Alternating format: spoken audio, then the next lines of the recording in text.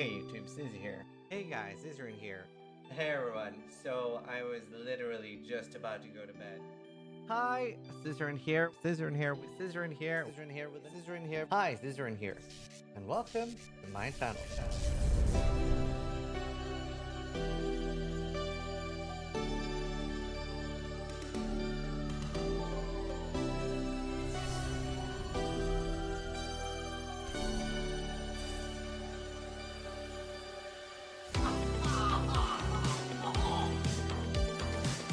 Wow, that looks like my girlfriend.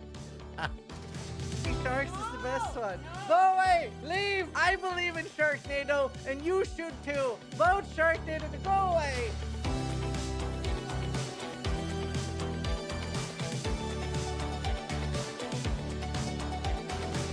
That says a lot. What? Act 1 Gauntlet will be hell on Earth? Yes. Yes, it will.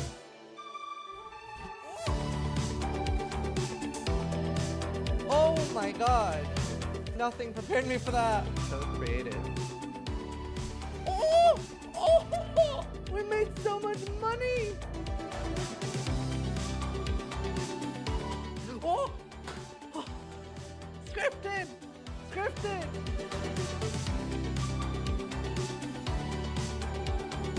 That's our card! That's our community card! We made this!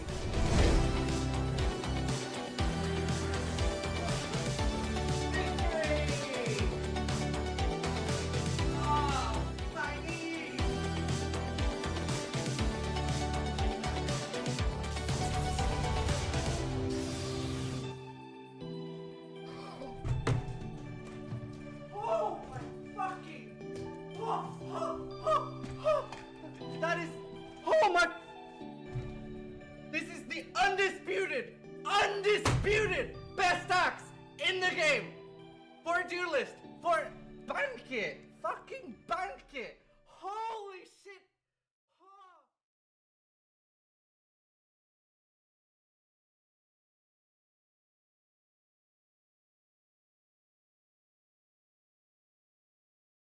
It's been a while since I've done it. Surely at least one person thinks I'm muted.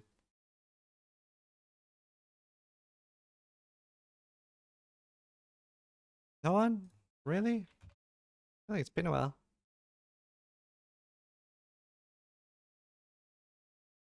Muted? Ah, there it is. Good. Right. Is YouTube quality any better? Discourse Simony just resubscribed for 85 months. Olo. Lol. I can check my own YouTube. Thought I was muted, not you. Ben Diesel just resubscribed for 7 months. YouTube looks really bad. Hello there. But I don't know why. Hernamore just resubscribed for 31 months. Let's go. Hmm.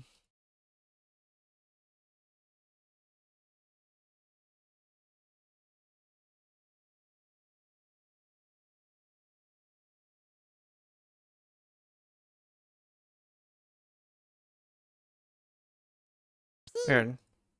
Couch Surfer just resubscribed for 2 months. Resident Sleeper, Resident When I Sleeper, open stream, you look up with your Resident eyeballs? Sleeper. I do that a lot. John Bullseye Lady just Simone, thank you for the resubscribed 85 month. 26 Always a pleasure to see you, lol, in chat. Ben Diesel, thank you for the 7 months. Hear No More, thank you for the 31. Couch Surfer, thank you for the 2. And John's Bullseye, thank you for the 26.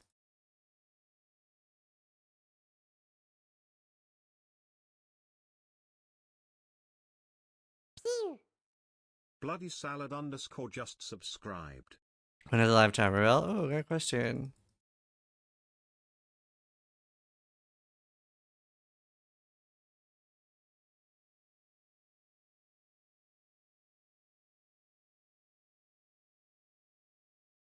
Yeah. The stomach today. I'm alive.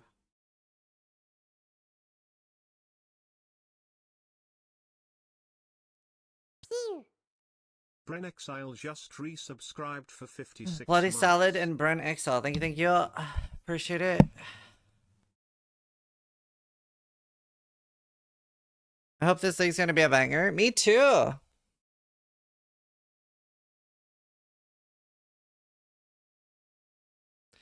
Me too.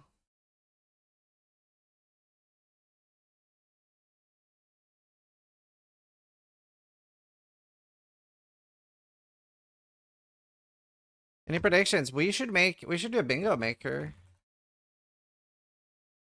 Was it bingo baker I used last time? Yeah, it was. Let's bake.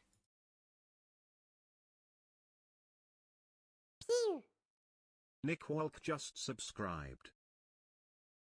What microphone is that? This one? It's a new one that I just started using that's sponsored for a month. So it's like a budget one. So obviously the normal one I'm using is pretty much the best microphone you can use. So it's like 440 or something. So normally I use the SMB7 Shure, but now for a month I'm sponsored to use the Rig microphone. I don't know if we have a link to it or anything, Vyro. But it's like a budget microphone. And chat also somehow preferred it, but I think that's more because I'm bad at setting up the Shure. See, it is more of a budget one. Seems to be doing pretty well though. No one's been complaining about the audio, so not bad. Sounds crisp. Yeah, I'm surprised.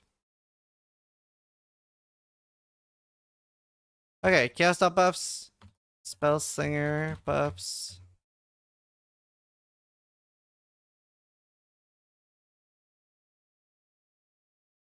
You know I'm married, Dr. Val, right?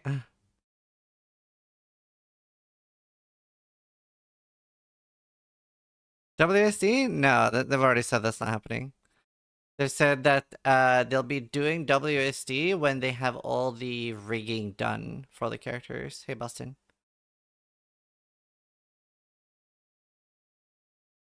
I think you sound crisper. The other one, I feel like your voice was a bit deeper. Isn't deeper better?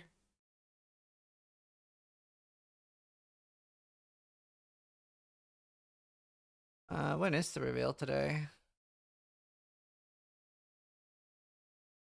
3 hours, 36 minutes.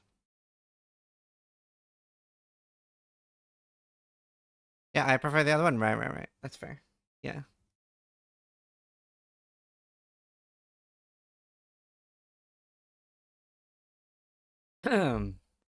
Honestly, WC is not the craziest suggestion to put on there.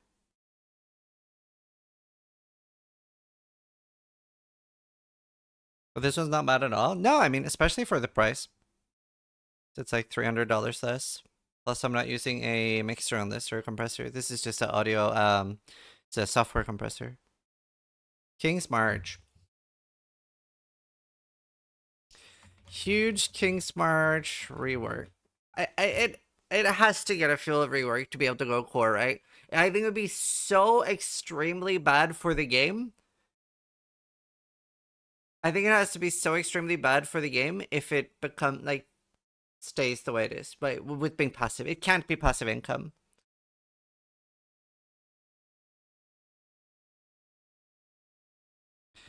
Elder doesn't stall anymore in maps. Who knows I'm using? Hello, Graul. Heard you're sick. How's the COVID? Having fun?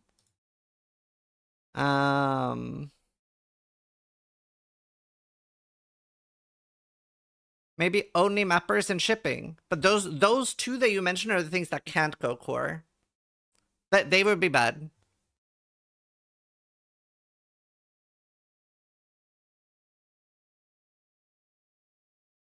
Are they seasons now, or is it a league? Season and league is the same thing. It's just a different word.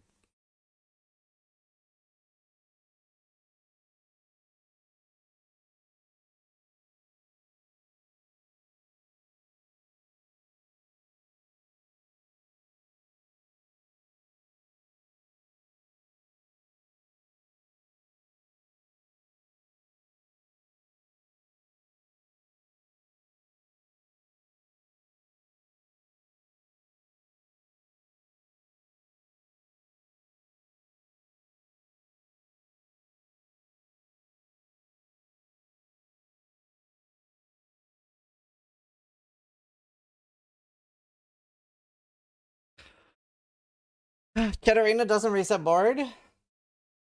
I actually think I will put that on there. I was talking about that yesterday. No Katarina board reset.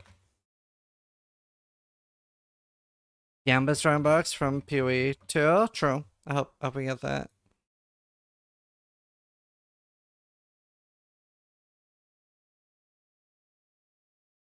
Wouldn't that just be too convenient for Betrayal? I mean, everything can be balanced, right? Val or rework? Oh, you mean like making, like, for example, getting the magnitude thing? Does that work in PoE 1 though? I think there's too many uniques for that to work in PoE 1. I think that would be so cool. I just think it's too big of a task. Because in PoE 2, it's made with the ground up, right? Do you know what I mean?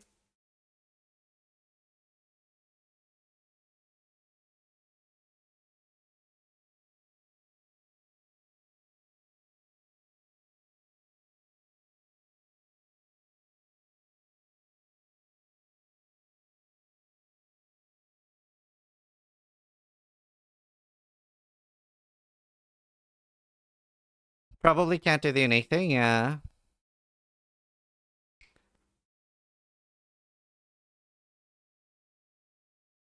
Okay, boss race. Lana is back. We should put that in the middle, shouldn't we? That should be the free one, isn't it? Lana is back. Hey, Kaka, good to see you. I don't want to put Sana. I don't want to manifest Sana as a boss. Totally.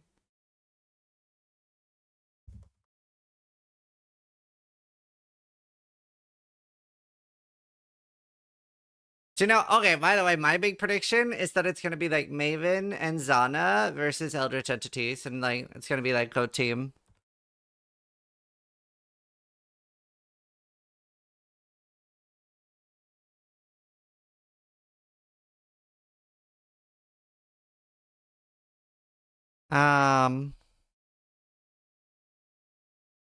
How would I put this as okay? The thing that I hope they would do the most, which I really want a game I actually care about to do, is something where you choose sides. I'm such a big fan of choosing sides. I really wanted D4 to do that with Lilith versus Inarius. Factions.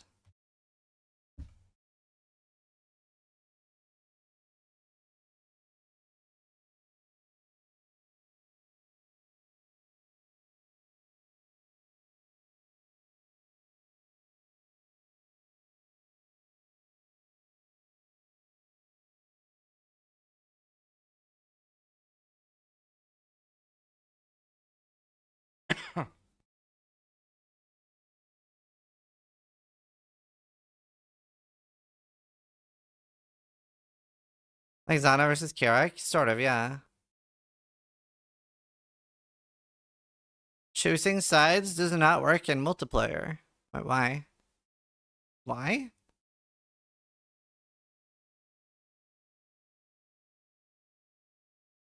I'm Chris Wilson from Running Your Games. Well, we're not going to be hearing that again.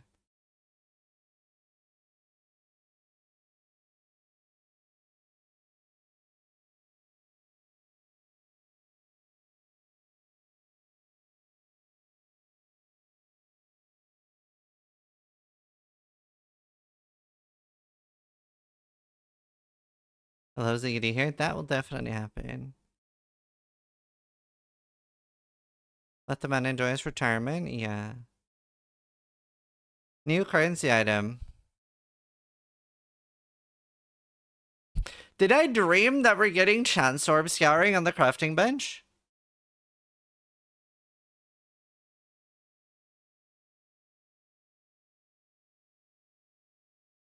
That is real. Okay, I didn't dream it. I didn't dream it.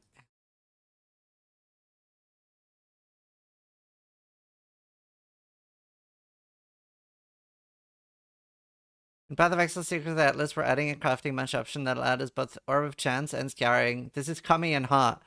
That's funny. Might not make it.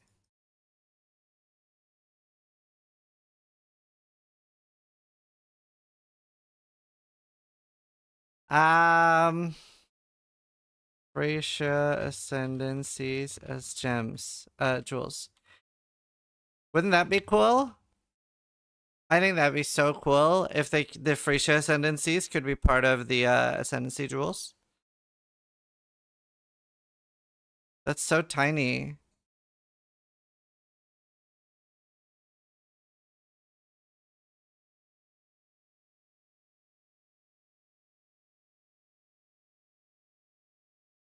I'm sorry, Skria. It's just gonna have to be tiny.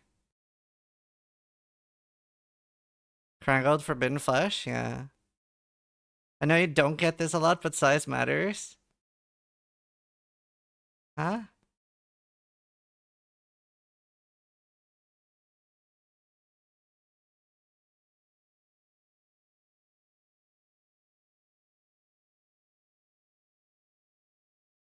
One word per line?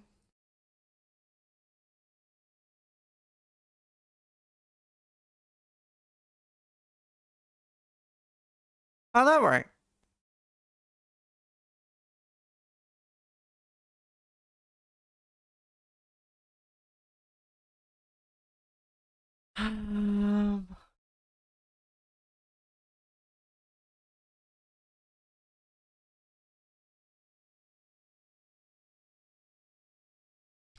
Righteous Fire, Cold Lightning spell.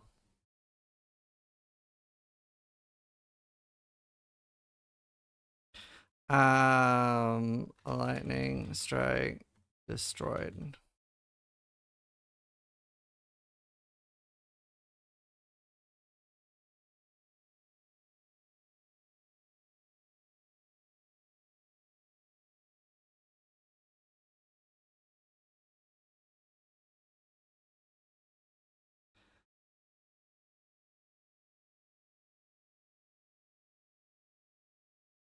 Let's see. Right, Ascendancy. Well, I'll be Assassin, rework. What else needs a rework?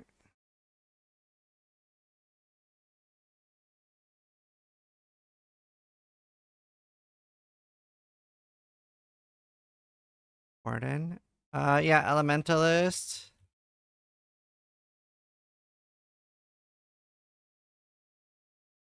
Maybe just full Witch rework, no? Doesn't just everything from Witch need a rework? Wait, I don't get it.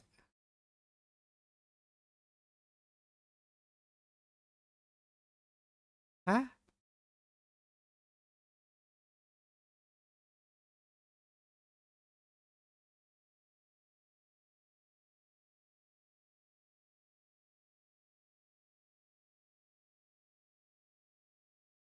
Okay, there.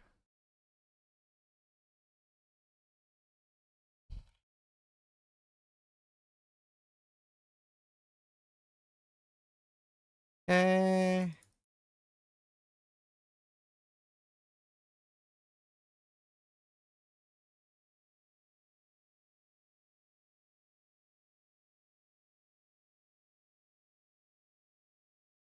Let's see.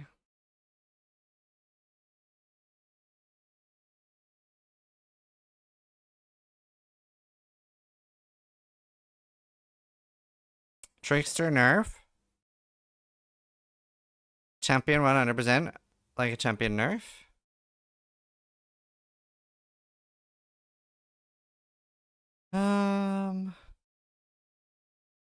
Well, that's a new pinnacle is sort of here, right?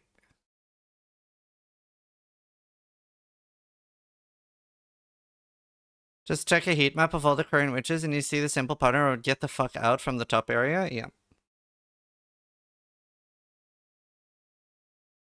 New gems can be one.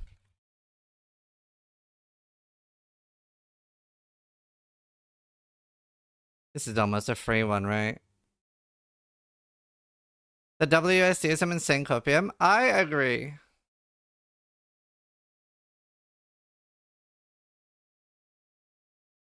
Try to guess which skills will come out. Huh. For those that were asking about the microphone that I'm sponsored by, we actually have a code for $30 off. Which makes it... Hold on.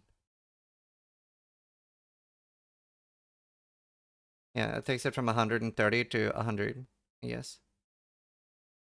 For the budget mic. 99, yeah. WAC isn't coming until they port all the MTX to PoE2, then they can move character rigs from 2 to 1. I know. I agree. I also think WAC is kind of unlikely.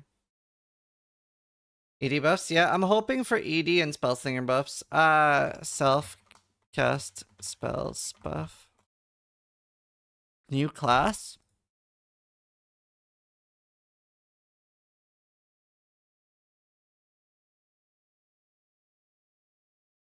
I don't.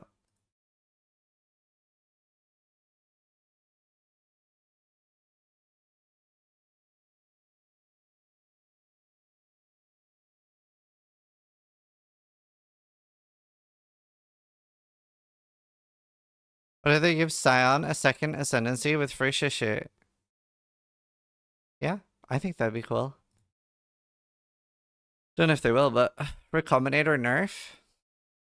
Recombinator rework. Am I the only one who really hates that it works with blue items?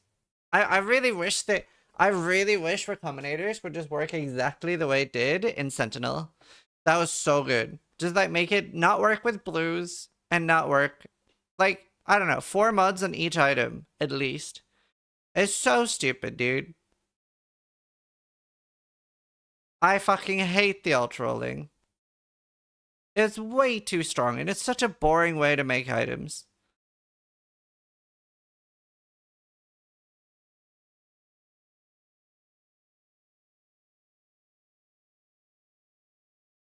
It's just so boring. It's like Graveyard as well was such a boring way to make items. Do you remember, like, I avoided Graveyard for so long and then Steel coached me for like a fucking hour to make 1 item. Do you remember that? It took an hour to make 1 single item. Holy shit, dude.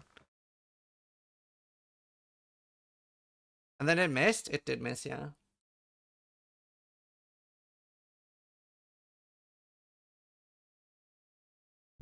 Hang on.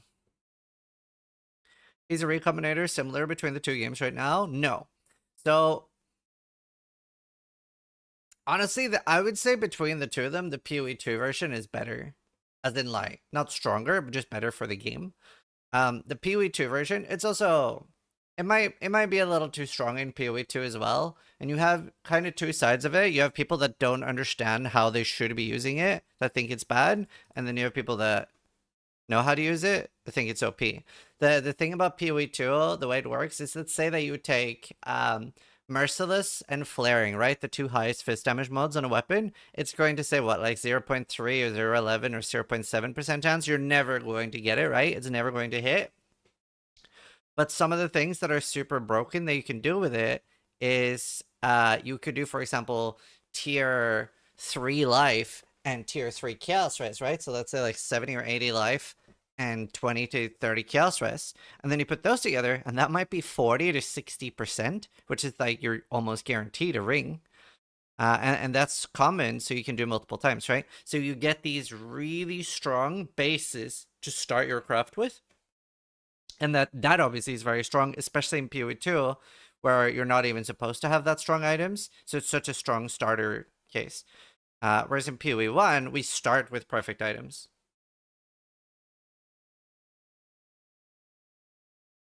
And in PoE1, it's completely different. In PoE1, you alteration roll until you have the best stat you need and the best stat you need on 2 different items. And then you smash those together like a Hadron Collider. And then you just do that until you have 2 of the perfect mods that you want, and then you get another item with 2 other perfect mods you want, and then you smash those together. And then eventually you will literally get either 3 perfect prefixes, 3 perfect suffixes, or 4 with 2 prefixes, 2 suffixes. But both of those. Will melee be good in 326? Well, right now, melee is the strongest it's ever been. I think we can all agree, right? I think slams will stay strong for at least one more season. I think strike skills might get nerfed now. Strike skills have been OP for 2 seasons now, right? I feel like am I right in saying strike skills have been up for 2 seasons and slams for 1? Right?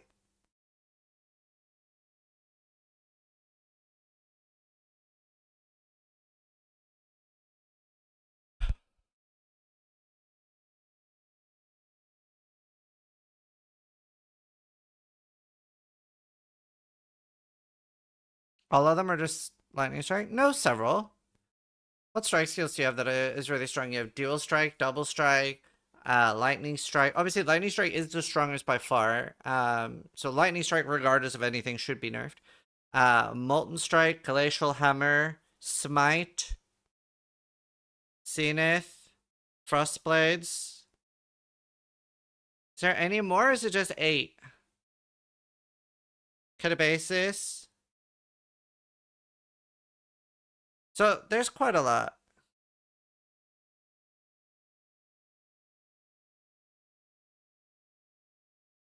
There's quite a lot. And then obviously you have Volcanic Fish of Snaking for the slams, and a few other slams too, like Earth Shatter's quite good.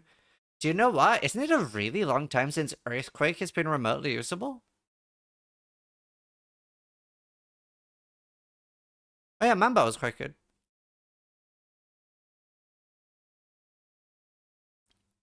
And Cyclone, yeah.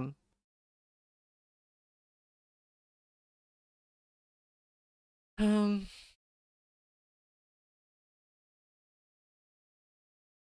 Breachly? Yeah, I don't know.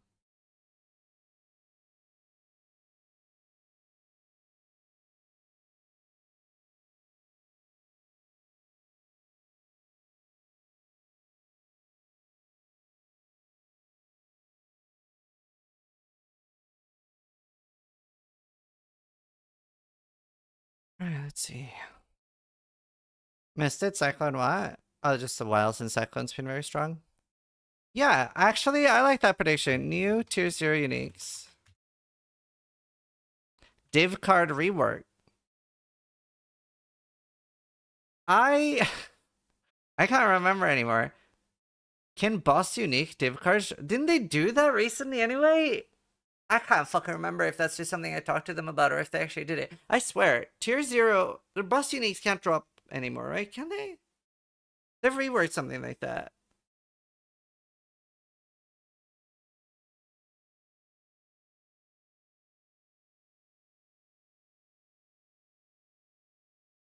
Stack deck have a limiter on boss drops. Okay, cool.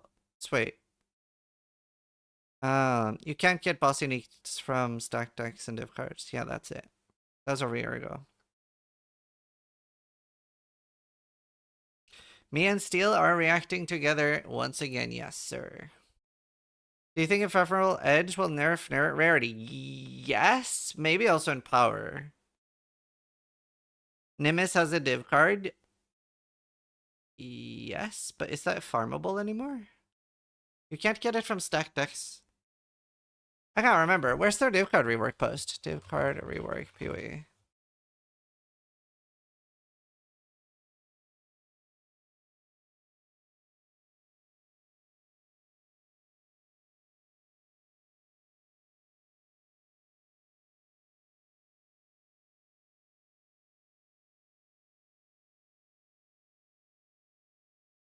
I can't find it. I don't need to find it in stack decks.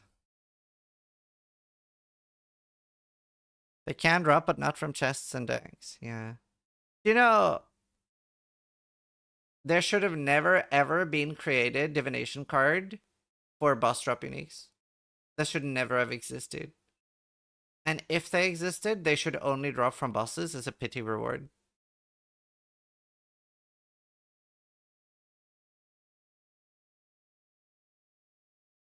WC confirmed now for a while. I know. I agree. But they could also just randomly surprise us with it. Are we getting the Rogue Exiles of unique thing from PoE 2 thing, you think? Oh, maybe. Not a bad prediction. Scroll down to version history. Can no longer drop divination cards for boss exclusive items. Yeah, that's it. Okay, well, that's just tactics and strong boxes. Okay, so they're still farmable.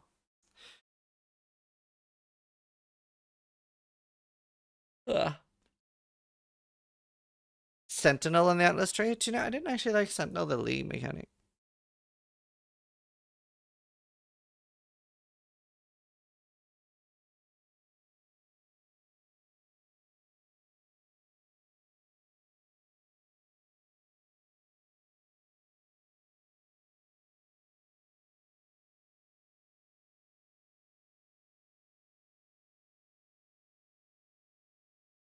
Please, dear God, no idols? No, I mean, idols would break the game. It would be the single worst thing they could put in, right?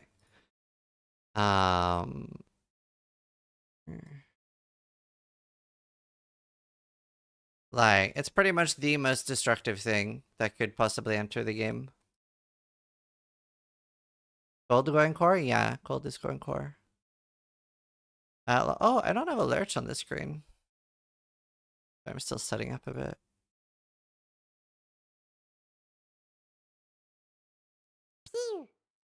DonFox007 cheered Dex100. For easy points Twitch cannot handle because of overload of watchers. D. Thank you, Don Fox. Mothor, thank you for the 77 months. Tiger, thank you. Jumbit, thank you. Shu, thank you. Dino still sub since PO2 came out. Oh, wow. Azadar, thank you for the 33 months. Apple, thank you for the 60.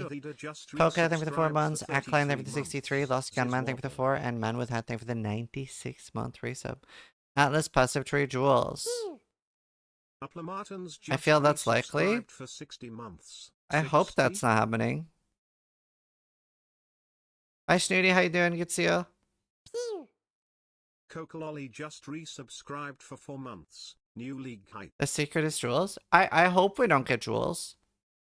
I think any I think the Atlas tree should be steady. For 63 months. That's one of the top right options, Chris. Run us through your thoughts. So Gunman just resubscribed for 4 months. Time. Remember that and I talk. Thank you so much for the resubs. Okay, so one of the reasons for why something like idols would be so extremely bad would be it creates a, like, you know, when people say like the game is made for the 0.1%, like nothing makes that worse than a dynamic in-game where you can roll things like that, like the way idols were, or buy things like that. Because what that creates is that someone like me or Fubgun, etc., shows off a strategy where we are making 100 divines an hour, but by the time that video is out, the stuff to do it costs so much that people can't copy it. Nice, Nudie. You think Detonate Dead is gonna be playable? No idea. By the way, Scry, I don't know if you know, but every time you at me, it creates a huge red alert on my screen. Like this. That I have to click to get away.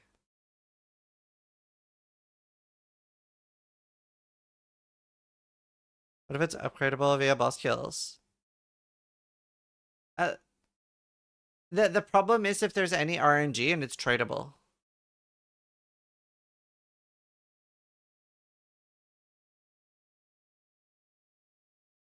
By the way, it only happens when mods do it. Do you think it's crazy that they only have 2 devs that can make balance changes? I think it's crazy that there's 2 people on the planet with big enough brains to balance this game. Reflective Mist going core? Isn't that core already? Ryakone7 just resubscribed It's already for core, no? 65 months. Hi Papacito.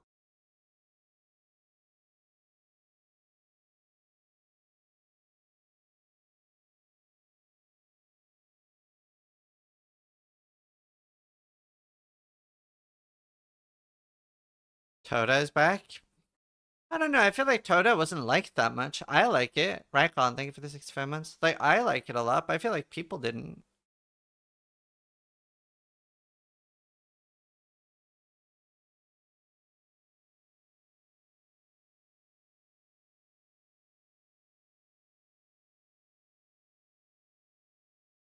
Isn't the 2 dev thing wrongly disputed by people? Jonathan said 2 for mid-season change it when the rest is working on the other game.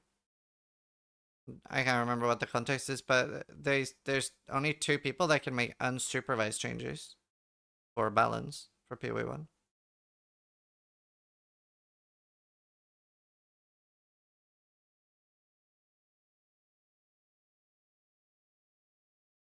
Like without running it by anyone.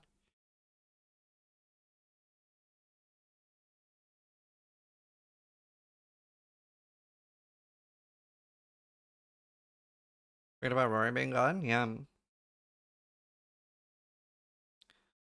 Cool if I'm bringing things anyway. I mean, PoE is surprisingly balanced. The surprise new bosses is already on here.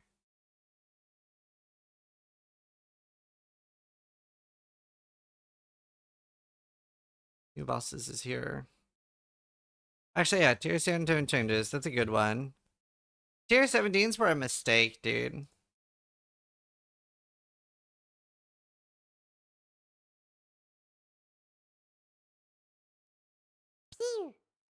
Darius Hollow cheered X100 Ice faction rework. game introduced. Like I don't know, I would King's like Mark that, but I don't think faction it's points likely. which allow you to get access to auction house stuff a la last epoch. Yeah, maybe. The problem is, like, I just hope that the boats and the mapping from King's March isn't there anymore, because any sort of passive income is mandatory.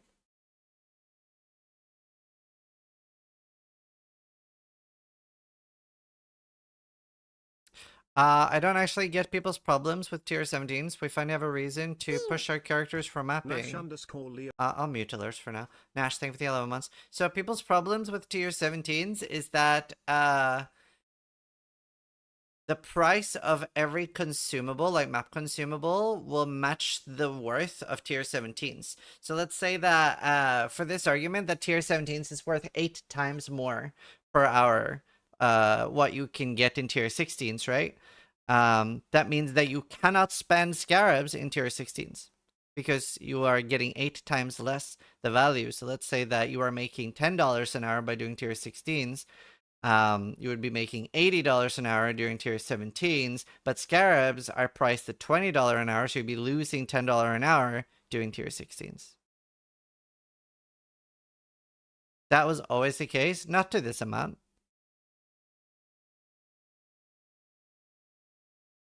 Is there a dark mode? Don't think so.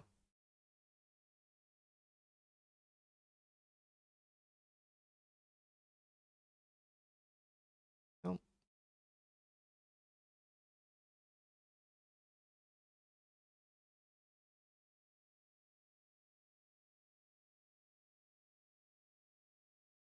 Pets pick up gold? That would be horrible. Do you think they would nerf Block or Svalin if it goes core? No,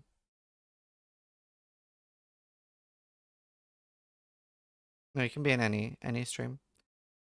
Then either nerf those scarabs or invest in strategies that farm those scarabs so you can sell them to tier 17 farmers.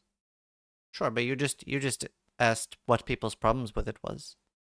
I didn't ask for solutions. I just said that's what a problem people have. Hi, Rue! How you doing? I'm very excited. I'm very excited. You hype? Cat in chat? Did you see my tweet?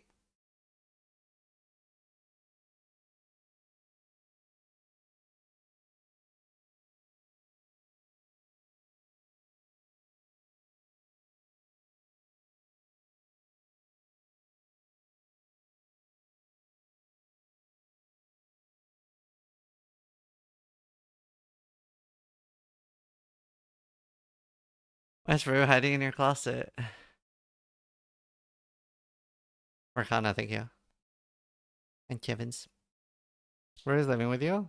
I just saw it. Yes, cat. But yeah, I mean, definitely like idols were lowers. But yeah, there's a lot of problems with tier 17s too.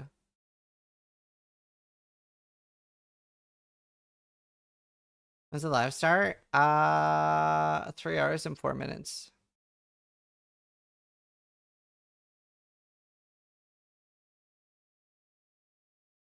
Maybe we finally get a weather system.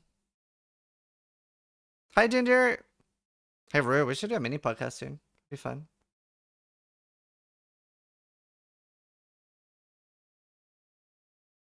Oh! Dying in hardcore sends you to softcore. That'd be nice. I actually really want that. I really hope they change that.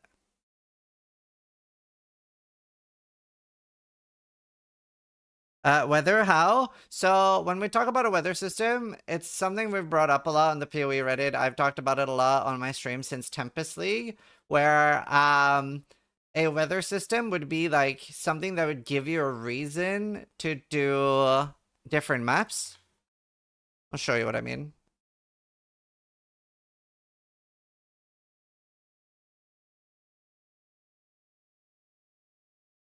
Right. So say, for example, that there was a cloud here moving to the right, right? And in that cloud, there would be 20 exiles spawning. So, like, these maps would have 20 exiles for, like, the while that weather is there. And then it moves through the atlas. And there could be, like, a beyond cloud, etc. Like, that type of thing. Similar to what we had in Tempest. Something that, like, dynamically changes the content in the maps. Dying in hardcore already sends you to softcore? No, it sends you to standard. Doesn't send you to softcore.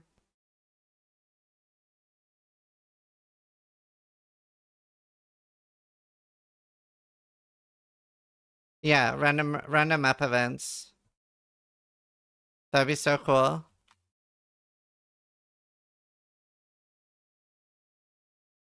Hmm.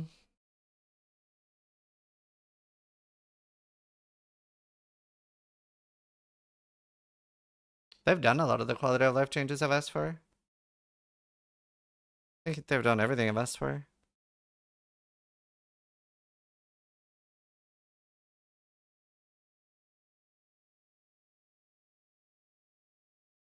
I like it better if you can see it on the atlas and it just randomly happened. Well, the benefit of seeing it is that you have a reason to go to different maps, right? Because right now, something that happens very easily is that you just farm 2 maps. And that you don't have a reason to not. What happened, but I lay away, it makes a half my gold while mapping just went straight to the 10. Oh, right, like taxing yourself. Actually, that's a fun idea. Thank you, Butsker. Thank you for the 76 months. Yeah, nope.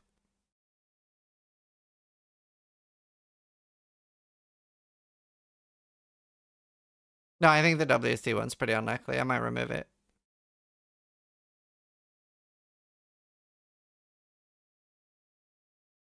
I don't want to farm other maps.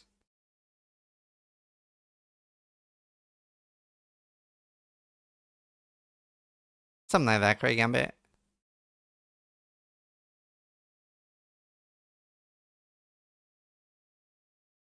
Sis, considering that TTD is steering PoE 1 towards PoE 2, will you make a video titled PoE 1 is no longer a fun game?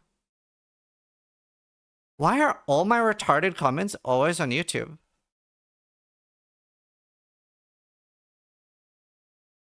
You're the last person I expected to see in a virtual video. I'm in a virtual video?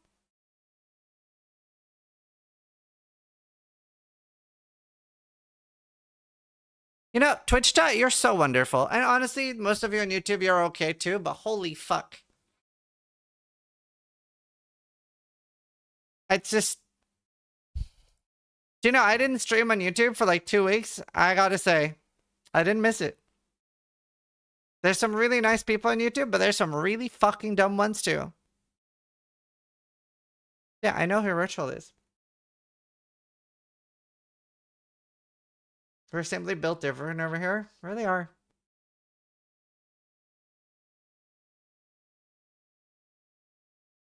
Do you think King Smarch is staying? I don't know. I think it's very likely, but I hope the passive part of King March isn't staying. We miss you. Well, thank you. I appreciate that. That question was unhinged? Yeah. So only when you look over? No, I read every comment.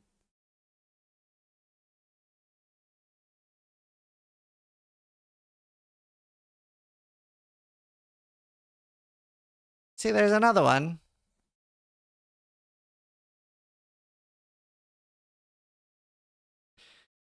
YouTube comment sections are like 4chan at this point. Yeah, it's really weird.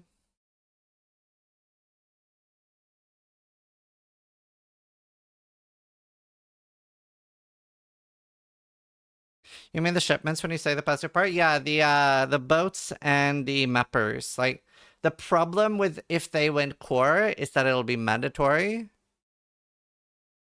Yeah, kidding.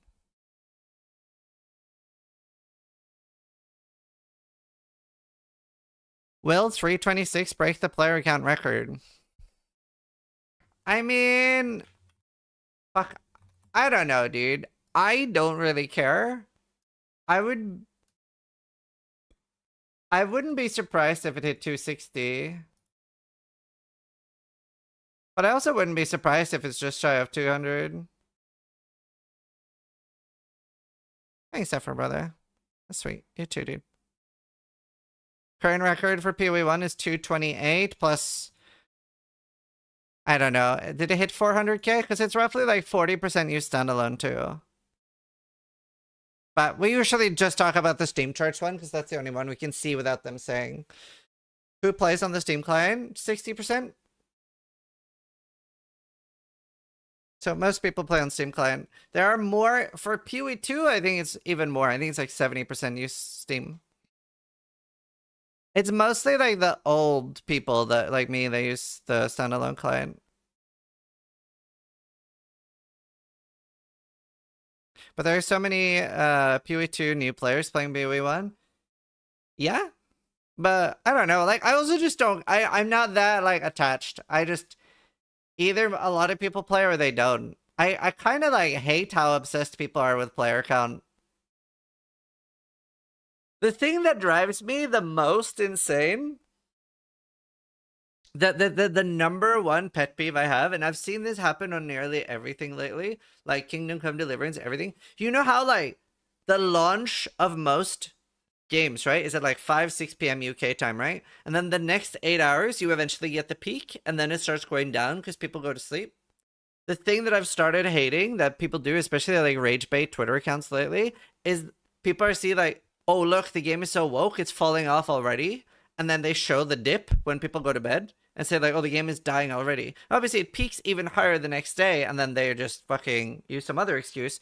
But like, I fucking hate that people use that like downward trend of people going to sleep as the game is dying.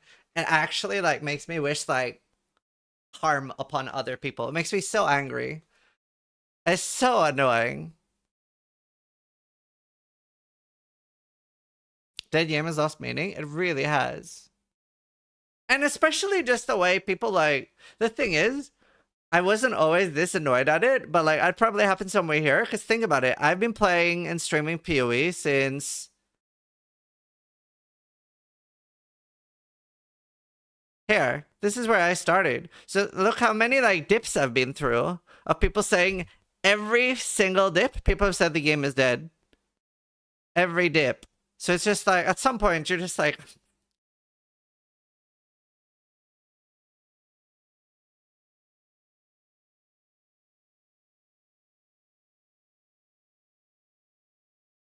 Yeah, they were.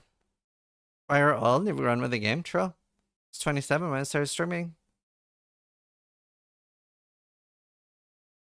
3 hours until the stream.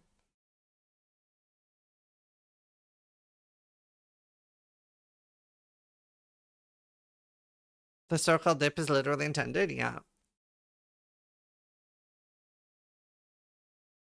You should make a video saying PoE player tries Age of Empires. Be nice to see you wreak havoc on the AoE ladder. I would say out of any game that... It would probably be RTS and fighting games would probably be the ones that would do the worst in. Well, okay, I mean sports games, if you can call them games, I guess, would probably be even worse at that. But like, I'm not very good at RTS games. Like I peaked at like Diamond in StarCraft. Sure, Revnar. I could teach you those, but I don't want to play them. I don't like those games. That's why I'm not good at them. They're not my games. Wow, Semi. Shut up, Dorbor. Arc being changed for the board?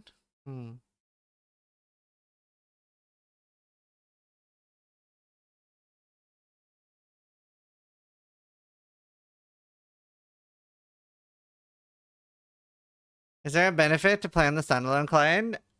Not really. The only benefit, in the rare event that Steam crashes and is down, you can still play PoE, which I think has happened less than 15 times since 2015.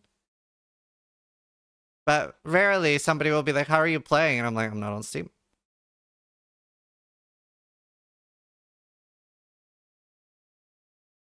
We're a dirty Protoss player.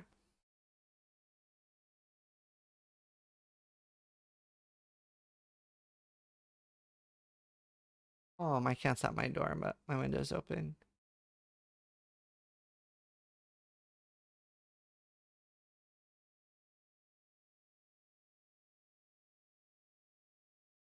YouTube can't hear this, but I'm playing the Void Ray song, because yes, I am a dirty Protoss player.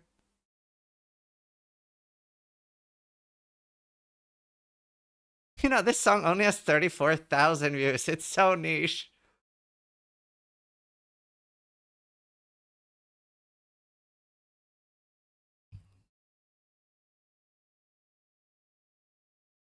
I'm hearing some music. Yeah, just YouTube doesn't. What about dot cap DPS? What do you think about the DPS cap on PoE? Well, it's just kind of has to be there. It's also fine if you already hit the dot cap. You have more damage than you need. Please use your influence to keep GGD focused on the real PoE game. See, I don't even know if that's a real comment. I don't even know if that's a joke or a serious comment.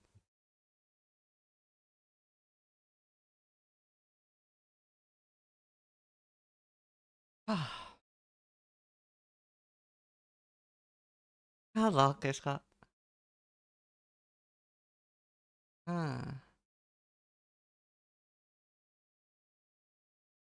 Right, I need a few more. What else do I think will happen? Oh, this song kills me.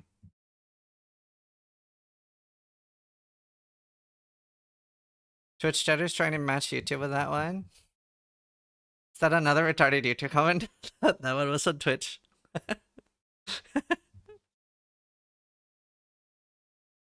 They're not perfect either. Ah.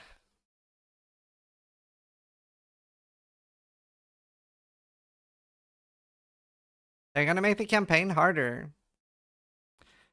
I don't know if that is something that's gonna happen this season. They do want to do that. They have said they want to make every act as hard as Act 1 and 2.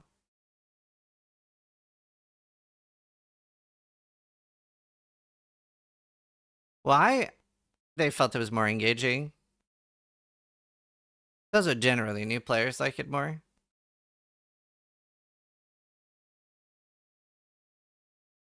I thought that would be a new pinnacle boss that we kill Wazana. Yeah, that's what this one is. Boss kill race. So new boss. I mean, fuck it, I'll just add new boss as well. Oh, just in case there's no race. Gauntlet campaign was the best campaign. We are doing a gauntlet this season. Hopefully. We want to.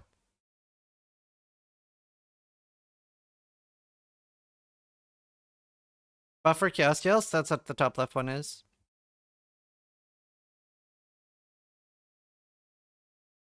You're probably right. Trickster nerf. Campaign skip? Hopefully never. That's what this sheet is, Jen. Always, Leroy. Yeah, you can get drops from watching me.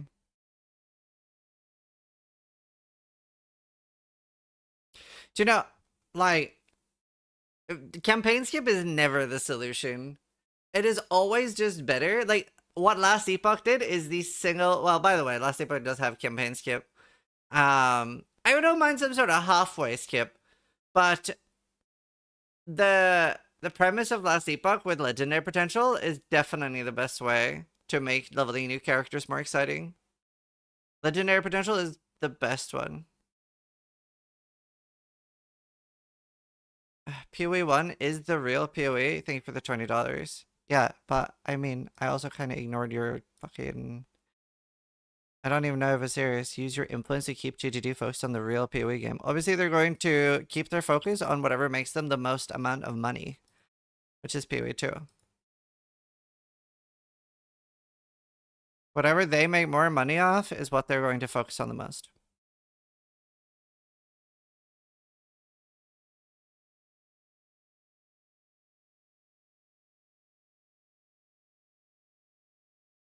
Will we get drops on YouTube? No, it's not a feature they have on YouTube. Twitch drops is a Twitch only feature.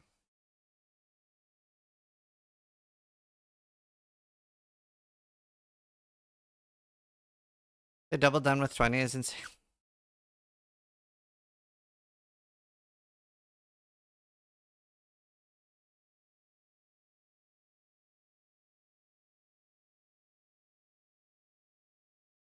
Not much thing.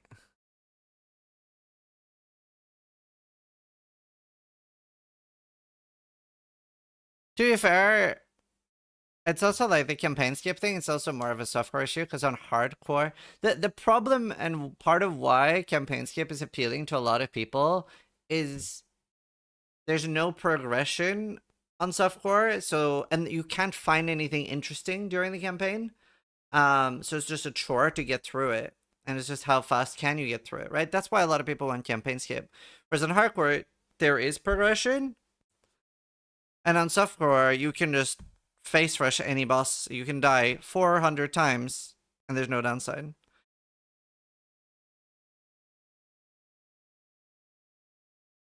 I don't think there's going to be any exchanges.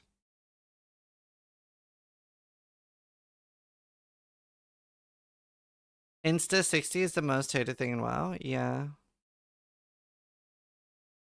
Do you know, it does provide an interesting look into the human psyche, though. How well skipping playing the game to play the game, how popular that is. Thank you for the 5 gifted druids.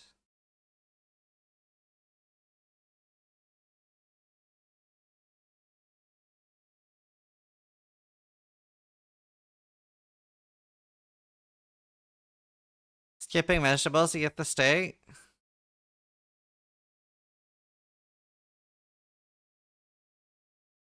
Obviously, the real PoE is posting really bad builds on YouTube and pretending it's really good, so new players use them and quit the game out of confusion. We saw so much of that for PoE 2. Like, so much of that. It's actually insane.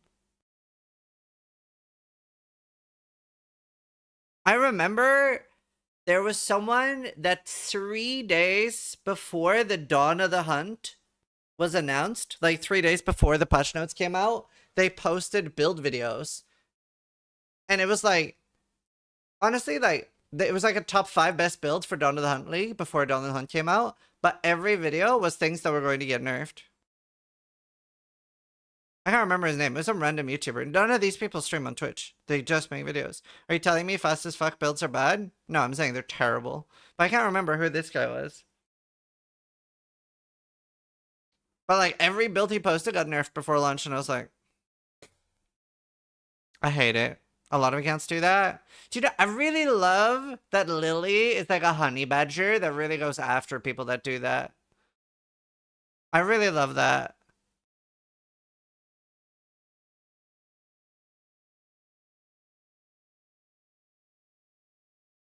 She's scaring you away.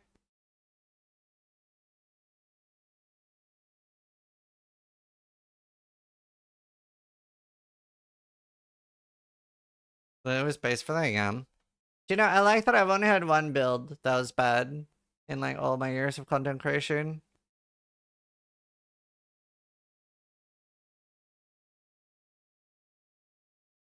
The PoE builds, whatever YouTube channel should get permaban from YouTube, yeah. What build? The first time Explosive Arrow got buffed, we made a guide for Explosive Arrow in like 2016, 2017.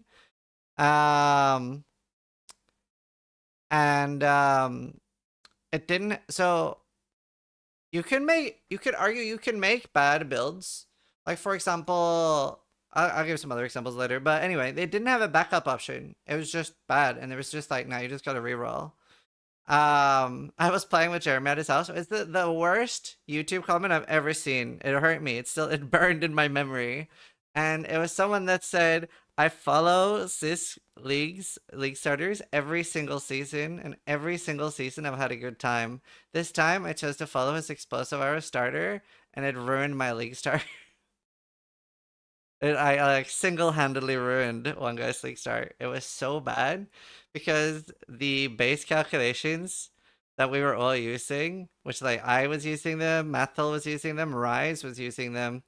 I'll throw Sai a little bit under the bus because of that, because Sai was the one who gave us all the base calculations for how EA was going to fundamentally work that league.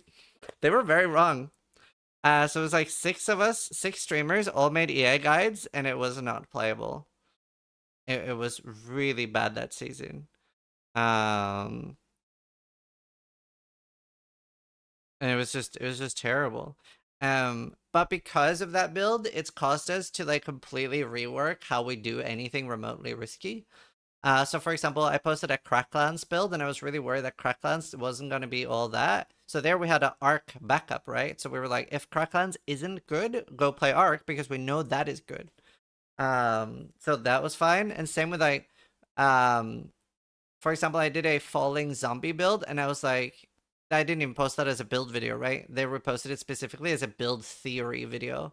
And then we have loads of disclaimers in the start, like, don't start this. This might be terrible, but if you were going to play it, this is what I would do. Which I think is a lot better way to do it, right? If you're going to do something experimental, you should have a lot of warnings.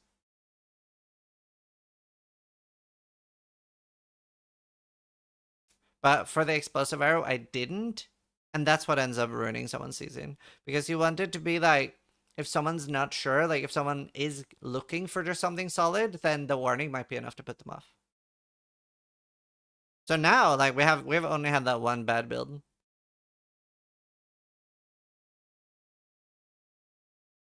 I remember I ignored the warning for Cracklands and had a terrible time. Yeah, but at least that was literally just swap in Arc and then you have a good time. So it's not like, it's not league ruining. And that's the important part.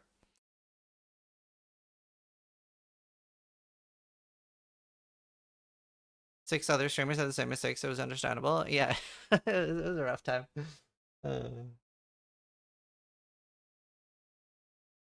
Sis plays EA on the bingo sheet. EA buff, let's fucking go.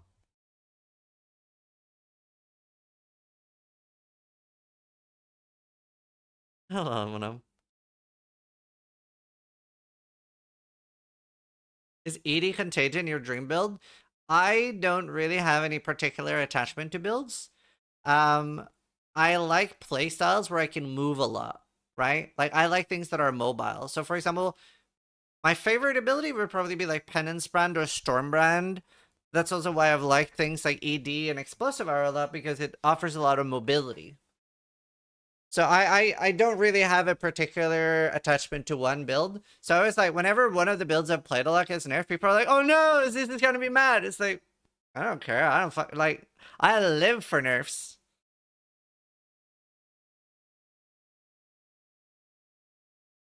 And it's really interesting because like depending on when you started watching my stream, like people always like attach one build to me.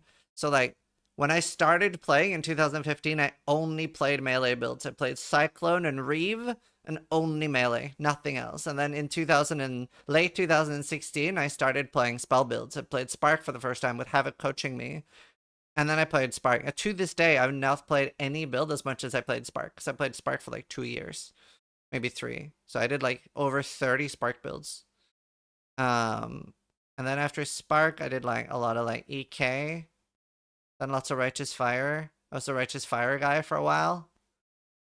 What did I do after Righteous Fire? Bladefall. What did I do after Bladefall? ED. Then ED, then EA. Then DD.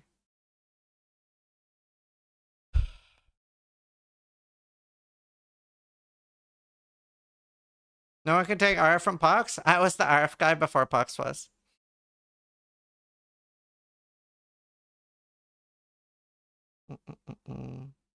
Warb was just one season.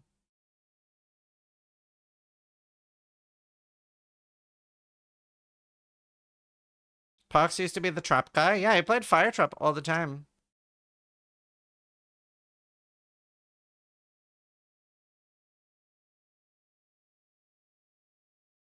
Place buff. I want a war buff. Link skill buff or rework?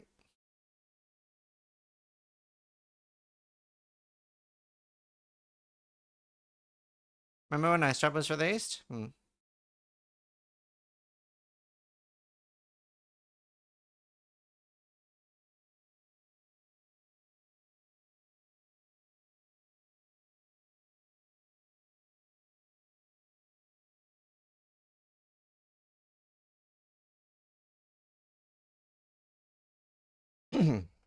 What was your very first PoE build? Race Zombies and Firestorm, and I made it to like level 56 on hardcore.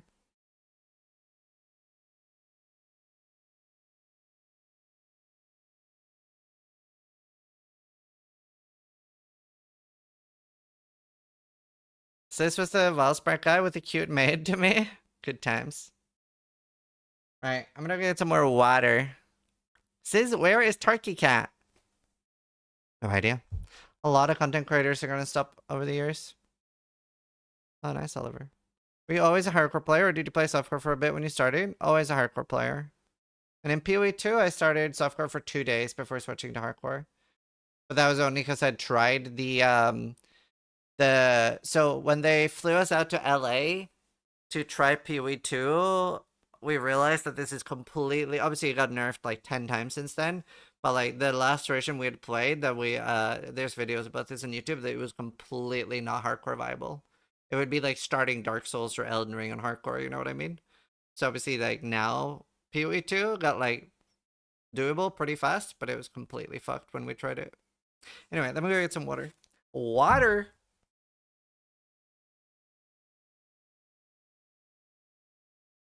Funny because hardcore Souls games are very popular right now. No, not the first time you play it. There's no one like playing Elden Ring for the first time, or very few people playing Elden Ring for the first time that they've ever played a Souls game starting hardcore. Go back. Yeah, it's a content thing by people that regularly play Souls games. Not the first time you play.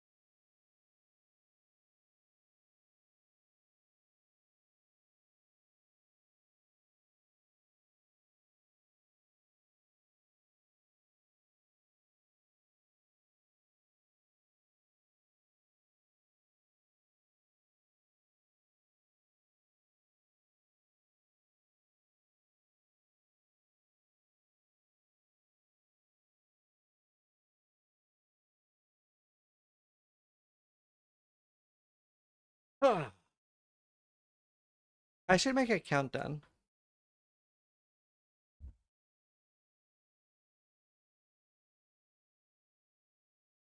Prophecy bosses again? The Pale Council? Wasn't that interesting, was it?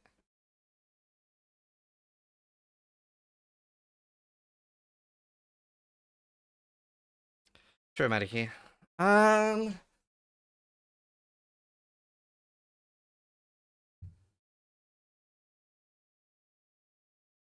No scope, thank you. Bar guy, thank you. 7 months, thank you. Spellslinger reading continuous soul run was my base. Yeah, that was fun. I don't think slams will get nerfed this season. PoE 2 socket system into PoE 1? I hope not.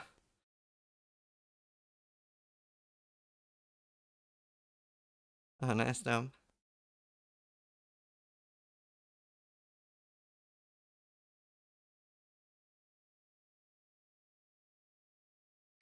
We get PoE 2 Chaos Orbs and PoE 1 Parade? That would be terrible! PoE 1 Chaos Orbs are far better.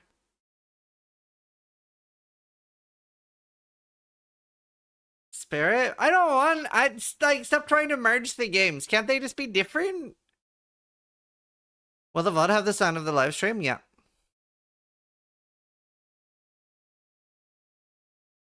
Identify all. Wait, we don't have right click identify, right? Yeah, like shift left click or something. We don't have that yet, right?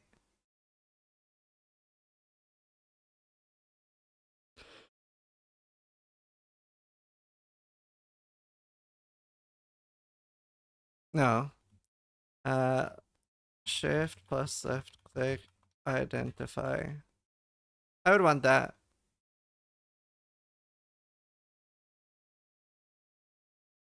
What if they just removed identify? Well, that's a larger rework, but yeah, I agree that identify is an archaic feature. All right, I think this is our bingo sheet. I'm not 100% sure on everything, but you know, some of them are pipe dreams.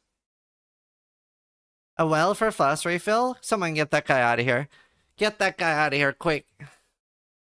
WC is a wasted slot? I agree. I agree. But they could just randomly somehow manage to have done it. Alright.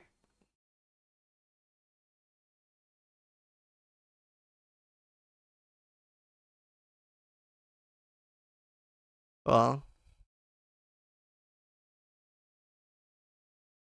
Alright. Well then salt my 5k Rose of Wisdom. Let's put that up here for now. Let me boot up Path of the Exiles.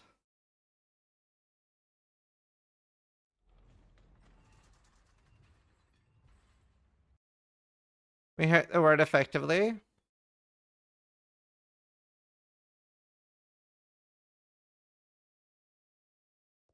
Return of the Elder Ring. Let me make a... Oh, first off.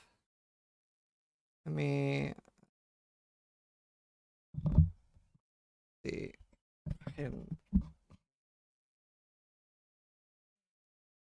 Does this need to be here? No, it doesn't. Perfect. Cable is tickling my hand.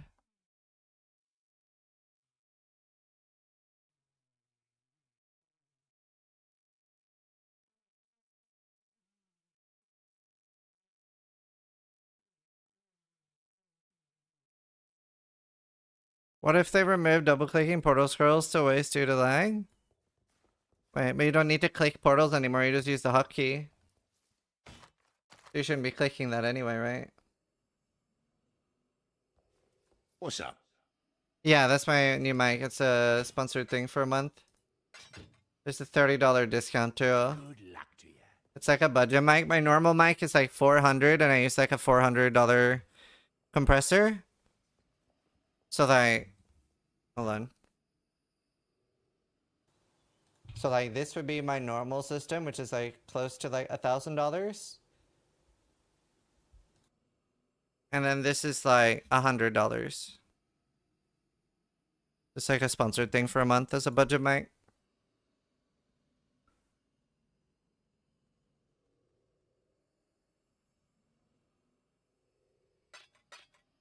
There's a tutorial on crafting.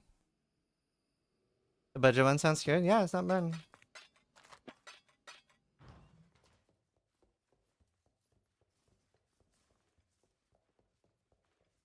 Seems fairly good for the price. Yeah, it's not bad.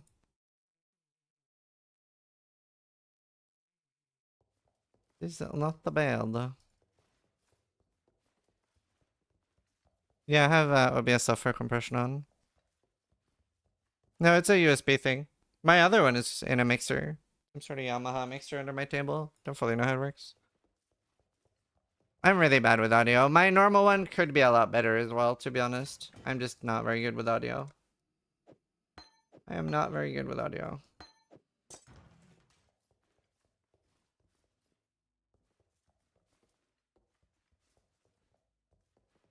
I don't understand what you mean, Xerox. Should probably change the Starforge thingy. Why? Why change it?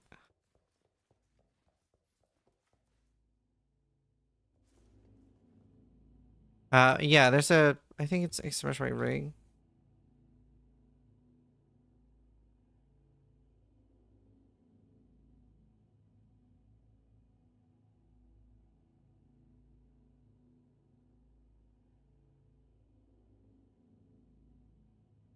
Thanks for my. I don't understand what you mean, Xerox. Oh yeah, it's mic there. Yeah, there's the mic thing. Yeah, I don't understand what you mean, Xerox. I'm so confused. I'm sorry. I am the confused. What? No, like keeping it Starforge is fine, Medikey.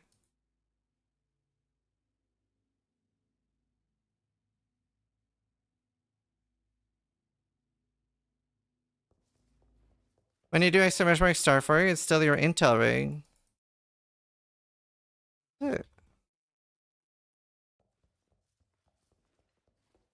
Oh, but that's like the majority of their PCs. That's fine. That's what my old one was. My new one's AMD. Well, Intel CPUs, still both, I guess.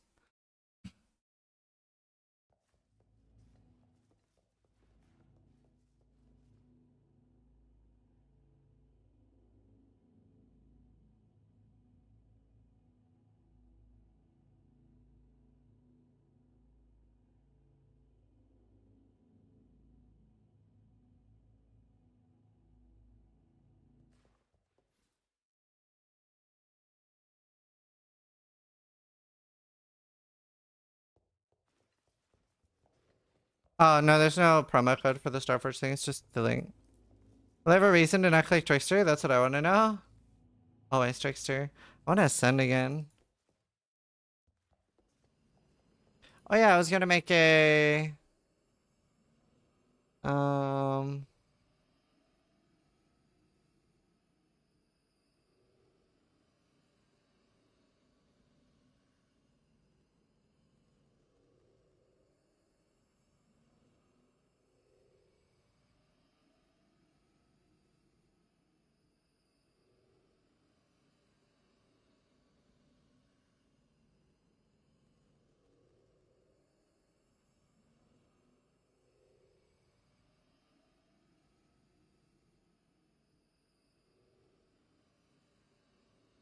The camera's a bit too big, isn't it?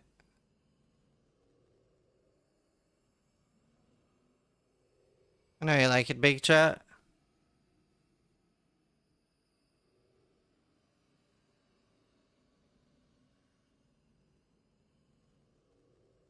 That latency looks scuffed? Yeah, tell me about it.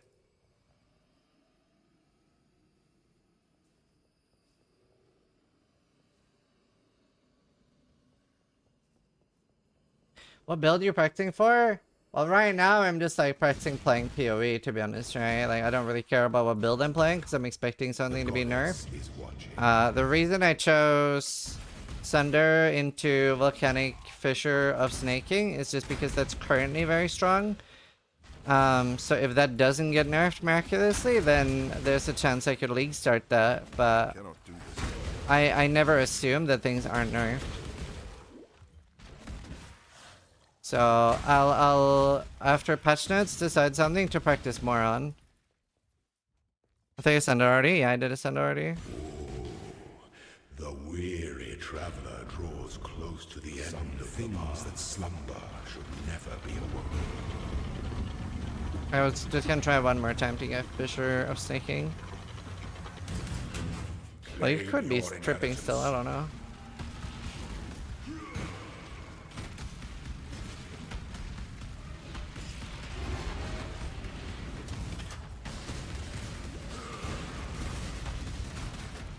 You are inexhaustible. Oh, nice Giselle. Pity the emperor who sits alone on his throne. Ventura buffs when? Is Volcanic good if we lose the 200 Mace Enchant? I don't know. I didn't play it. I don't know if it like requires anything to play. If it requires the enchant, it could do. I don't really know much about it. I just wanted to play the game. I didn't really put too much thought into what I'm playing. It's kind of irrelevant until we see patch notes.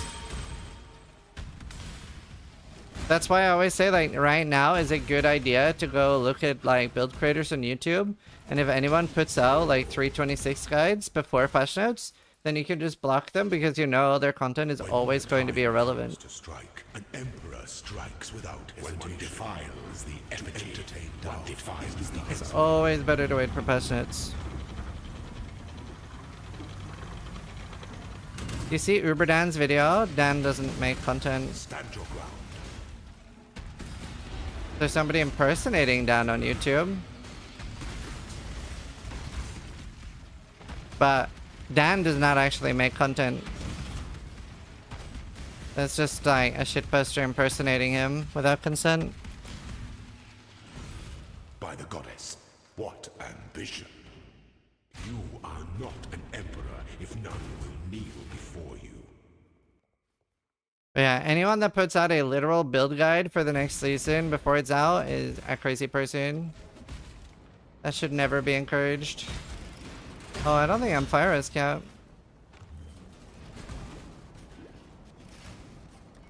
Ah, I'm not. How strong did it? What, an actual build guide? I don't believe it. I don't believe he posted a build guide for 326. No, it's not a real build guide? Yeah, I didn't figure it was.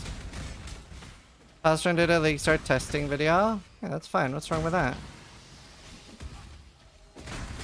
It's pretty normal. That's what I'm doing now.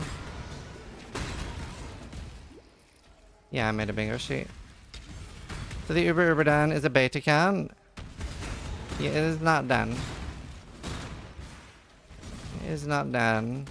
It's the same guy. He has like quite a lot of rage bait YouTube accounts. He has like 4.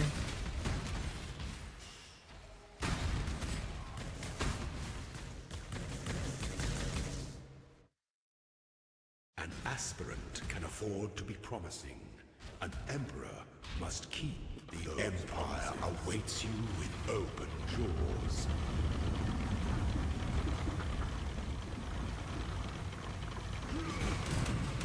Prove yourself, Ascendant. I don't have a curse.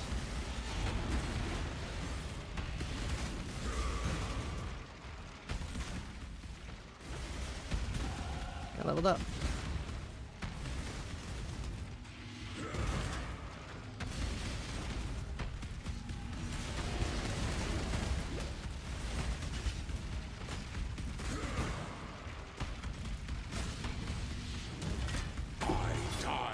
There are any axes? Shadow axe?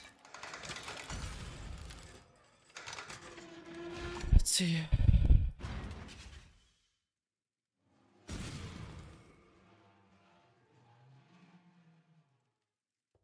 That's the way it is.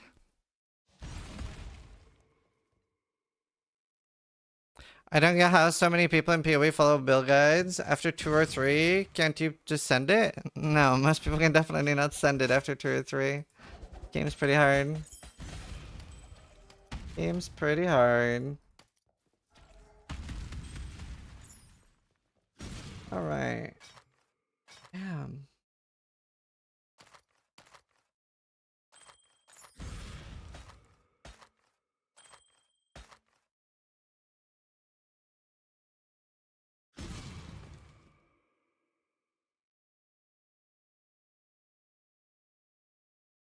Let's see.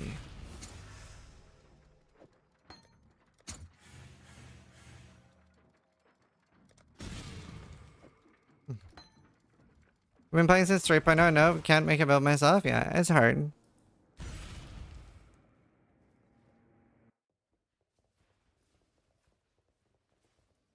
Let's see. What's up? Really? No Good axe. luck to you. I mean, I'll get to Act 4. We'll try there. Right.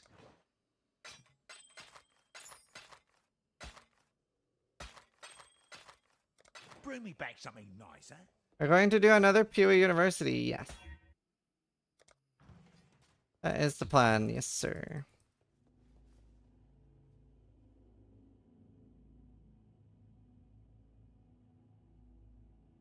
Yeah, build ownership is pretty weird.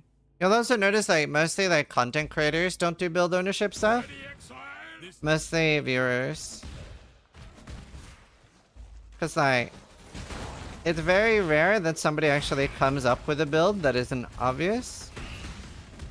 I would say like some things like impending doom and stuff, that's like pretty novel, but like most things are just like you see the patch notes and you're like, oh cool, that'll be good this season.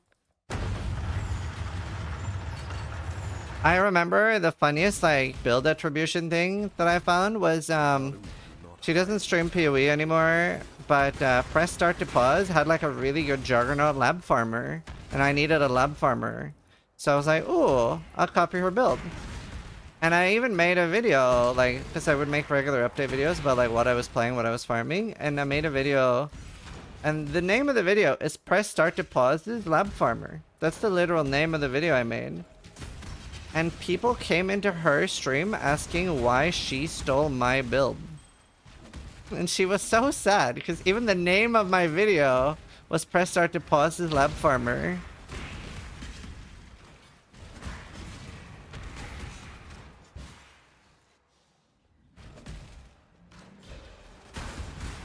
It's like, I don't know.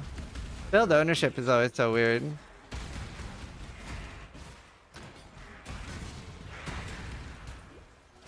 I remember with Winter Orb came out too, because I league started Winter Orb. I felt so bad because like a lot of content creators messaged me that they were getting so many DMs like, are you playing Zizzarin's Winter Orb build? Just because I league started it. And it's like, bro, like, it was like the safest league start choice too, because you could just swap to Blade Vortex. It was bad. That's like super cringe. Oh wait, I should fix assists. It's also like, builds in PoE are so simple when you've played for thousands of hours that it's like most people are going to come with very, very similar solutions. And then there'll be a few different choices depending on how you want to build, but it'll be very similar.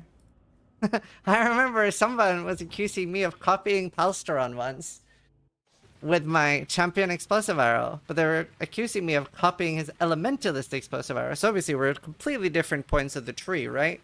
Everything is completely different. And I was like, and I was just like, what exactly do you think I've copied? And he's like, you're both using the same gem. And I was like, oh, I see. Excellent. Ah, good times. Good times.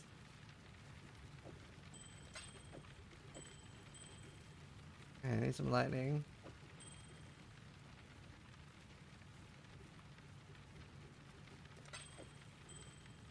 But yeah, obviously there's some like novel concepts, but it's pretty far and few between.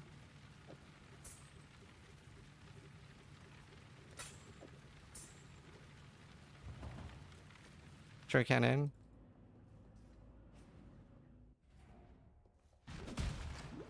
Important thing is like find a creator that like explains things in a good way for you, like that you understand.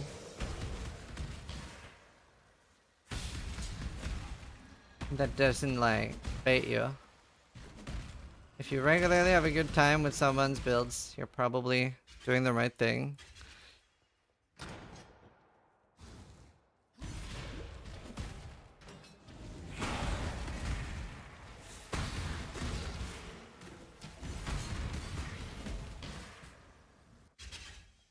Lol. I'm sure you've asked this 100 times already, but what are your plans for 326 hardcore trade? I am practicing for hardcore solo self-fun. I think I'm like 99% playing hardcore SSF. I've played a lot of hardcore trade recently. I'm assuming that there will be I'm assuming that there will be new bosses in a boss race. But I think even if there isn't, I think I'll be playing hardcore SSF.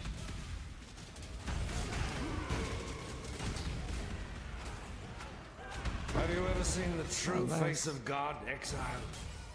Shrink not from the touch of God!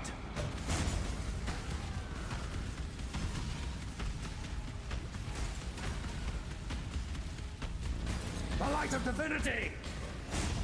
Pretty good damage.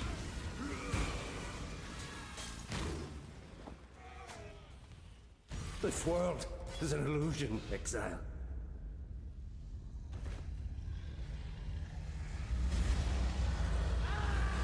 She said peace? I've been some SSF quality of life stuff lately, yeah. No glad? What do you mean? I don't know what I'm playing for the new season yet.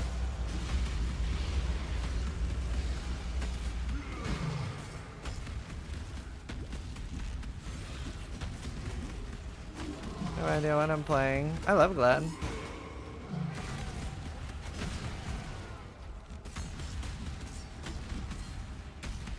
Good totem build, dude. Decoy is so strong.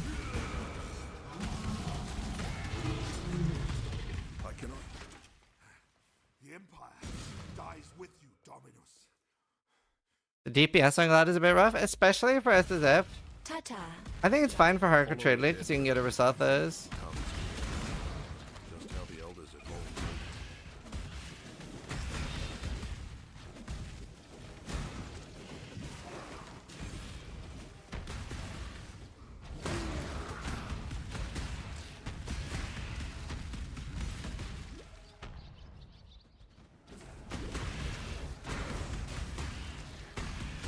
Huh. Gazzy just messaged me. In the teaser trailer, King's March is one of the options you can go to on the UI. So King's March is core. I really wonder how it is.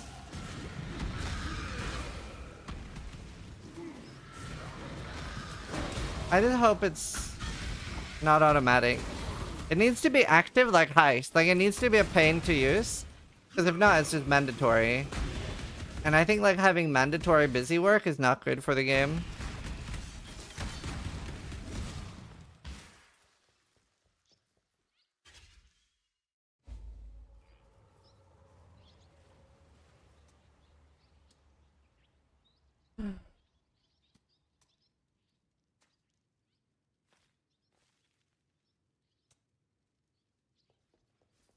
We opened the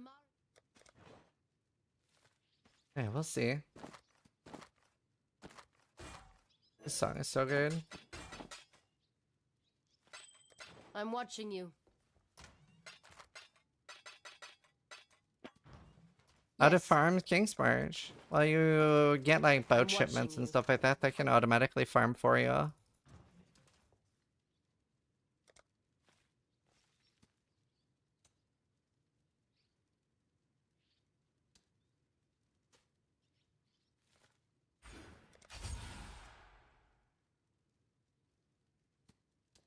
I do. Be Oops. careful. What is it, Exile? You have to be on the boat for it to work? Yeah, I don't know. I don't know what they would do. But, what?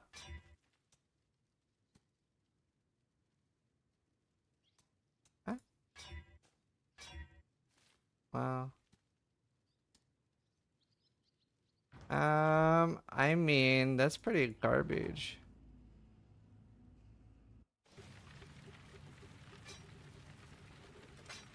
Okay, at least that hit.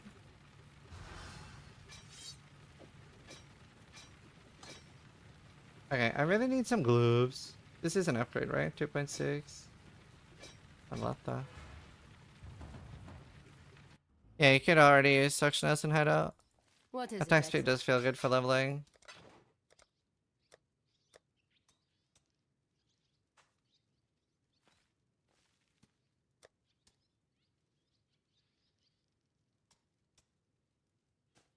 I need May fear gloves. guide you. Jolene slaps, yeah.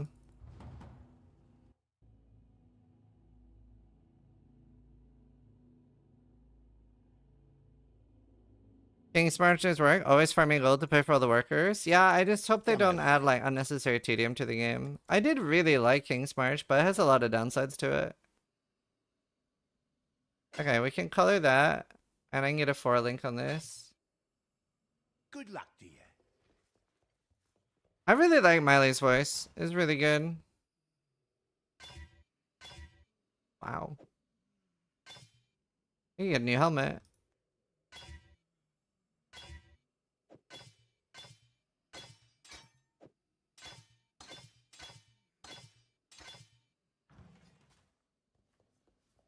Mate.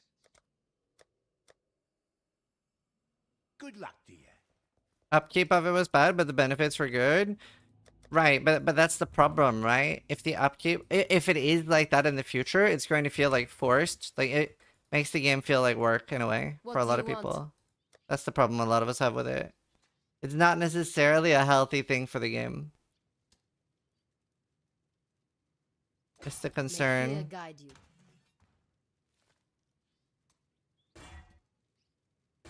Perfect. This is fine.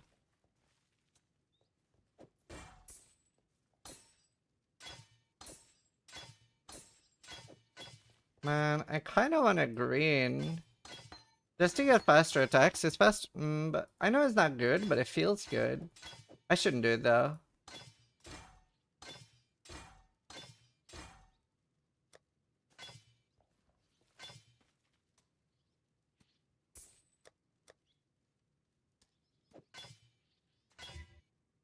That is a garbage glove for garbage people.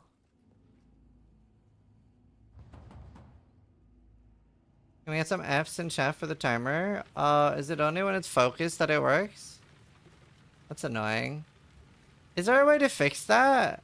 Is there a way to make it run in the background?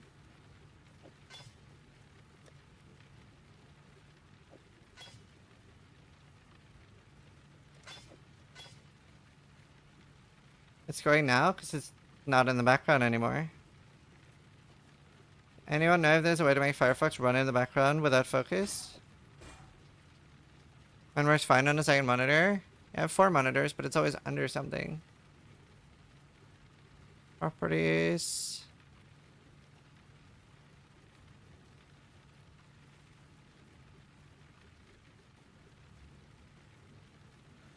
Actually, that is a really good idea. That is a really good idea. Thank you. Thank you. I didn't think of browser sourcing it.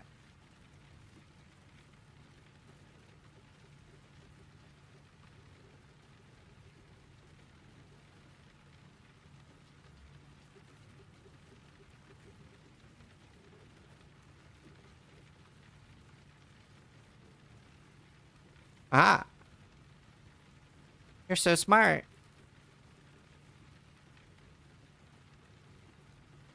So I don't need to scroll. Years of doing this, and I could have done it this way all along. Thank you. You saved me a lot of... Thank you. You're so smart.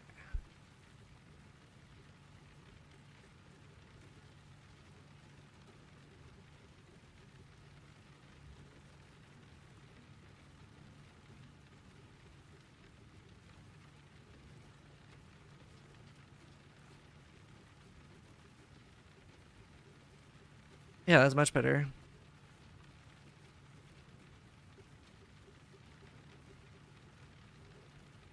Was thinking of upgrading to new Starforge. What model is yours, sis? I have the AMD flagship version. I got too tilted, but I've used Intel for like 10-15 years, but I had the 13th generation issue, so I went AMD for the new one. I just tilted too hard.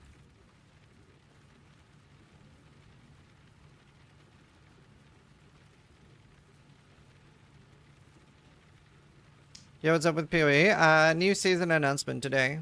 Isn't it like playing D1 when D2 is out? Well, it's like playing D2 when D4 is out is a better example, since D2 is better than D4. Navigator model?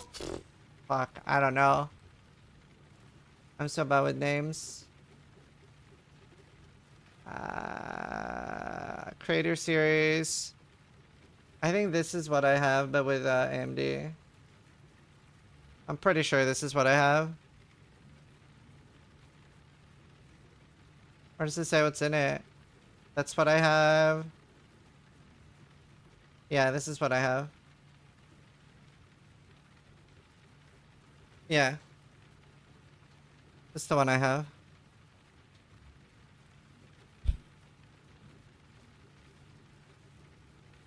D3 is better than D4? No, I disagree. D3 is an unplayable mess. I really don't understand how anyone likes D3 at all. I fucking hate the game.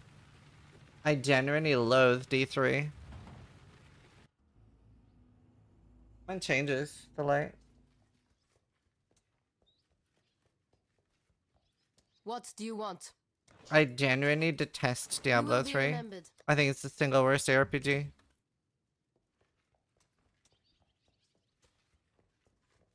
I genuinely hate it.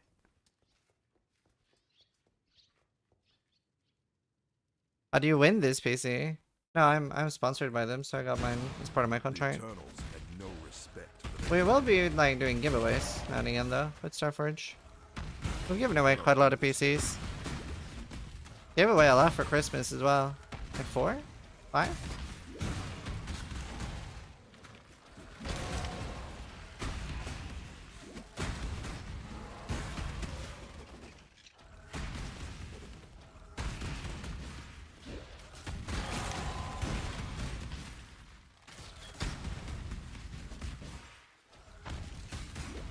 I used to build my own PCs, and then I tried solo, like SSF, putting in an Octuro fan, and then I stopped trying to build my own PCs. I really did not enjoy it after that. I had like the really, really big Noctua fan, and it was just miserable to put in solo. Is Starforge delivered to the UK? Yes. They do. What is it? But I would check on like shipping costs and stuff, because like since it's from America, that might not necessarily be worth it. You are needed. I think it's definitely more worth it if you're in America. Yeah, I finished it. I'll show it again later when it's time.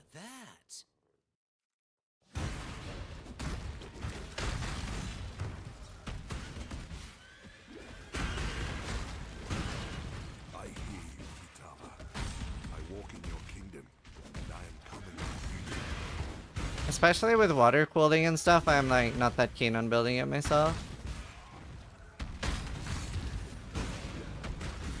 Dude, I had such a weird experience with my old PC as well. So obviously like my so here's what happened. Like my 13th CPU died, and then I also replaced the water cooling at the same time because they can get like gunky and stuff. And then before replacing the water cooling, I was playing on my PC and I played DayZ for a day, and because like with playing V Rising and recording, my temperature still went to 100, so there were some issues with my water cooling too. But then I was able to play DayZ and that was just 60 Celsius, so that was fine. So I played for a day, and then the next day got the water cooling replaced. Then my PC wouldn't boot anymore, and I was like, what the fuck happened? And then I had to flash my BIOS because the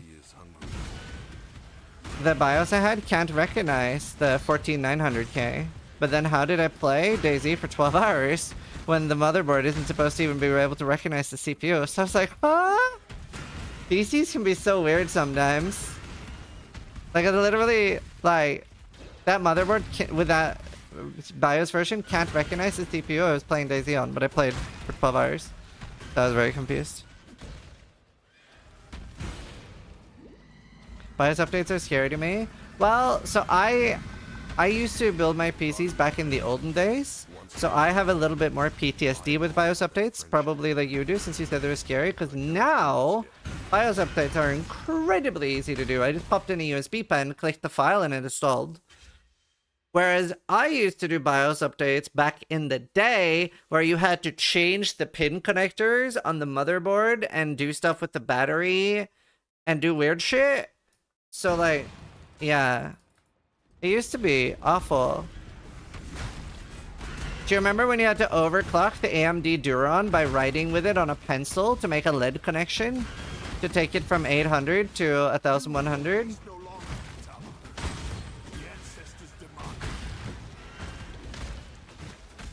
God World.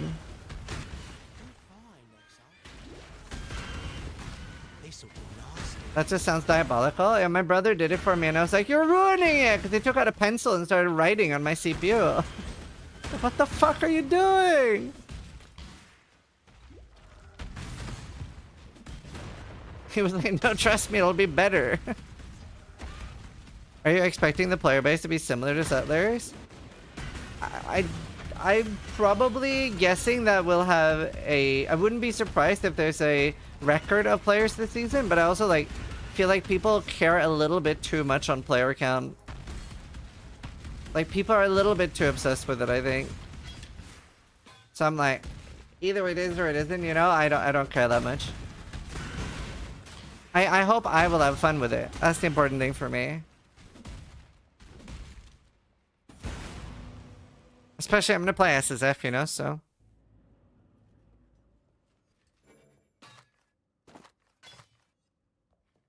Holmes, you've done yourself proud today. Cable management is rough for me, yeah.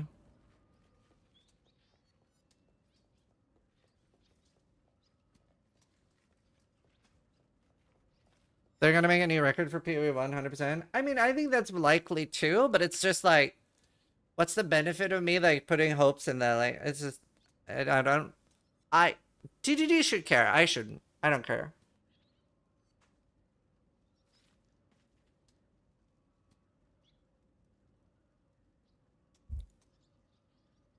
What if it's 1 million players? Is that gonna stop you? Yeah, exactly, right? Like, what would possibly the player count affect my opinion of the game? I've been playing since there was like 30,000 people, you know? So it's like, it's really whatever to me. Where you are needed.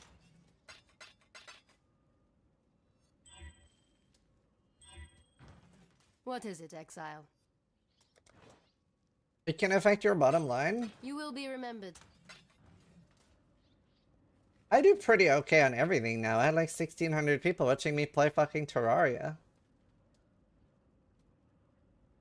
I don't know. Not healthy to obsess over numbers. It'll be fine. Right, I had POB open. Where's my planned POB? What was I gonna do next? Technically, I should have gone through here for res, but I'm fine without it. I'm not fine without it, though. There, that helped. I hadn't actually planned on taking these. And I had planned on taking these because I thought I would be a Volcanic Fissure by now, but I don't even know if Volcanic Fissure is good early. Maybe I just have to continue Sunder. I'll go for Fortify, that sounds nice.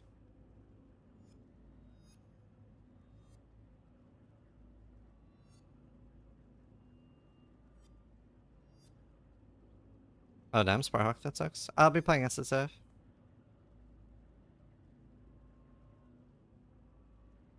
Wait, my timer's on stream, right? Right, okay, cool. I can make it a bit bigger.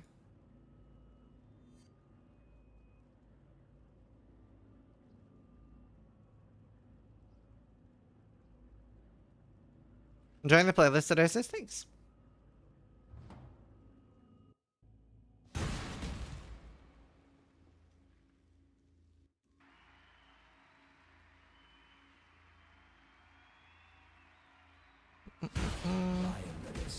It was still that's even if it's in the middle of the screen, true. You're not wrong. Sunder feels incredible.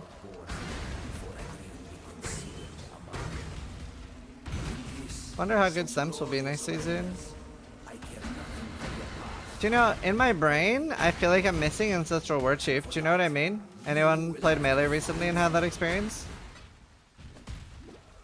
I'm like, where's my war chief?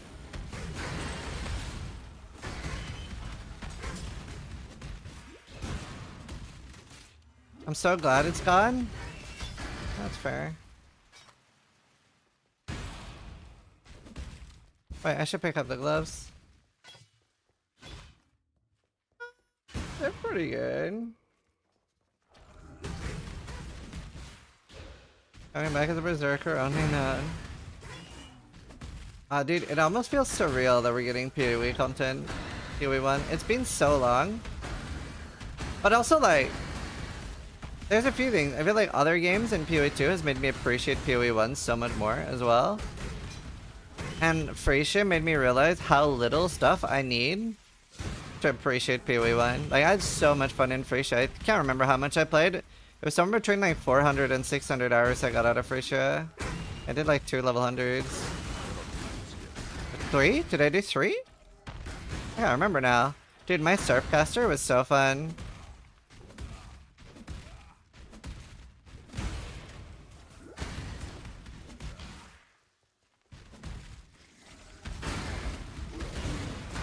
I'm sad I never got to buy a one-hit run though.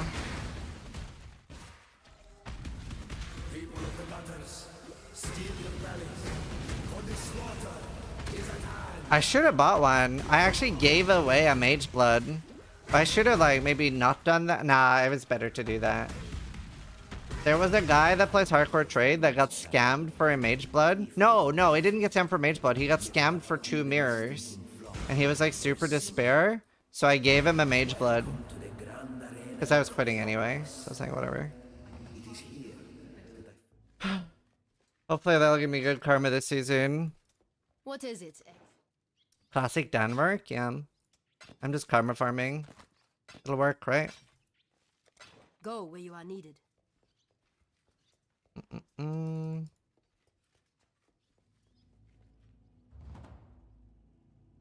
Your best karma is going to go up from the desk. You got that viewer. That was cool. That was cool. How did he get scammed? So, Danvik runs, Breach runs, where he lets people join for free to just level them up, right? He's just farming Breach, but he wants, like, he gets all the big drops, right? Because he's just boosting people for free XP. It's just a nice thing he does so that it's easy for people to level alts. So you can go from, like, level 70 to 95 in, like, an hour of playing with him, right? And it doesn't cost you anything, but he gets all the big drops. Very fair ask, right? Because he's already providing all the sets. 2 Mirror of Calandra drops at the end of a Cholula Breach, and somebody else loots them. And nobody has any idea why, or who, because there's no streamers in the group, so there's no recording. There's no way to investigate.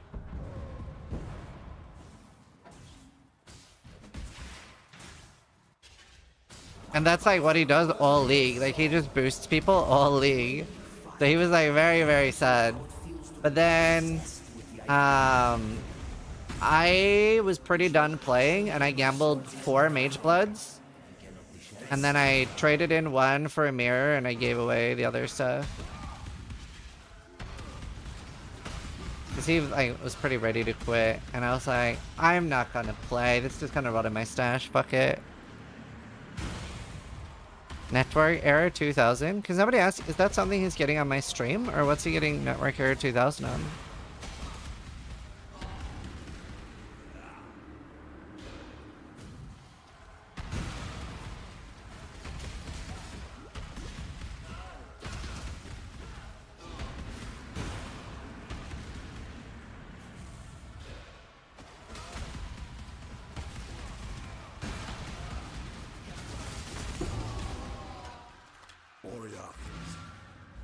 On a lot of streams? Oh, really? Huh. That sucks. Especially on release day. That's bad for me. What is it, Exile? May fear. I'm on my way. It's a cash issue.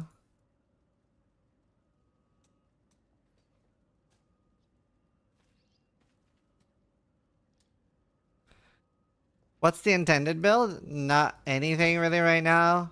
I'm just playing really while waiting for patch notes. And then we'll start with a new build tomorrow. Well, I have an endoscopy tomorrow morning, so I don't know when I'll be live. I don't know how tired I'll be after an endoscopy. It's a pretty fast procedure, right? I think it's a pretty fast thing. So I probably will stream tomorrow. I cannot do this yet. Yeah, I completed the bingo earlier. You wake up pretty quick? No, they're not putting me under. They're not putting me under.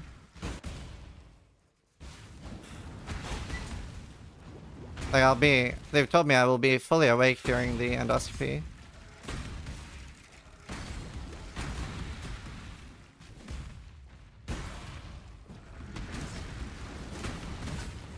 They're not putting you under for an endoscopy? No, they said they're not putting, they said it's not normal to put people under for that. I asked, and they were like, we'd never put people under.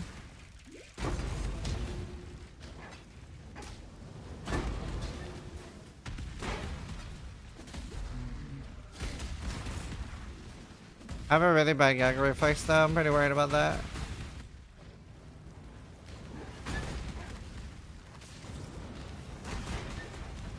I've had 8 of them and always put under. I mean, it's not normal here. It's probably American to be put under. I mean, I guess different countries do it differently. They said it was normal. By the way, this is also private healthcare, so they would probably be like incentivized to want me to be put under. So I don't even have insurance, obviously. Isn't that the mouth scope? Yeah, endoscopy is the mouth scope. You're really not going to like it.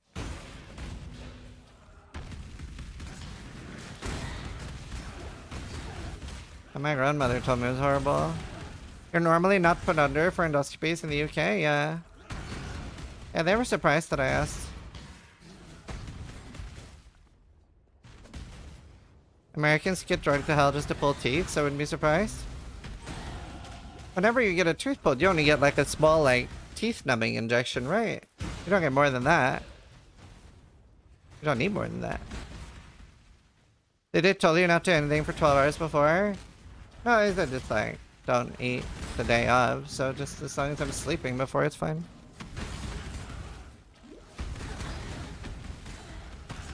I was put under for wisdom teeth pulling. I was fully awake when I got a tooth pulled.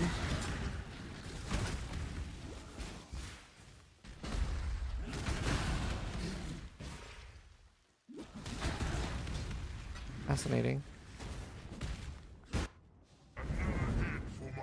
To be fair though, like, don't take health advice from what I've done, because I declined anesthesia for my colonoscopy, which was the single worst mistake I've done in my life. That was not the play. Would go back in time to rectify, pun intended. I honor you. Brave man. Why did you want to be awake for that?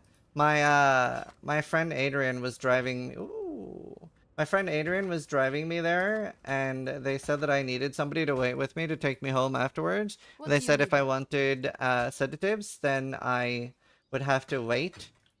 And I didn't want my friend to be late for camping Yes? with his parents, so I was like, I'll raw dog it. What is it? I cried pretty hard afterwards. It was you not the remember? play. It's also even worse because I had a really, really, really bad colon inflammation and a stricture, which means my colon is half the size of normal. So I literally thought I was going to be exploding. I actually asked, unironically, no meme asked if I could explode. That was a question I asked the doctor. I've never been in more pain, and it was for like 30 minutes, 40 minutes. I've never been through a more painful ordeal. Well, it's because my new prestigious tomorrow ceremony. I knew you were a tight ass. What did the doctor reply? No, he said like, it'll just hurt. Can't actually get any damage. Yeah, age old. There will be drops. Just wait till the kidney stone. Yeah, a friend of mine gets kidney stones all the time, and every time I link him like the Joey gif from Friends, and I'm like, kidney stones! Yeah, that's not enough cred.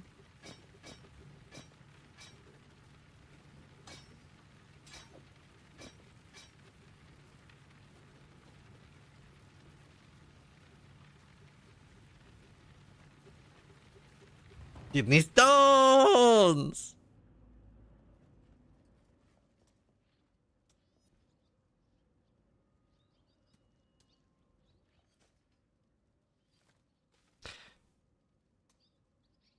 Dude, I hate to break it to you, but I've had it done and it doesn't hurt. Were you looking back to see that I actually used this finger? I bet he used something else. Sir, what do you think a colonoscopy is?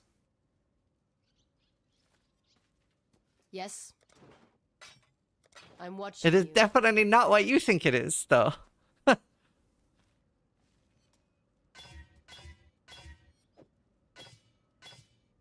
You're talking about a prostate exam.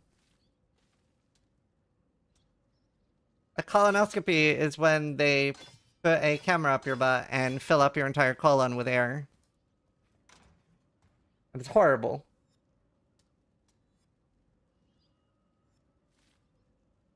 Really bad experience. Would not recommend. It's not that bad. It is if you have a stricture and an inflammation.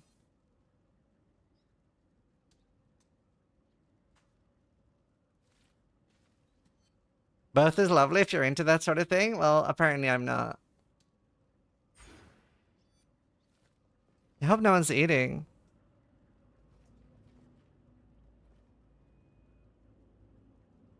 I had total colitis when I had my first one, and that's the only time it was really bad. Yeah, I have diverticulitis. Stomach problem chance.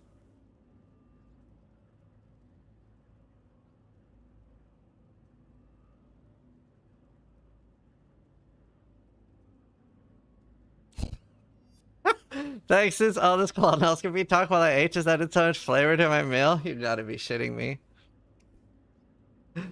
Did you get Chipotle? Yeah, I mean, I'm not gonna eat more today. I had a Tim Hortons earlier, so Canada will be with me in spirit. And then I'm just gonna have some Huel later. Huel!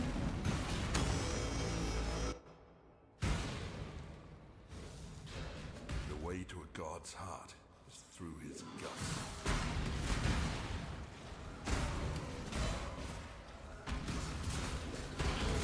I'm going in for a colonoscopy in 3 hours. Random coincidence. Dude, the worst thing... Okay, no, actually not the worst thing. But, like, the prep for it is so bad, too. The prep is so bad. Like, the stuff they make you drink actually is so revolting. I threw up from drinking it. As for the recording, so we can see on stream...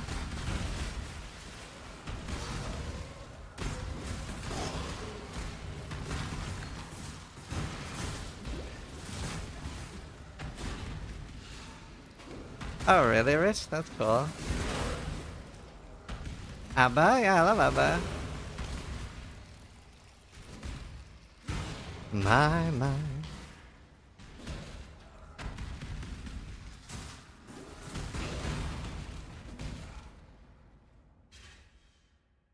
Colon gun. Does OBS support colon cams? Probably not. Probably not built in. They didn't say. Anyone who says they hate ABBA is lying. People like different things. I like most things. I have a very eclectic taste in music. My like playlist goes from like Arch Enemy to Taylor Swift. Like real quick. To like chiptune to Nightcore.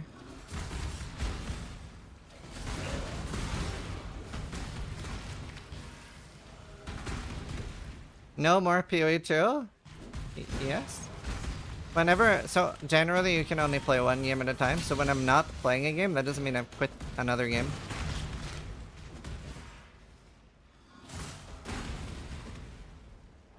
What is chiptune? Sorry. Like this, for example.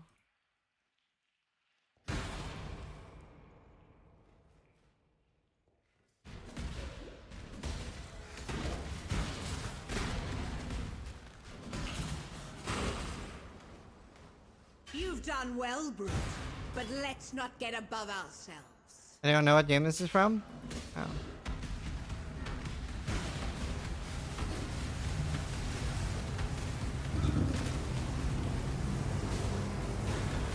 Yeah, we'll be co-reacting with Steel today.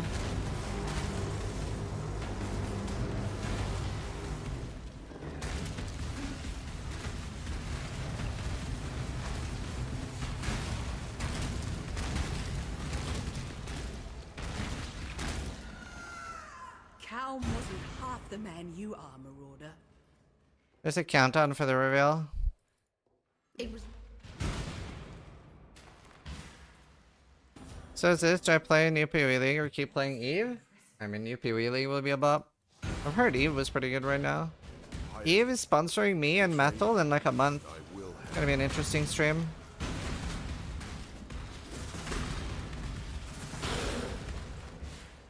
Gonna be playing with Metal.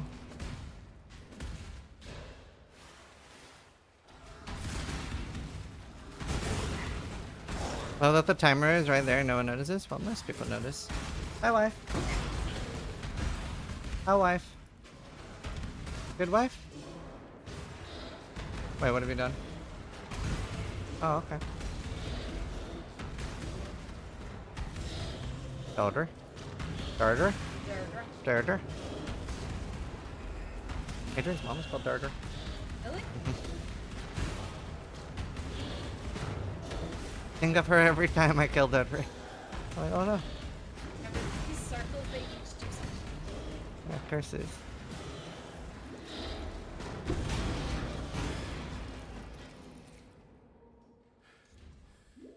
Already made a bingo board. Bingo board. Hello.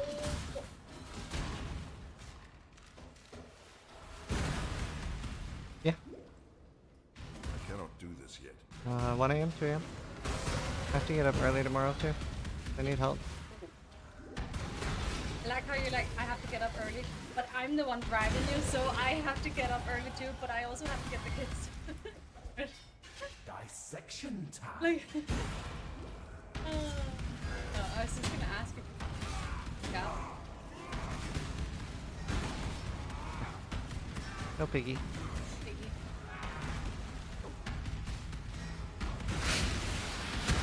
The latest form.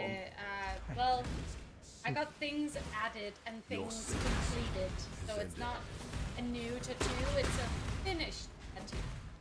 That makes sense. Do you want to show it up? Wrap. Sure. You can't really see much. When did you become Finnish? You are simply gorgeous. Like a wavy. Such Wait, I'm on a 3 link. Very pretty. You're very pretty.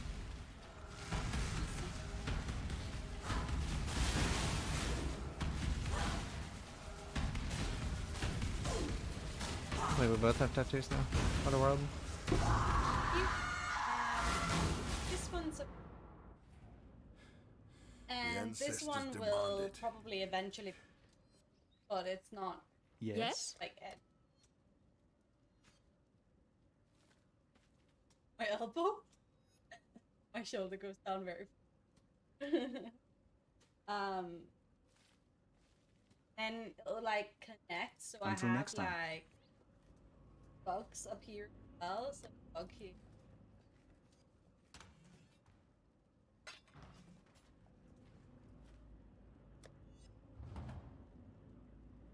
Picking your League Starter character, I'll be making lots of League Starter guides. Use Pulverize. That's the attack speed thing sucks though. Go with care, friend. Also, things like Corpse Explosion is always good for Blight. But yeah, I'll have loads of League Starters on my YouTube. Sorry, Hawkies. But when I Yeah, it's an addiction. In this moment, you and I will create the most beautiful of nightmares together. Creation? Rather the realm of the gods, isn't it? Bow your head to your one true god. now exile. Tattoos make you feel nice? I have one, but I'm not like addicted to get more. Because I only have one. But you only had one at some point. What? Now exile. And then you wanted to get more.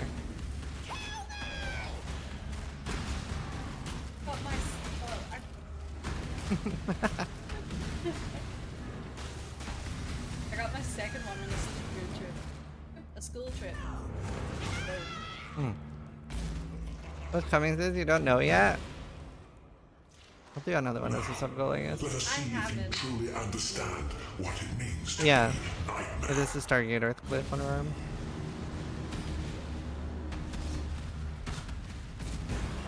Accept the gift of Oh my immortality. god, Foxy. You are in my thoughts. I'm just being an asshole. Sorry. My computer is still not plugged in with the whole battery. Terrible. I am an actual asshole. I Accept the gift of immortality. Aren't Danish women the best? They really are. Of being selfish. Do you know, she initially didn't even want to watch Stargate. She thought it was going to be bad and old, Why? Are you so in love with and then she death? loves it. And then, like, nearly every recommendation I've given her, she's like, oh, I don't think I'll like it. And now she's realized that I know her better than she knows herself. It was the same with Vox Machina. You literally had to like force me, and I started, and I was like, oh, I don't like this. I don't like this style. I don't like this at all. And then I ended up just being like, well, fuck you. I I'm can't watching wait with watching season 3 until you have time. I want to watch it now. Until Yeah, next she time. even came in crying during one of the episodes. Like, it's so good! Yeah. No, this is Tyrion 2000. Like, it's just crazy. You just know me like better than I know me. Right, I'm gonna take a break and play ads. For those that are new, I play 3 minutes of ads per hour. And then I usually go AFK when I play ads. BRB.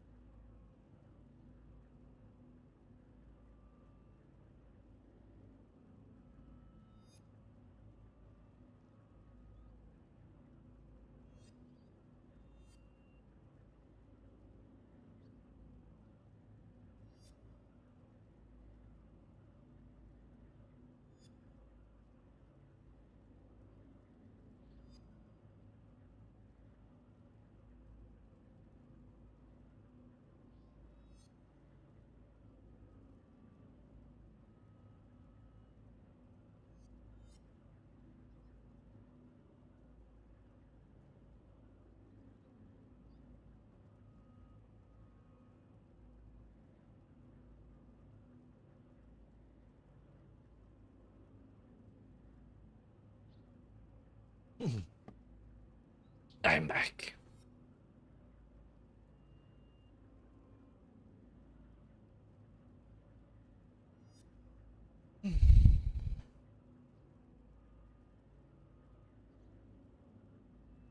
Hunter, thank you for the 2 years.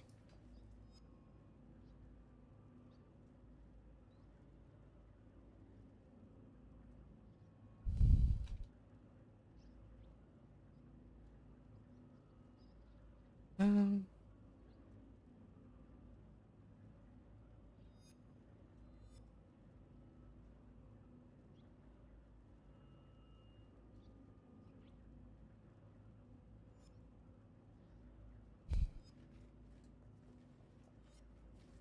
let's see.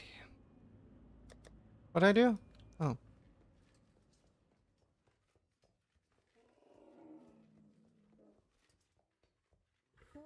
Dude, I'm so excited for today.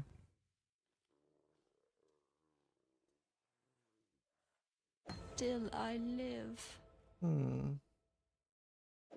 wonder how pulverized will feel. I mean, trauma. Was there an ad break? Yeah. I try to play 3 minutes of ads every hour.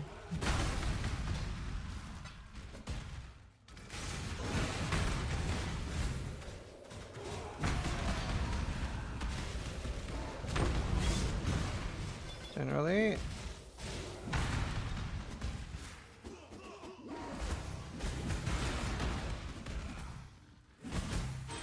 My god, those things are crazy.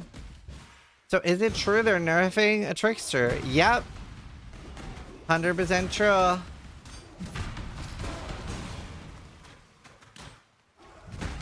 In the internal streamer memo where they tell us the patch notes before they tell normal people the patch notes, it says trickster has been nerfed.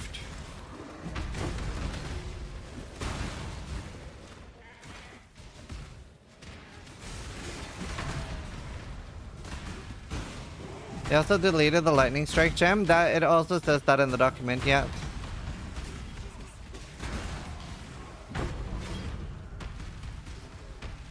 It says both of those things. It also says minions have been removed from the game. I'm expecting some sort of explanation for that later. So that was a bit weird one with no context. Captain Tavares.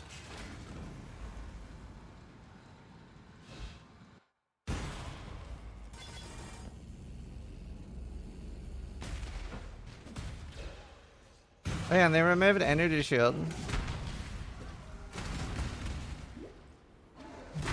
And they're gonna have like a joint promotion with McDonald's. So the more McDonald's you buy, the more energy shield your character gets in PoE 2, but not in PoE 1. This is removed from PoE 1.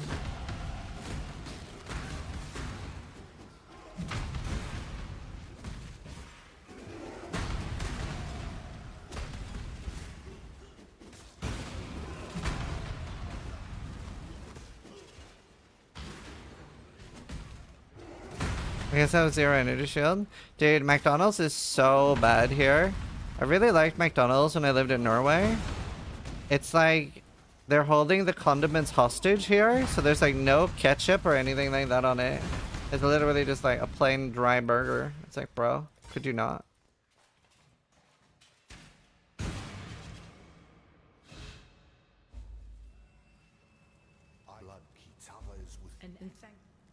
UK moment? Yeah, if it's something the UK doesn't do right, it's food. That's not its strength.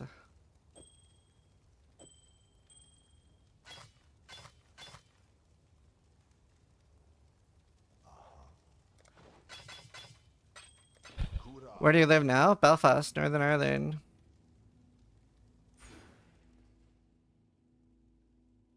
Wow, nice Forbidden Exile.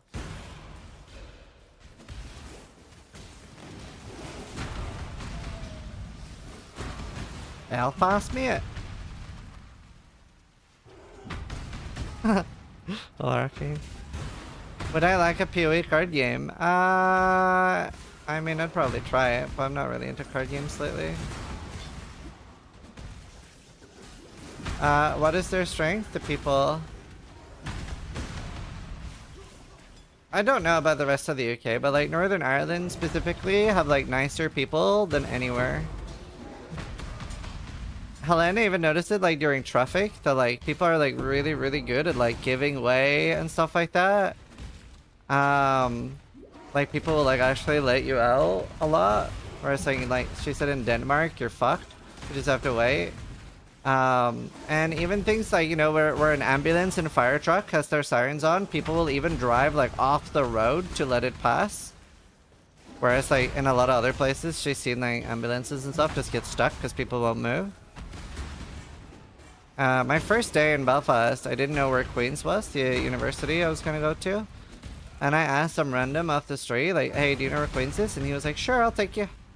And walked me all the way there. I noticed that in Norway, people drive so nice, like what the fuck? Yeah, people are really good here. But yeah, so in general, people are really nice here. Very friendly.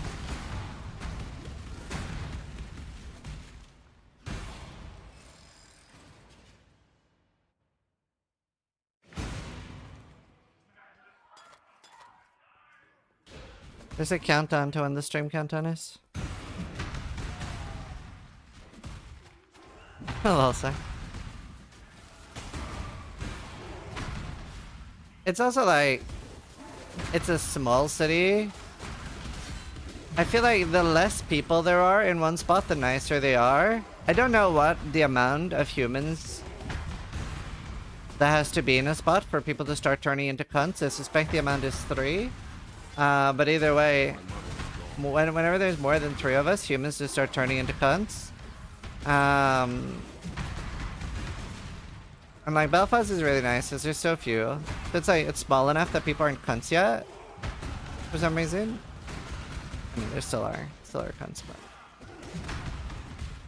it's really nice here. How many people in chat are from Belfast?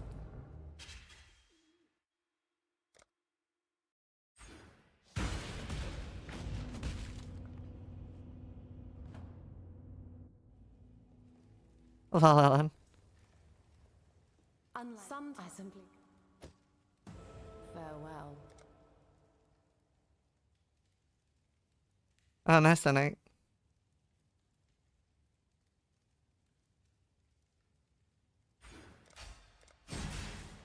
From this part, if that counts, yeah. Counts. Remember, we do this for freedom.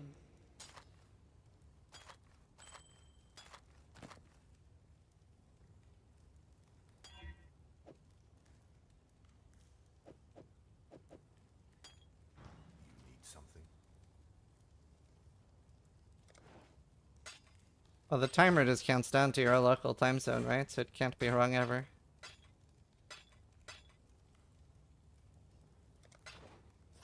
It's on the M1. Oh, nice. So is it true that Norway celebrates Canadians every year, or has that kind of died down? I've never ever heard of this. Celebrates Canadians. I know that we give a tree to the UK because they helped us in World War II. That's the Netherlands? Oh, yeah.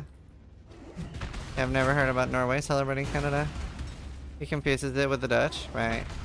Yeah, Netherlands and Norway is not the same country.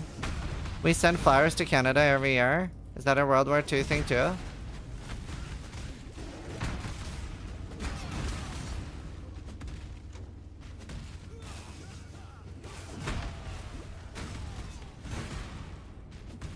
Both 12 people.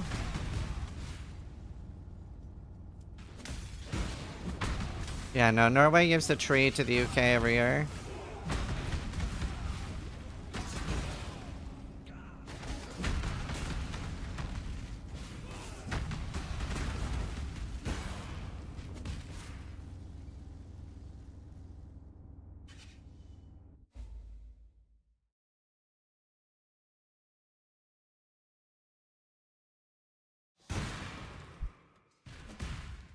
You know how expensive a tree is for your yard? I have it. I did.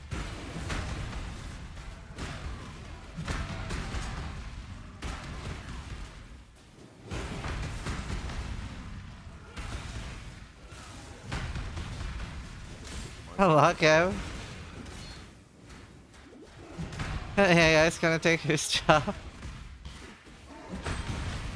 funny.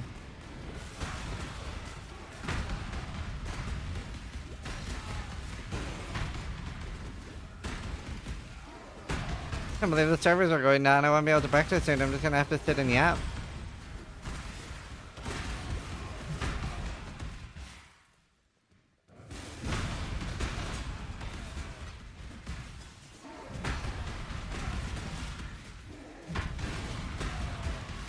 Now that I'm living off Huel, I regret not taking a Huel sponsorship. It's like drinking cardboard.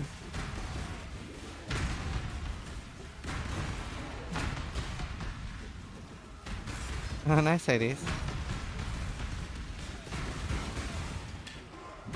Hello, Fishin. Huel is still the most disgusting sounding drink name to me. Isn't Soylent worse? That's a name. What's Huel? It's a liquid meal.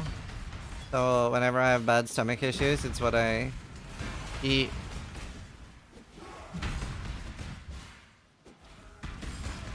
Huel sounds like the sound you make before puking? Yeah! I guess you're right, kinda does.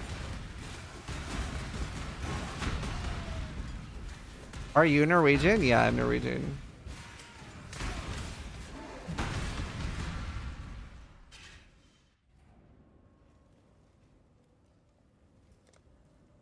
Så kult! Men det är bra, vet du. Det är stas. Dude, I always feel so out of practice speaking Norwegian.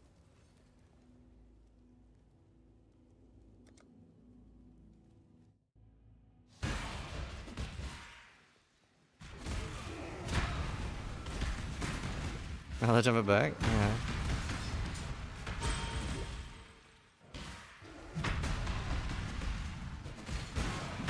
Is your thinking language English? I mean, I would say I don't really verbalize thought that much, like in words. But yeah, when I do, I would use English. For a while, I was counting in Norwegian. 1, 2, 3, 4, 5, 6, 7, 8, 9, 10.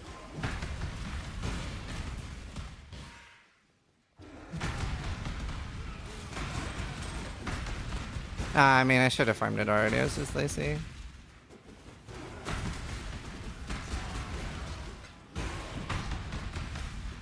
Probably also doesn't help that I have like aphantasia.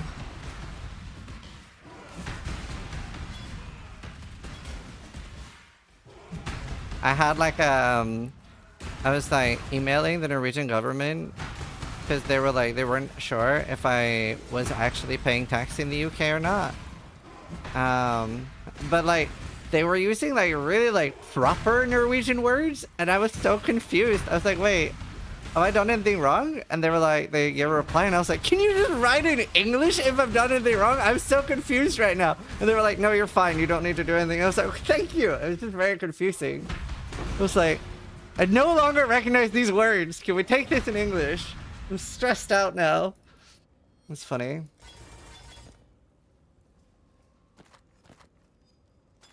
Mind enduring.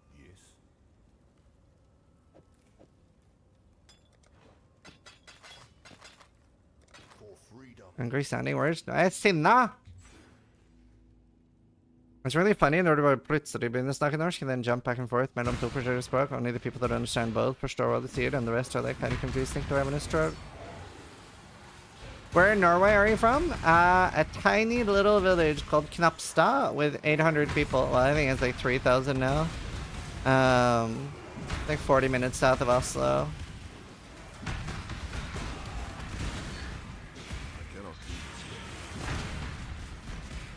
How long have you lived outside of Norway? Well, I left Norway when I was like 19.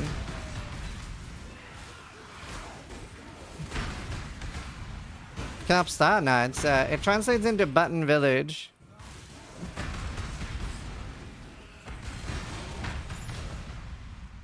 Do they have a Slytherin statue yet? No. I don't even know if anyone back from where I used to live knows what I do. I wish that like, you know how in like American movies, people always have like reunions. I wish there was a reunion because I was like the quiet kid during class. It would be so cool. It would be so cool to do a reunion. I wish reunions was like a real life thing, not just a movie thing. Wait, where's the end delirium? There.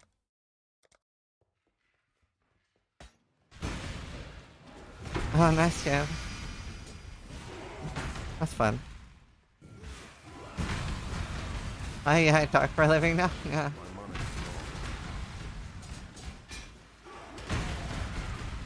Hi, Blakey! It is, but nobody invited you. That unironically wouldn't have surprised me either. So like, fuck, I don't know. Some years ago, so obviously like most people had each other on Facebook. Some years ago, the girl that I had a huge crush on during school messaged me. And I was like, this is really weird out of the blue. But she messaged me to ask who I was and why she had me on her Facebook. And I was like, wow, I was that memorable during school. We only had 20 people in our class, by the way. It was so funny. I was like, I was that memorable. Holy. It was so funny. That's rough? No, it was fucking hilarious. It was fucking hilarious.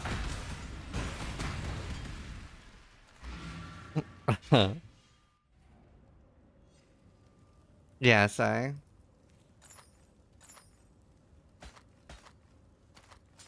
To be fair, it's a little bit different with you, Sai, because they just like spot you walking between skyscrapers, right? And they just call out for you. You know? Freedom comes to those who fight.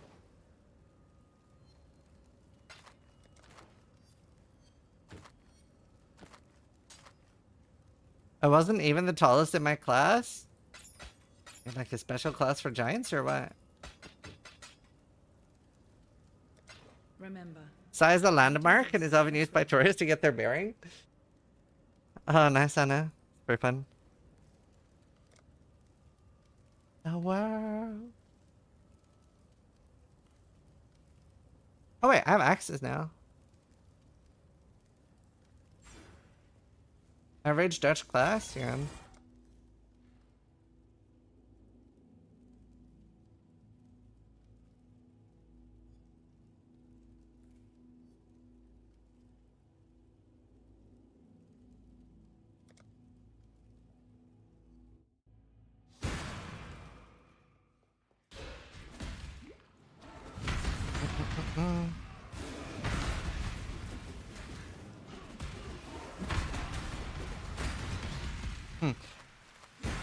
Cannot do this yet. Chrono Odyssey, never heard of.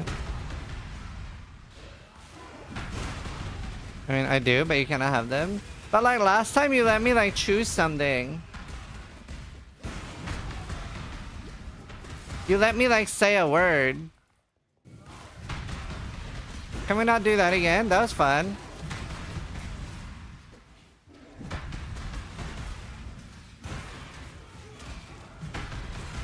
Can I choose a word again?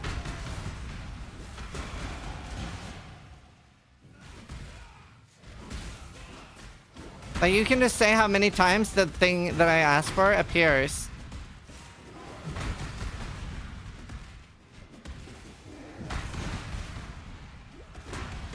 I don't care about explosive concoction. I don't want to know that one.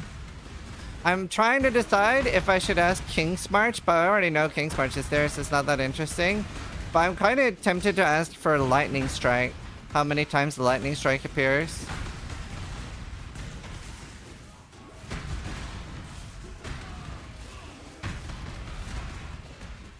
Ancestral Commander? Nah, I don't care about that.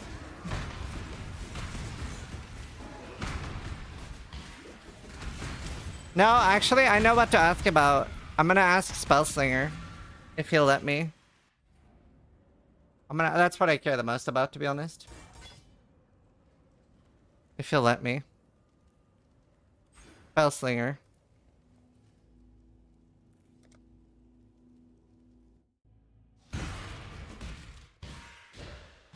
What do you expect from the announcements? I made a bingo card earlier. We'll display it on stream when the service go down. Do you know, Spellslinger needs so much to be viable again. The fact that it didn't really function during Freysia was not a good sign. It needs the mana cost removed entirely, in my opinion. It can't have the reservation and the cost. It's so dumb.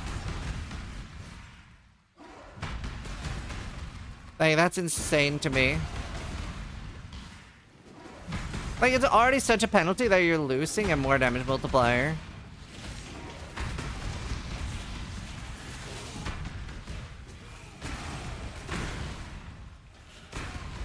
I mean, the reservation is too high on it, too. That is an exciting route. Wait, it's corrupted.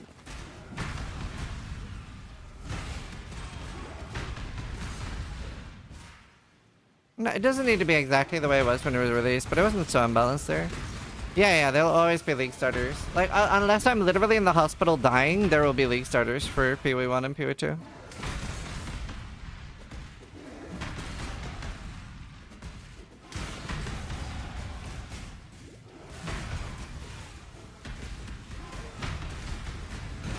To be fair, even if I'm dying, I was saying this to stream, like, if I was dying, I would probably do a death-a-thon.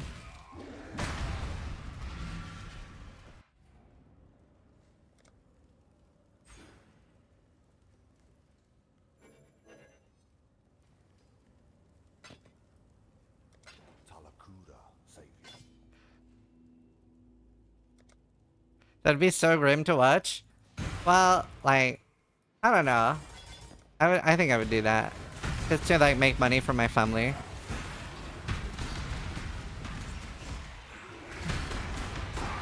One last hooray? Yeah. I'd clip the life going out of his eyes. Oh, that was dark. To be fair, you would make bank? I mean, that would be the idea, right? End the last stream as well with try to die. Less than I do.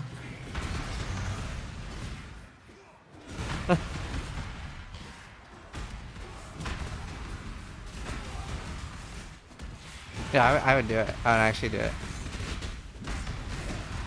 Banned, but do you care? Exactly. If I was dying, all I would care about would be money for my family. I would also, like, have no ethics on sponsorships. If I was dying, I would take Raid Shadow Legends.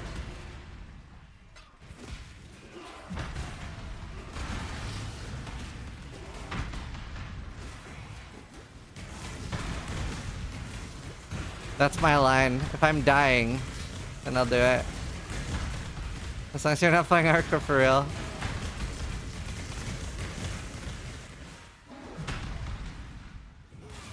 Streaming on Kick? No, oh, right. If I was dying, fuck yeah. I mean, if I was dying, I would do anything.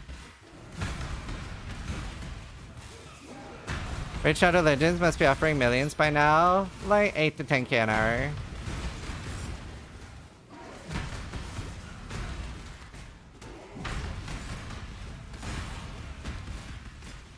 I've also, like, insulted them nearly every time they email me, so they don't really email me anymore.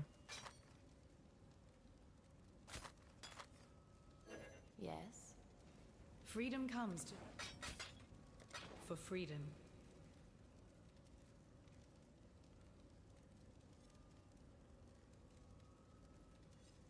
Also, oh my god, like, I mean, like, so loads of streamers have started streaming on Kick lately. I refuse to believe that it's not sponsored because, like, every streamer that's recently changed over is specifically talking about, oh my god, look how great my income is now. That's such a weird thing to talk about if you're not paid to. I just refuse to believe it's not sponsored.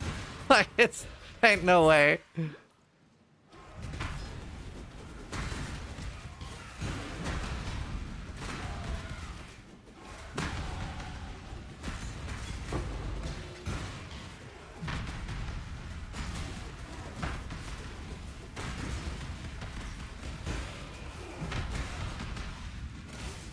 I don't think Aspen would lie about those numbers. You show the graphs? I don't think the graphs are a lie. I just think they're sponsored. I would be shocked if they're not. I don't know. It's just weird that everybody that moved over is, like, talking the exact same way.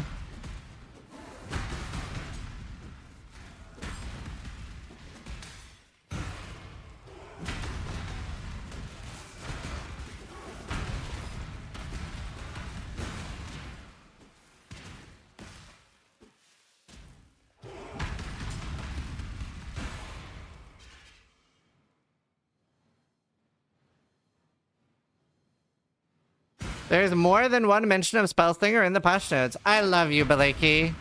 I love you so much. I hope you know that.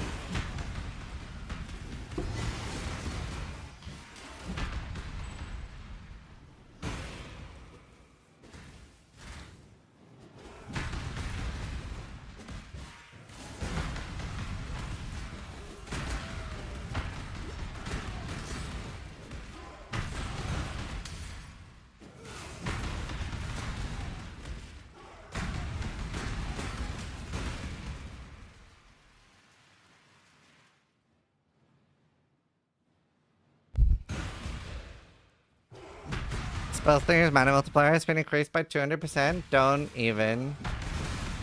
Are you excited for today, Blakey?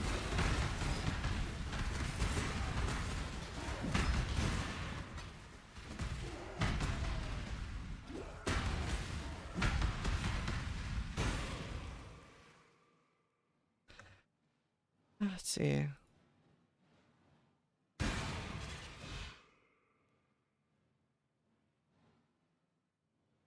Let's see. This already uses one question. Sorry. No, I'm very happy with my one question. Thank you so much. All right, chat. Pewie's ending. We're dead. It's all over.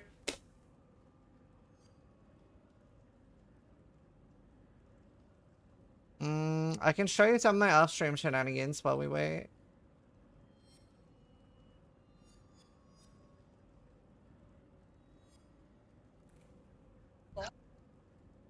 See.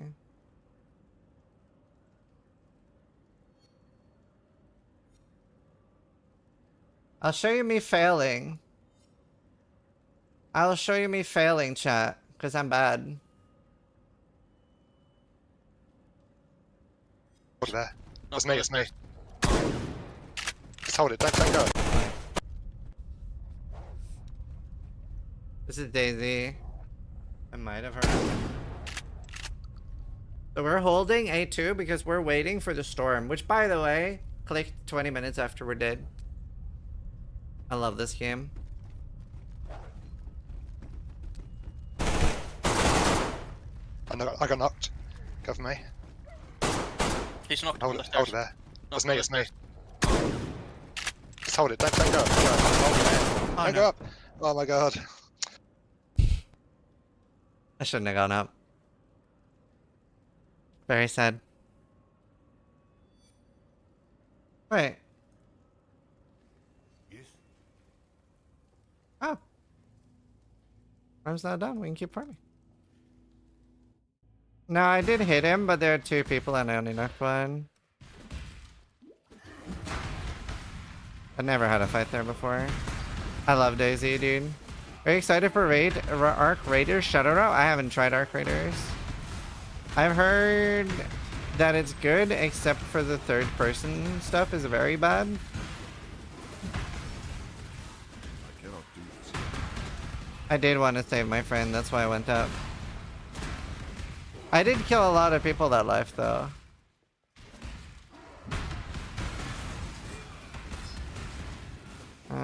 Will you be playing Dune Awakens?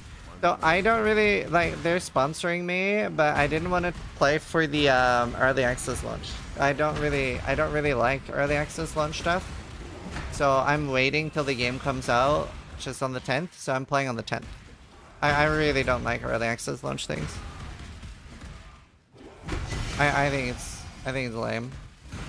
Like that type of early access, like just releasing something 5 days ahead just to get more money. It's so annoying. Huge summer PC sale now live. Oh, Pog. What's the best discount? Hi, computer. I'm stroking you with my foot now. Peasant launch? Yeah, I don't like it. Will you be making a server and we might join it?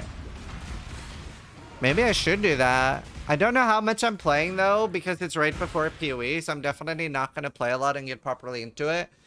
Like I want to be pretty honest with that like my focus is obviously going to be playing PoE. I would like to do a Dune server at some point if it's not trash though. But I've heard that PvP is pretty trash, so we'll see how good it is. But yeah, I'm gonna be focused. I always want to be pretty honest about everything. The PvP looked pretty bad though with stun locking and stuff, so hopefully they fix that. But I did do Age of Conan server, and that was pretty fun. If it's as entertaining as that. Darkfolders are saying it's trash? Okay, but compared to Darkfall, every game in existence is trash, so I don't want to compare things to Darkfall. Like, those of us that play Darkfall would just be permanently depressed for the rest of our lives, right? So that we are irrelevant. The fuck is Darkfall? Best video game ever created, by far.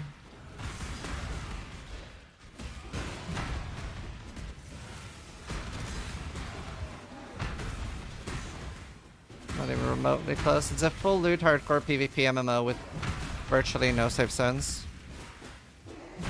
This is a bit too cruel. You basically needed to not have a life to play the game. What happened in Darkfall? Really, really bad management by the company. So initially they did no advertisement, which was good because the game was too popular. It just ran. I don't know why it became so popular. But then the game started dying off because it was very like no lifer friendly, and they didn't advertise at all. And what ended up happening? They finally decided to advertise. Well, what did they do? They spent their entire marketing budget on putting Darkfall Online on the side of NASCAR. Like, they used their entire advertising budget on that. So on the side of cars, it would say Darkfall Online. Which is obviously not the fucking target audience. Why is the server not done yet? It was really bad. I can show you the videos because it's my first videos on my channel is Darkfall Online. YouTube won't be able to hear this. This was my first video. I did this editing myself. YouTube won't be able to hear the music. Inspired by my old Counter-Strike videos.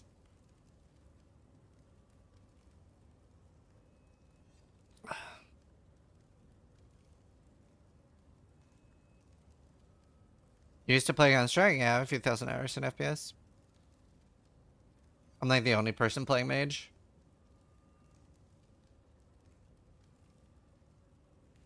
God, I love this game. This is Darkfall Online. The only perfect video game ever created.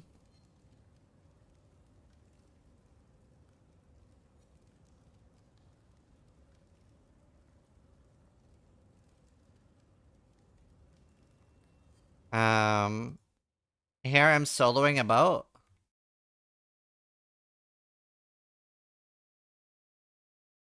Well, not really soloing, but you'll see.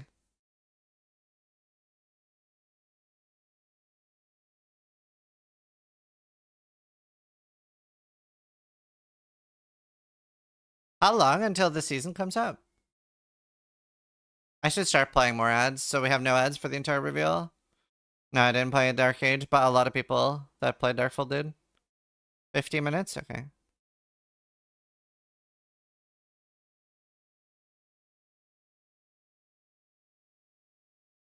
Should I permaban Oro? I hate comments like that. Chat, you decide.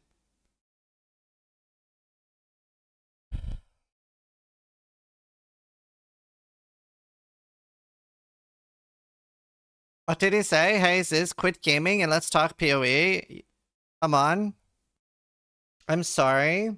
Fine. And then... let's see. This video, I was so proud. This actually had over 3,000 views. I really put a lot of effort into the editing on this one. I put so much effort.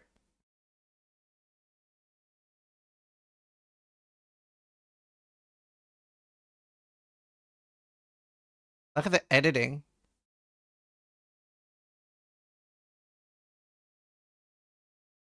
What the fuck is that mask? It's for winning the Alliance tournament.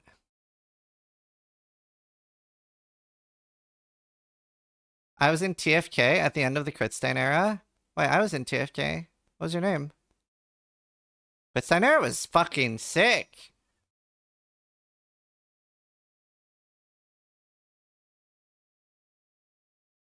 Yeah, I know. Oh, so cool. I was Worm? That's so cool. Yeah, this game was so good. It was like, when you killed somebody, you got all their loot. Yeah, there's music. It's just a bit quiet. It's so good. Such a good game. Alright. Oh. We're dead. Alright. It's so good. I think he's just so blue balled by PoE. You should forgive him. That's fair. At least he said sorry. I just hate when people tell a streamer what to do. It's annoying. Do you know, when I was younger, I remember one of my female friends complained to me that like guys would say like, oh, you should smile more and stuff. And I remember thinking, I was like 19, 20 or something. And I was like, is it really that annoying to be told what to do? Like being told to smile? It really is that annoying. It really is horrible. Huh.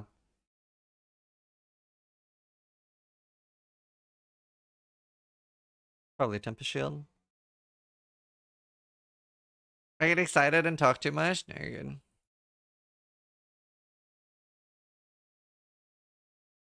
you know what we should do? Should look at my RIP playlist. If I can find it.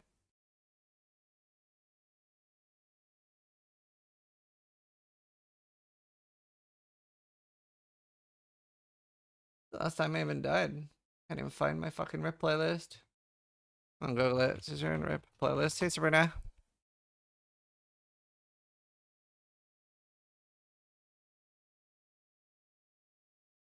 Let's see, look at the first death.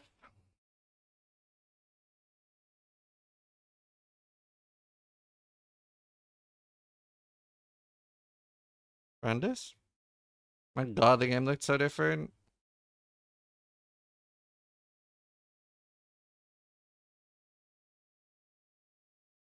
I almost cried after this rip. I think it's the only rip I've come close to crying at. Ah, maybe one more.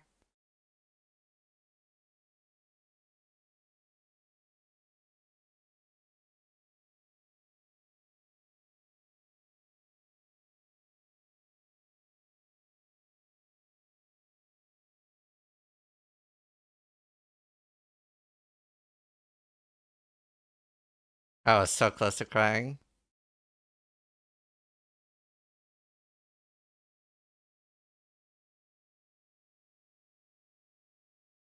I saw this live. Good times, yeah.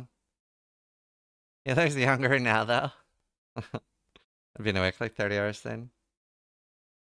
He did tell you, though. He did tell me. But I was also very tired. But I was so... Like, this was like my big break as a streamer early on. And I thought that nobody was going to watch me afterwards. Because people were watching me because I was ranked 2 on the ladder. Is that your son? No.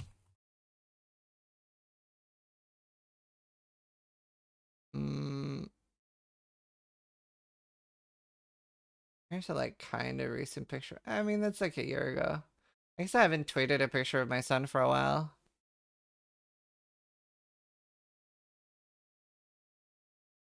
It looks like that's just older.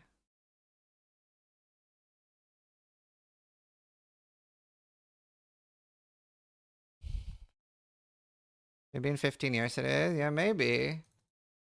I mean, here's a picture of me and my dad when I'm like 5 or 6. Oh my god, stop giving me alerts. There was, spam with that. Copy paste, yeah.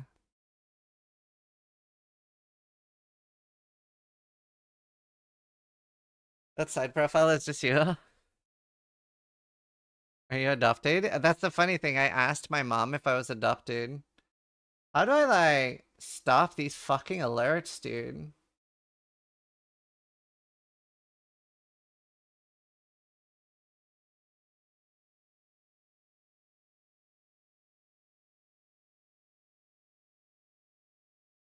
That's my amethyst. Isn't it beautiful?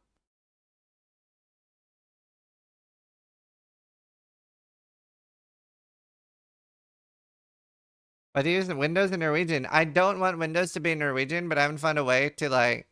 Oh my god. I haven't found a way... I'll fix it later. I know I can fix it, I think. But it's annoying to have the Norwegian layout being in Norwegian, but nothing else. Shungai? No, it's Amethyst. Genetics are real. My mind is so blown. Genetics are really cool.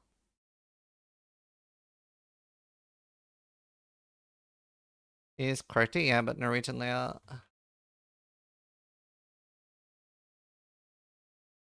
Like, I love genetics. It's so cool. It's so interesting. Did you see that they cured, what was it? Huntington's? They cured in a baby now? I think it was Huntington's. I love, like, CRISPR and stuff like that. So cool. This is so cool to me. Isn't it interesting that, like, 2 brown eyes can have a blue-eyed child, but blue eyes can't have a brown-eyed child? I mean, it's probably 0.01 or something, not literal 0 because of mutations, but it's interesting. It's so fascinating. That's why I like crafting. Are you saying crafting's like genetics? We have some good rips. There's a really good one with Psy here somewhere. What league was it we died in? Psy? Pretty early.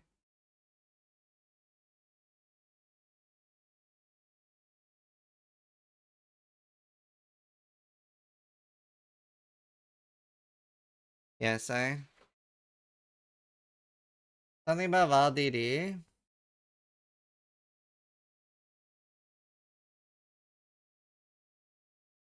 It's Psy!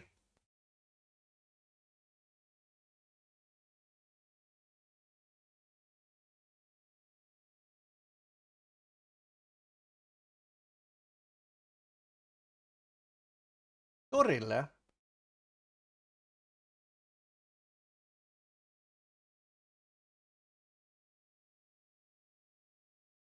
Yeah, it's Embu speaking. Playing with Embu yesterday, actually. Daisy. Look at that stupid green totem on the left.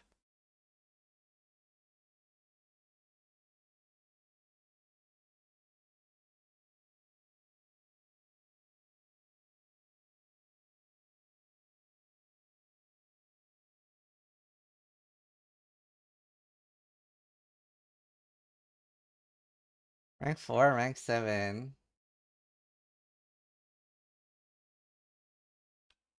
Yeah. And we have some good deaths. There's a close calls in here too, it's not all rips. Is this the famous one?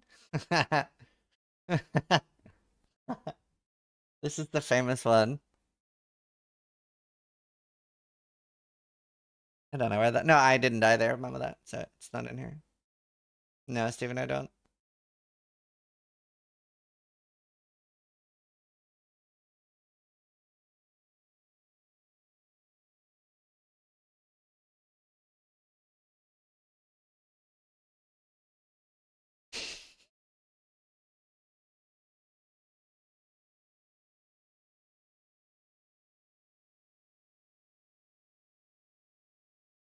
How many other reflect deaths do you have? 4, I think. But it's just like I've like most streamers have more reflect deaths than me, but since I had this one was particularly memorable. Um.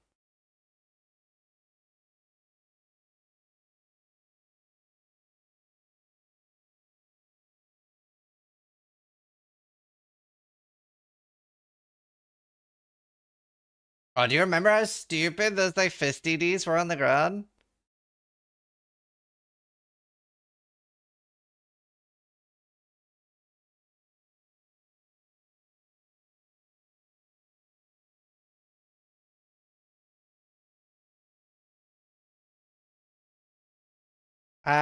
Tell that guy that it's a cache issue and try watching an incognito.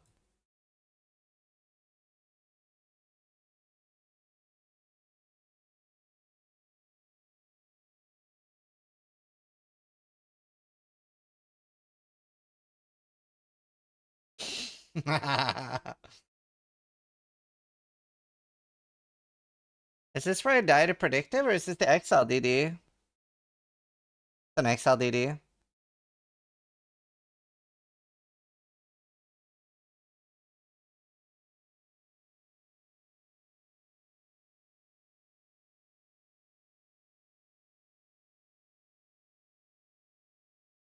I would have won that race so hard. That would have been my first win if I didn't die. All the competition died. It's a very rippy league, to be fair. Oh, and this is the Rip to Predictive mode. So, the game was so laggy during the season that you had to play on Predictive, even on Hardcore. Lockstep were literally unplayable. What league had the most rips for you? Metamorph, I think. 1 rip every 100 hours played.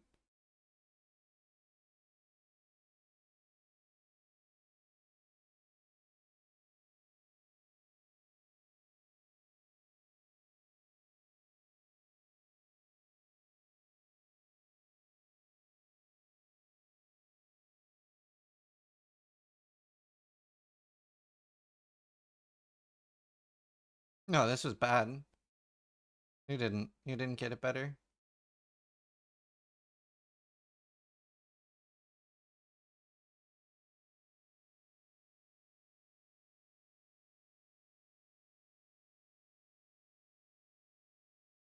Oh, this is a suicide.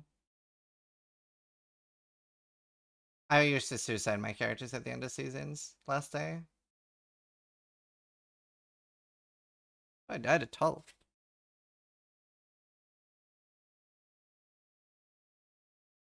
Crazy, you're answering the same questions now? Oh yeah, the beam. This is funny. My Poacher was so fun, dude. I'm so sad for anyone that started after Abyss because Abyss was so fun. Holy fuck. Like, this helmet was so fun. It was so fun. Honestly, very peak Path of Exile.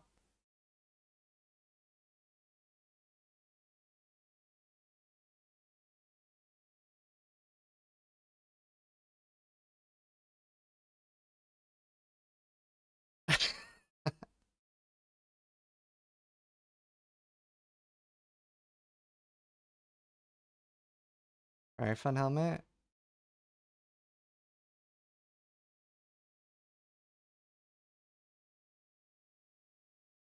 Oh, you did the fish reflect?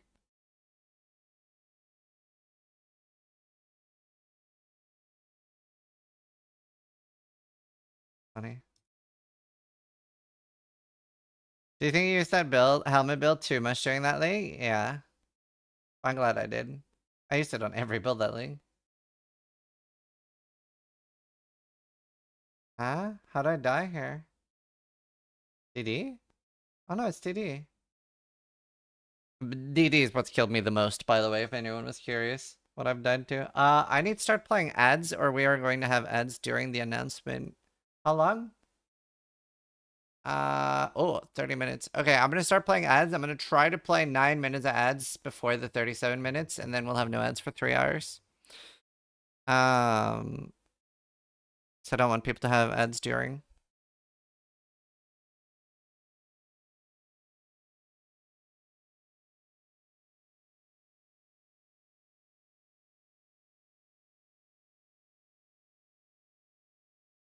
Stack them ads, we can take them. Well, I can only play 3 minutes every 5 minutes or something.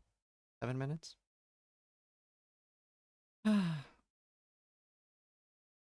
Right. I mean, we can still like keep watching stuff, I guess. Yeah, other fun rips. I did so much to Elder, normal Elder. I didn't die to Uber Elder.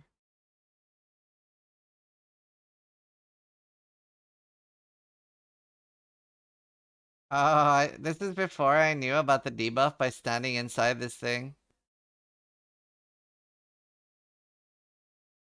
DD is detonated. Look at that debuff. And dead. Does give you a debuff. You stand inside the thing, it gives you a huge debuff. That's stacking.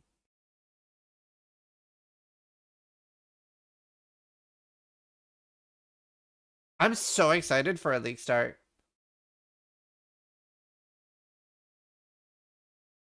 I'm so motivated too. It just hit me, like all my motivation just hit me during the shower today. Do you ever get like a just crazy surge of motivation? Ah, so good.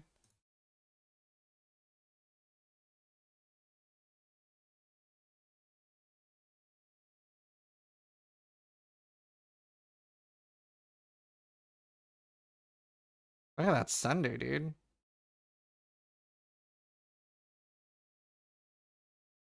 You died a lot at Incursion. 1, 2, 3, 4, 5, 6, 7, 8, 9, 10, 11, 12. I think 13 or 14 is the most that's allowed in the league. Obviously, also depends how much I play. I don't think I ever went below 110 hours played per death. It's like my most rips per hour, I think. And like lately in PoE1, it's like 1 death every 600 hours played, so I definitely started dying less.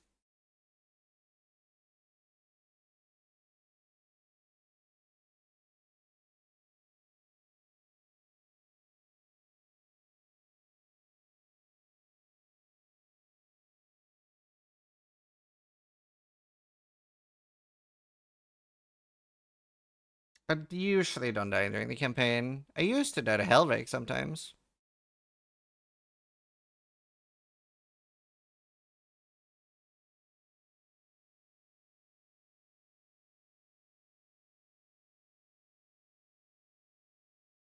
So you're finding getting good? I think it was more the fact that I got annoyed that people think I die a lot, so I stopped taking risks and just started playing it more safe.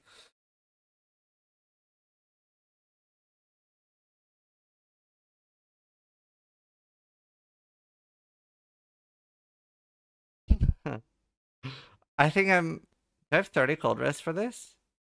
No. No, I don't. Something else kills me here. I was like armor brand when I died with 30 cold rest. I don't know what kills me here. Beam? Oh, just a double tap.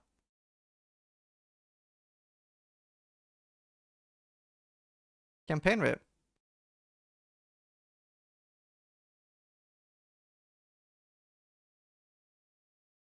Kind of boring though.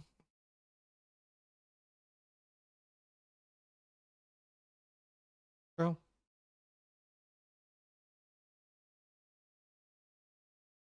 I had a really good winter orb rip. Where is it though? This one? No.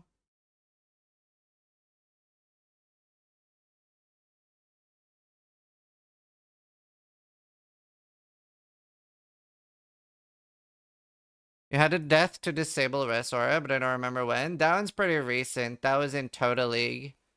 I was so immortal on that build. I like could tank Ubers, and then I accidentally disabled my fire purity of fire, so I ran 11 maps with 32 fire res, and eventually died to DD.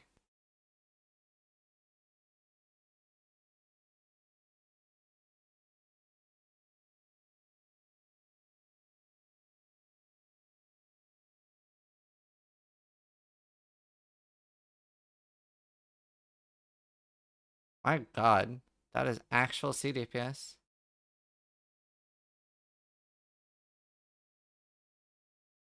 What am I doing?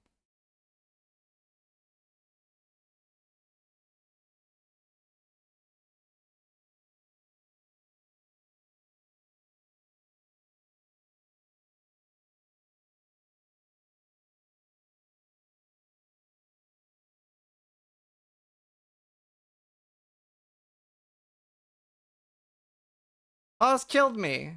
I remember this.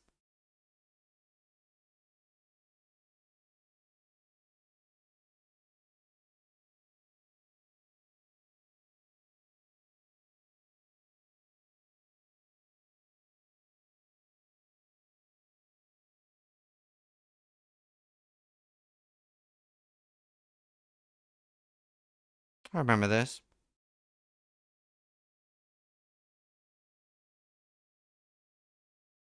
I get shocked? No.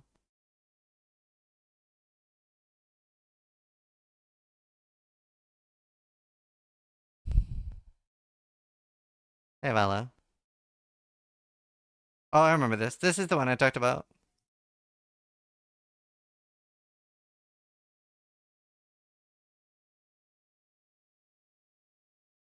You should maybe restart the YouTube stream. It's not shown in the sub page for the rest. With the rest of people who are alive, it's buried for some reason.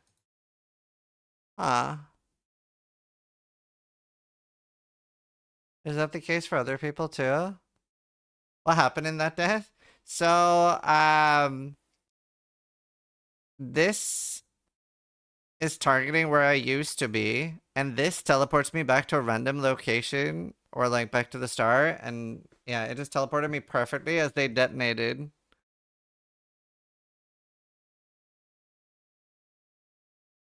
So it teleports me exactly on top.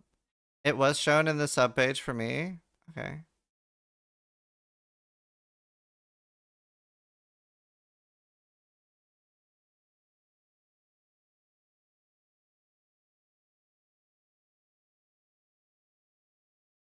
Did I only die 5 times in Legion? This one was heartbreaking. New tweet from GGG. Grinding Gear Games. First of their name. Raycast welcomes the great houses of Trathis. Those of the great houses shall answer any blood wager issues. The victor may choose one of the 3 fates. Wait, are we getting factions? Seize a trinket. Bind them in employer decree banishment. Only one challenger. Is there any like code in here? All under, because like some things are capitalized. All under the great houses of Kita, CXM, Baradia, and SS should upload this code.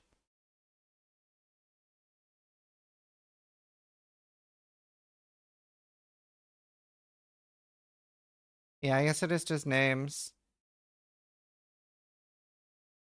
I had the factions on my bingo sheet, didn't I?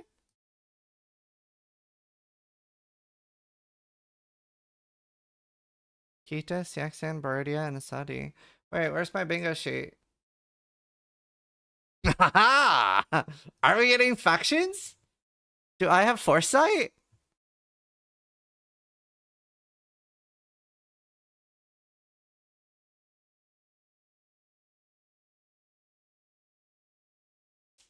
I'm sure you'll find out what it means in 30 minutes. Dude, imagine if they don't. Imagine if just like, imagine if this becomes like, what sword? Do you know? Like a year from now, they're like, what factions? Or like, what treaty? Or like, what do you mean? They just ignore it. Merc factions? Oh, maybe we get mercenaries. Like a D2 mercenary. I don't know if I'd like that in PoE.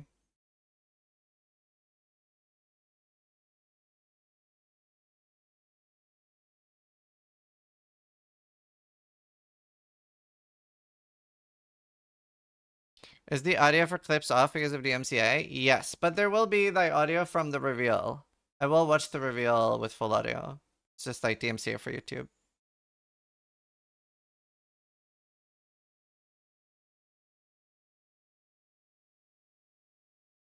Four factions, death trades? Yeah, I don't know.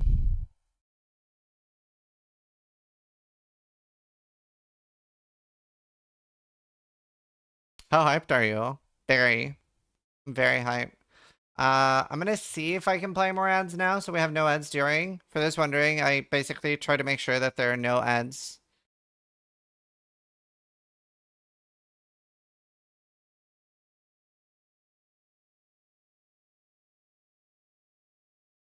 Let's see.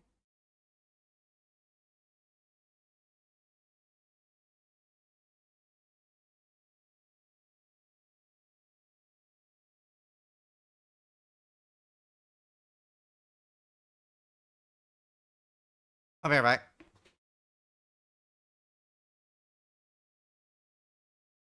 Oh, right, Ramila. I get it. I'll be right back. Yes, there will be drops here.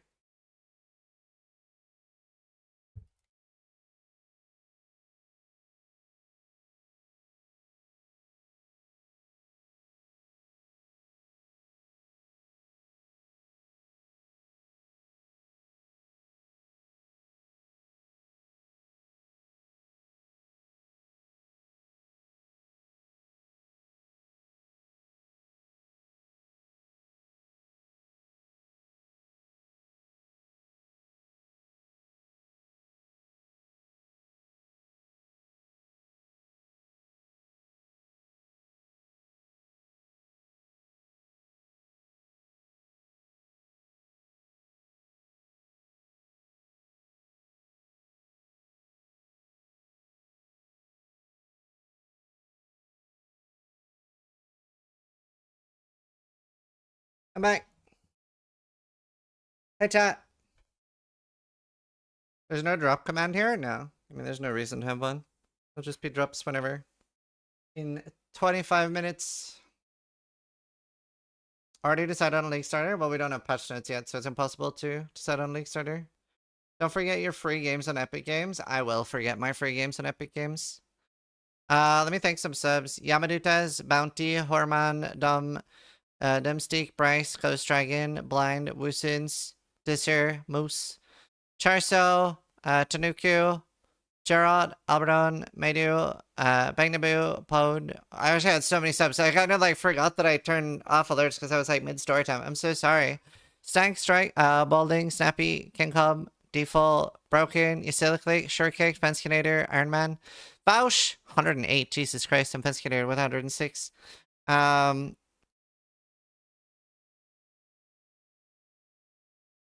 So many subs. Thank you so much. Sorry for all the ones I missed. Hunter Angel, John, Cynic, Smogar, Tadukin, Punisher, Snakes, Ryan. I also don't see them in my chat. Kind of annoying. Immortal, thank you for the sub. Blues is? I know. What class would you like to play? No preference. Like I said, I'll decide when we have patch notes. No preference on what I would like to play. Yeah, we'll be co-reacting with Mr. Mage.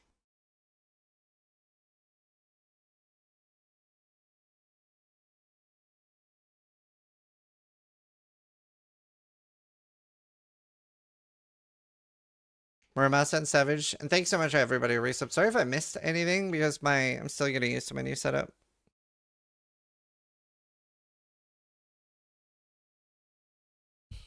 Thanks, Snooty. Am I missing something, or is this an AI clone of Urbadan that claims to be him? Yeah, Urbadan doesn't make it. Well, Urbadan has his own YouTube channel. It is not this. The Urbadan channel is just somebody stealing his likeness.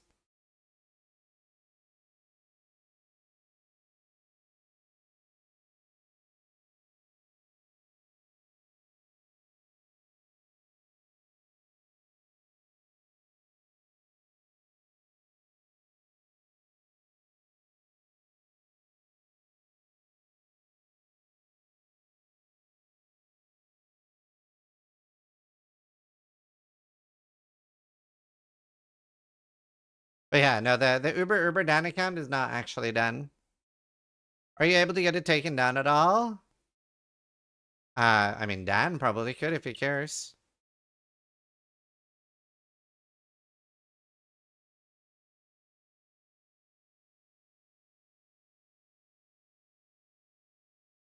How long will I stream today? I have an endoscopy in the morning tomorrow, so as little as I can, but I want to finish reading the patch notes. If I watch your channel, will you get drops on Twitch? Yeah.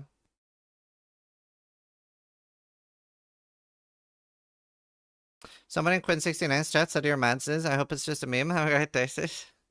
So, it was during the PoE 2 reveal. One person in Quinn's chat said, "This is mad." And then Quinn opens my stream, and he just sees that I'm just really excited and happy with the announcement.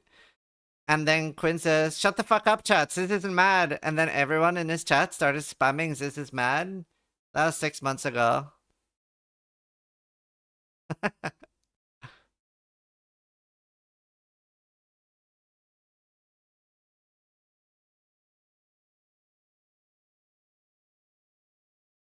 That's really funny.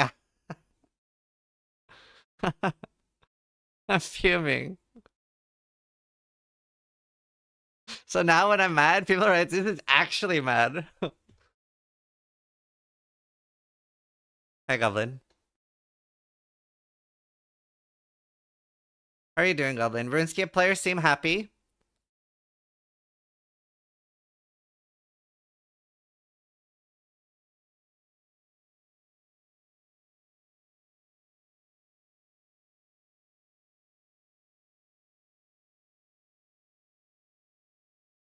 I'd be happier if Yama dropped items.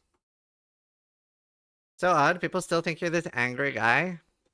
It's just because of Quinn. Well, his chat, really. Where is Steel? Streaming, I believe, but we're gonna co-react together. Hey, streaming.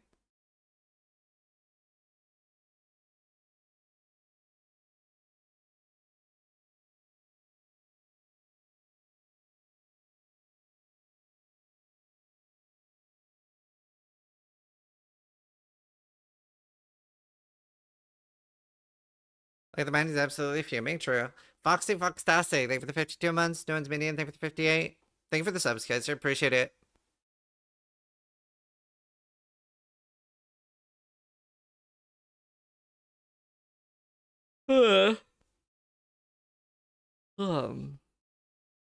I want to do a podcast, yeah. I would love to do a podcast with Methel and Quinn. How hype are you currently? Honestly, pretty 10 out of 10. I'm really fucking hype.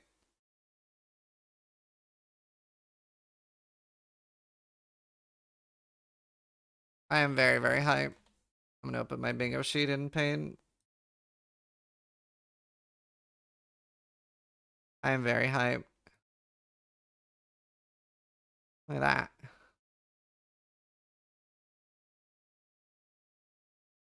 Here. I should have a screen react with Steel Mage.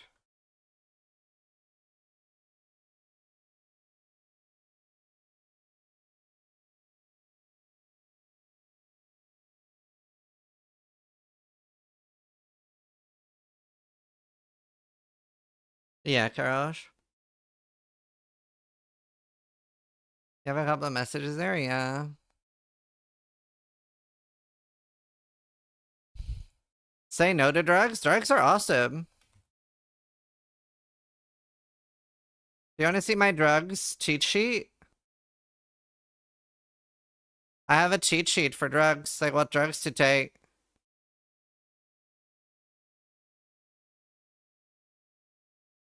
Depending if you get biohazard, radiation, if you need antidepressants, sepsis, hematomas, concussion. Codeine? Codeine's only level 1. You really want Promedol or morphine. Morphine's really good because it lasts 850 seconds. Hexaorbital lasts 900 though, but it's kind of rare. That's my shopping list. What the hell is this? This is my drug cheat sheet for playing on the Daisy Placey server. This Daisy, yeah.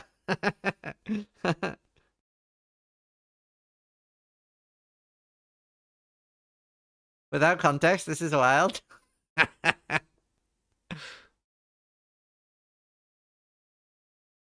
As an addict in recovery, this type of joking is in poor taste. No, not really, because everyone is going through something. If you don't find something funny, you should just leave. People shouldn't conform around you. You're allowed to not find things funny, but then you should leave. I shouldn't change my humor. Freddy, thank you for the 10 gifted, dude. Thank you so much. And Smash Slice, thank you for the 1 year resub. Like, it's incredibly narcissistic to think that just because you're going through something, people should change because of you.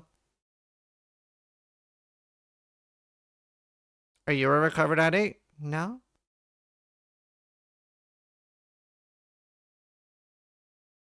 Can you show the bingo again? Yeah.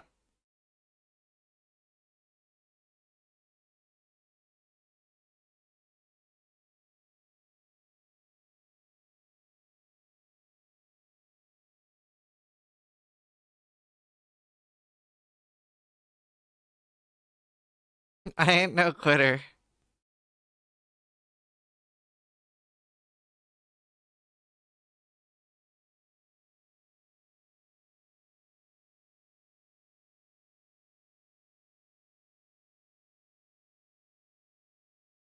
Everill's so good. Lol drug. You have ID twice? It's different ID. ID all and shift left click ID. I want both.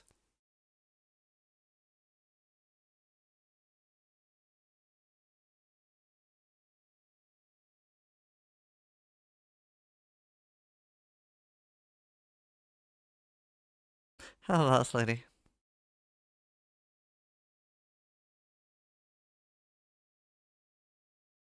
Awakened mirror. I don't think that's realistic. Can you zoom in on the bingo a little? How's that?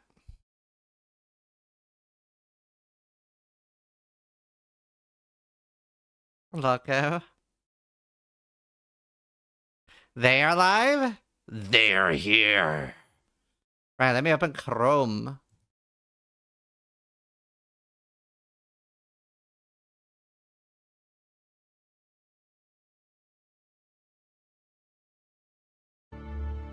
Right, YouTube should hear this. If not, we have a problem.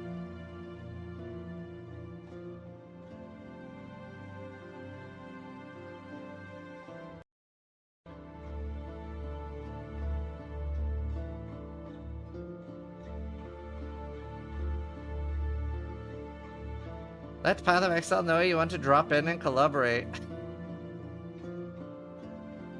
Knock, knock!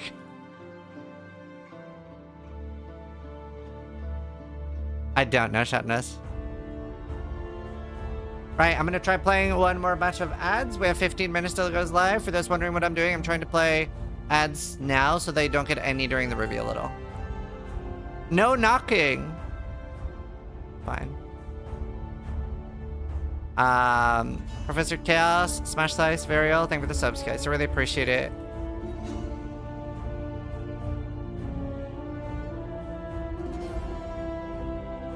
Zulon, thank you.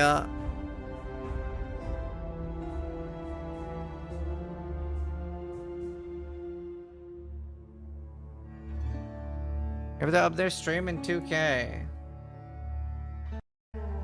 Yes. Yeah, YouTube has audio, right? I'll be playing Hard Crisis F pretty much no matter what. I got double thank. I'll thank you again. I'll fucking do it. Wolf, Guga, and Tift, thanks so much for the subs, guys.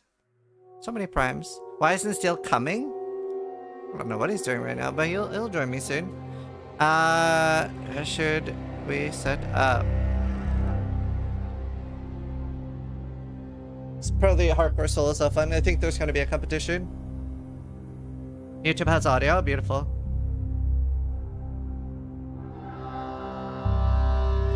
Soon we will surpass the Dune Awakening channel. Which Dune? What's the Dune Awakening channel? We already... Oh, you mean... Oh, directory-wise. Let's see. Categories. Path of Exiles. Higher viewers. Oh, I see. We're 126,000 instead of 150. I don't think we'll surpass Mario Kart, though. I don't think we'll go over 200k. Maybe. Also, it doesn't really matter. It's fine. Alright, I sent Steel Mage a message asking if we should set up. Sandclown, Tift, Shmuel, Road Warrior, and Zolderkin. Thank you guys so much for the subs. Really appreciate it.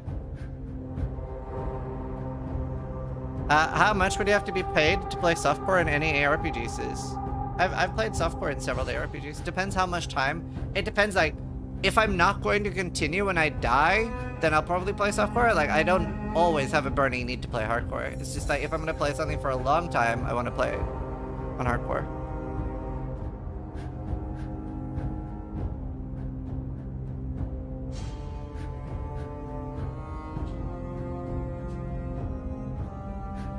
In 12 minutes until they reveal it's delayed another year. Yeah, no rest for the wicked is Softcore.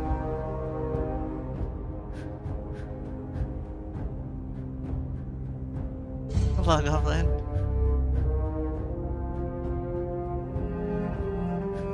How's the volume? Okay, I'm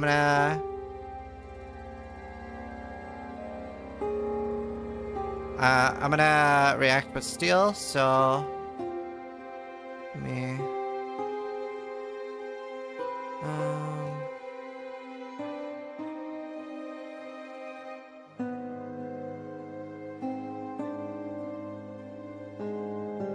set that up.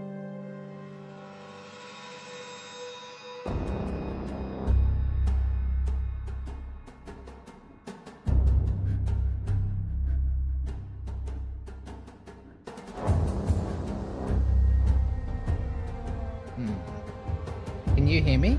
Yes. Hog? Can you hear me? Yeah, I can hear you. Hi. Although I'll probably need to turn you up. Okay.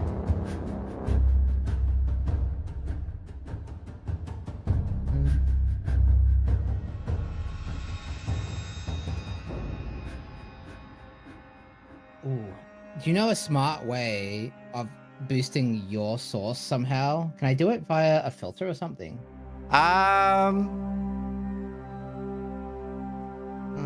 Let me try changing microphone and see if this one's louder. One sec. No. It's on my end for sure. Don't change anything. It's definitely on my end. Okay. I'm unsure. You could lower other things. No, everything's maxed. I don't know. I got new PC trebles. No, that's what I mean. Lower Maybe- other things. Make other things quieter. Then Discord will be louder by person. Yeah. And just type like cocks and stuff and yeps. Me? Yeah. Wait, why? You should just pop out the window anyway, then you can never leak. Does it sound okay now, chat? Like, sound alright? Oh shit. Oh, I meant like via verbal communication. Oh, you want me to that's say enough. cock and yep and stuff. I get it. I was confused. I thought you didn't want to leak something. No. We're good now. We're good. Cock. Also, am I good on your end? How's this chat? How does Steel sound? We can't see her though. Chat. Yeah, I'll because I have to disable my camera, right? Is that how we do this? Yeah. I disabled it and then just window capture from thingy. I've set it up already. Smart.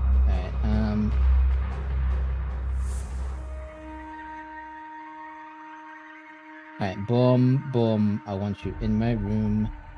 Boom, boom, boom.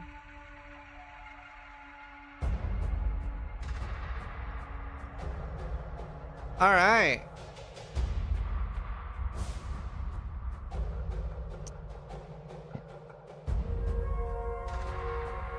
Alright, I think we're good.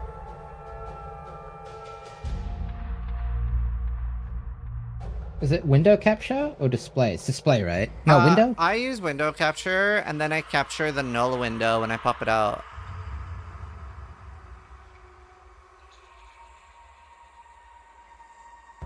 I'll be right back.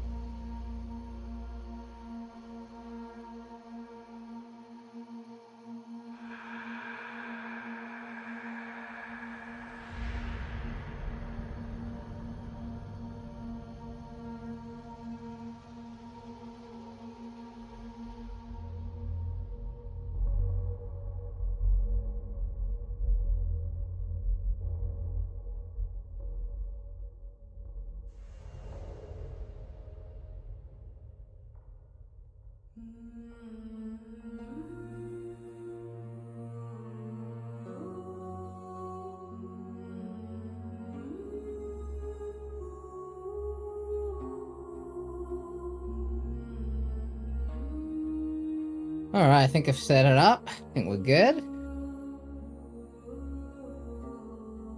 5 minutes, you excited? Oh. He doesn't have his headphones on. Oh shit.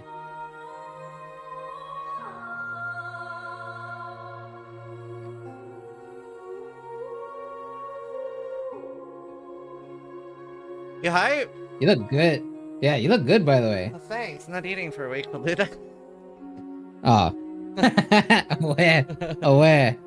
Chat, I'm gonna play one last batch of ads. Oh yeah, good idea. You're smart.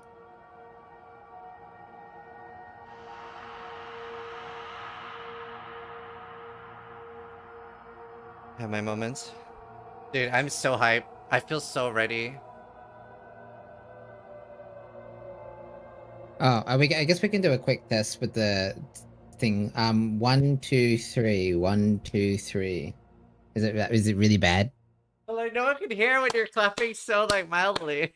You did this. It's like there's no clap sound. Oh. Apparently you're pretty delayed. Not sure best way to handle that. I don't think there's a I way, will try right?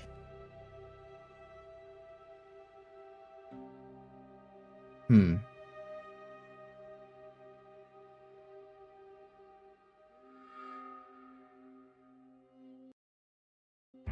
I mean, if it's just 0.5 seconds, I just, you know. Talk backwards. So I think that the new league is gonna be very exciting. Really weird. Holy shit. How are you even doing that? I don't know. I'm good at listening to instructions now. Wow. You know what I'm saying? That was really freaky to look at.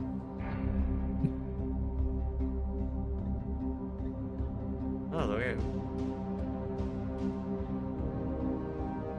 Did you make a bingo sheet?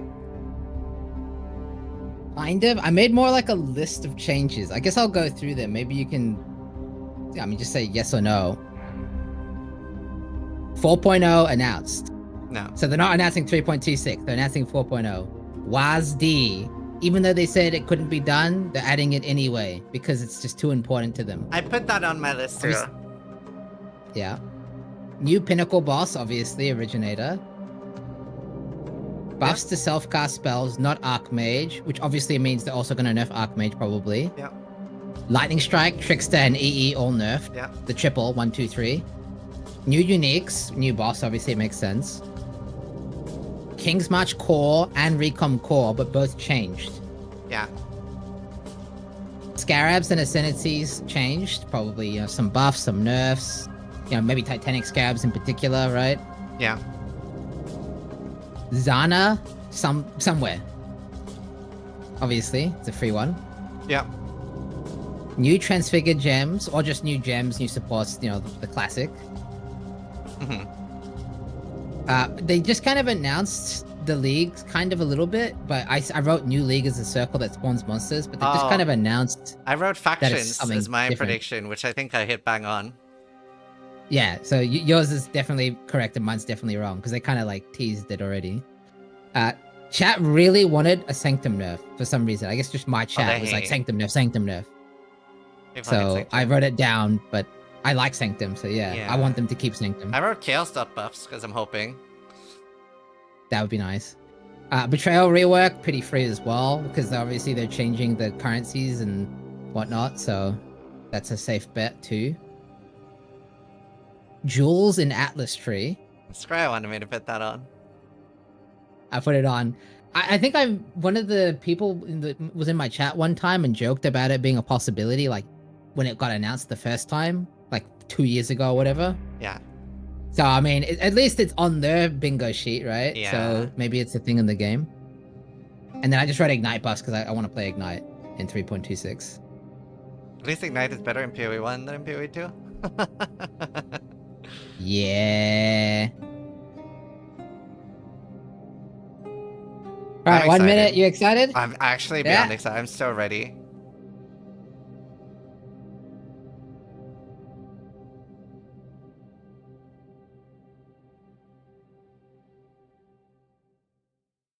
I actually can't wait. Oh, you do get a pause button. That's so nice. Oh shit! I forgot to turn off alerts and stuff. Holy. Yeah, mine are off too.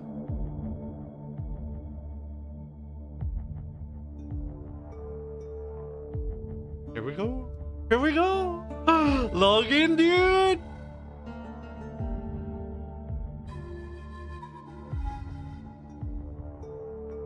Right, I need to pee. Tell them to pause. No pausing. I'm just kidding. No stalling. We are stalling. Hi, Badger. Get your piss bottles ready. Hi, I'm Jonathan Rogers from Grinding Gear Games, and today we're here to showcase a new expansion for PoE 1. It's certainly been too long since we had one of these. Now, we had some struggles as a studio for a little while there, but we've got our shit together and we're back in action now. Path of Exile Secrets of the Atlas is coming out 1 week from now on the 13th of June, and we're committing right now to a 4-month cycle for both PoE 1 and 2. That means the next PoE 2 League will be in August, and the next PoE 1 League after that will be in October. Twitch drops are enabled on today's livestream, so you'll be able to claim your Skull of Undeath helmet skin by following the instructions below. This Skull of Undeath will track and show your total number of kills. I installed the volume booster. Link it to your friends, or on global chat to show it off. And with that, let's get to why you're here. Secrets of the Atlas. You can search 1,000 worlds and still never truly discover who you are. Trust me. I should know. Oh shit. But now, I seek something more tangible.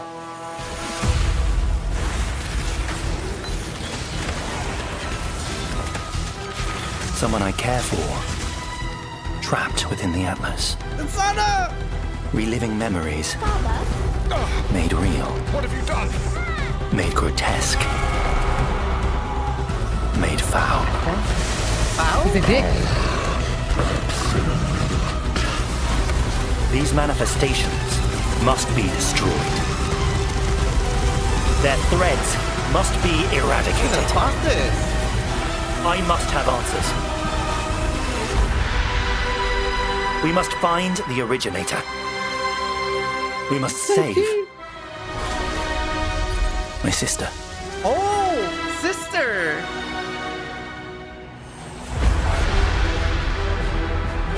Yo, I got goosebumps. Look at that cyclone. The power is an illusion. Any pinnacle bosses? Multiple, plural. Completed King's March. We don't have to build it. Rune graft? Drink deep the waters of life. The trail rework. Oh, you're so You're either a client or a target. Target inside. Job's done. It's D2 mercenaries.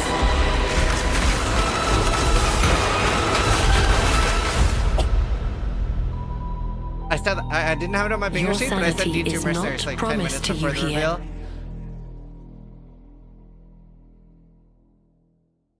Do we actually get Hi, as like a support? I'm Mark like, Roberts, you Game actually get them? Director on Path of Exile. As you just saw from the trailer, there's a lot to show you. Today, we will take you on a deep dive into the new Path of Exile Secrets of the Atlas Endgame update. Wow. Then, we'll explore the new Challenge League, the Mercenaries of Trathus. After that, we'll cover the integration of gold into PoE 1 and how we're bringing Settlers of Kalgur into the core game. Finally, we have a much-awaited upgrade to Betrayal League and a set of quality of life improvements. Then, we'll wrap up by discussing our Boss Kill race event, showing you our new supporter packs, and ending with a live Q&A session, where Ziggy D will ask Jonathan and I your questions from Twitch chat. In Path of Exile Secrets of the Atlas, strange rifts have begun to appear across the Atlas. Zana has returned and appears to be trapped within.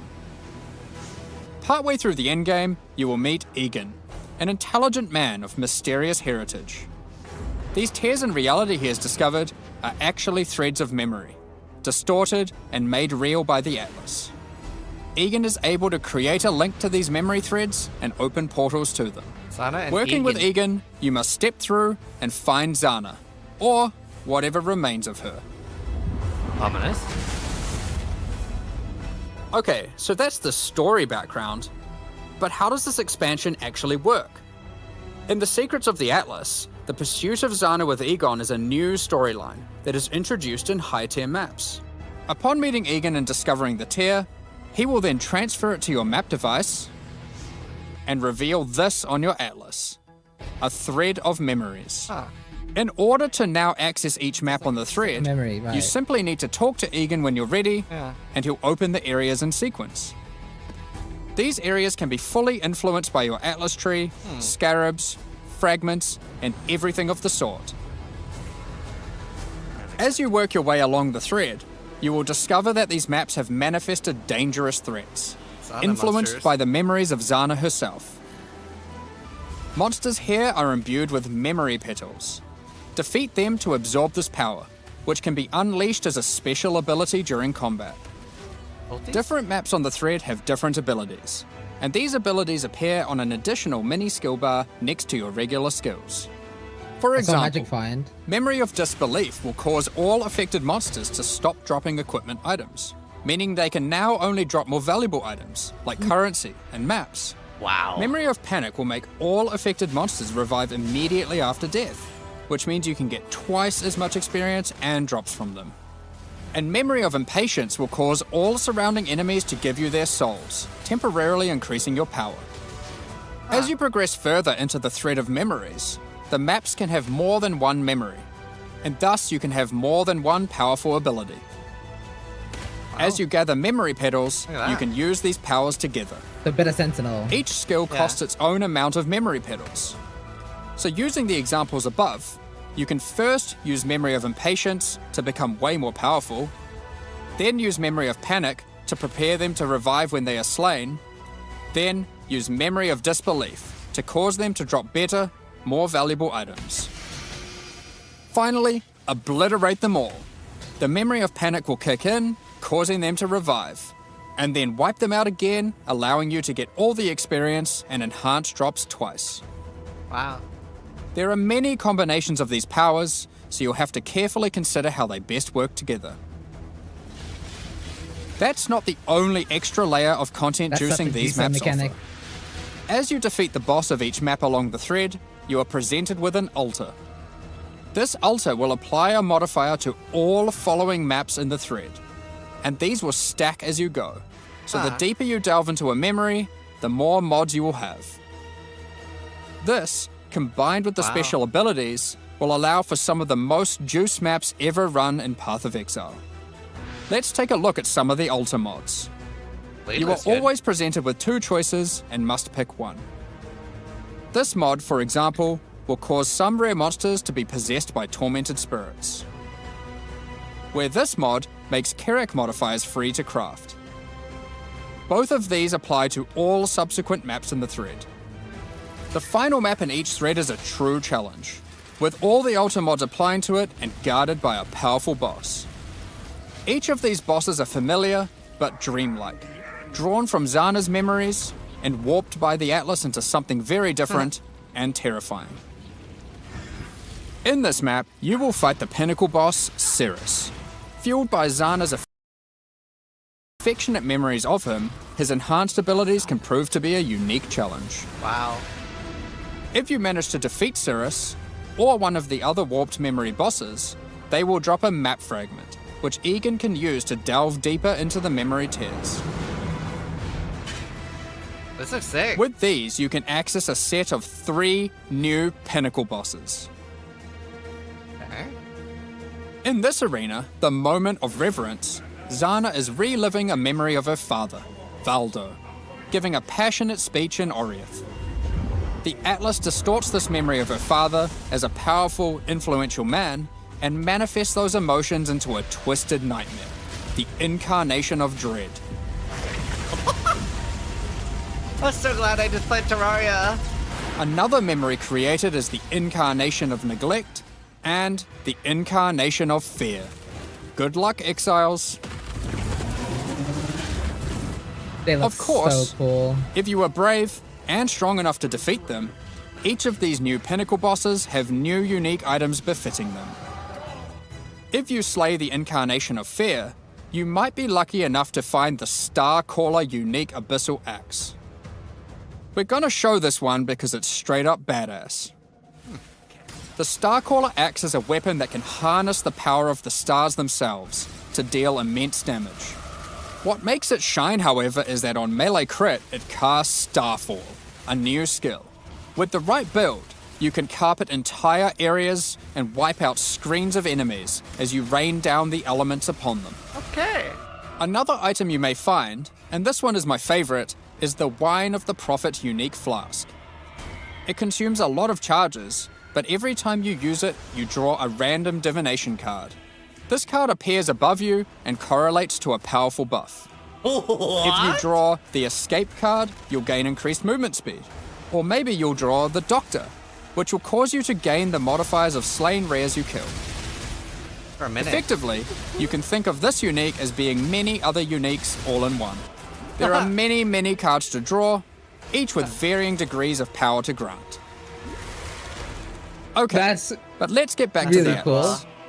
After defeating all 3 new Pinnacle bosses, you'll be able to find new memory-influenced Tier 16 maps. These maps come with the previously mentioned special abilities and monsters infused with memory petals, but can also roll the same modifiers typically found on Tier 17 maps, making them far more rewarding. With all these new memory maps comes a new item mechanic. Items in these maps can drop with memory strands, and will have a random amount, up to 100. Okay. This does a few things. When you identify the item, it will increase the tiers of modifiers your item has. Generally speaking, the more memory strands, the better the item will be.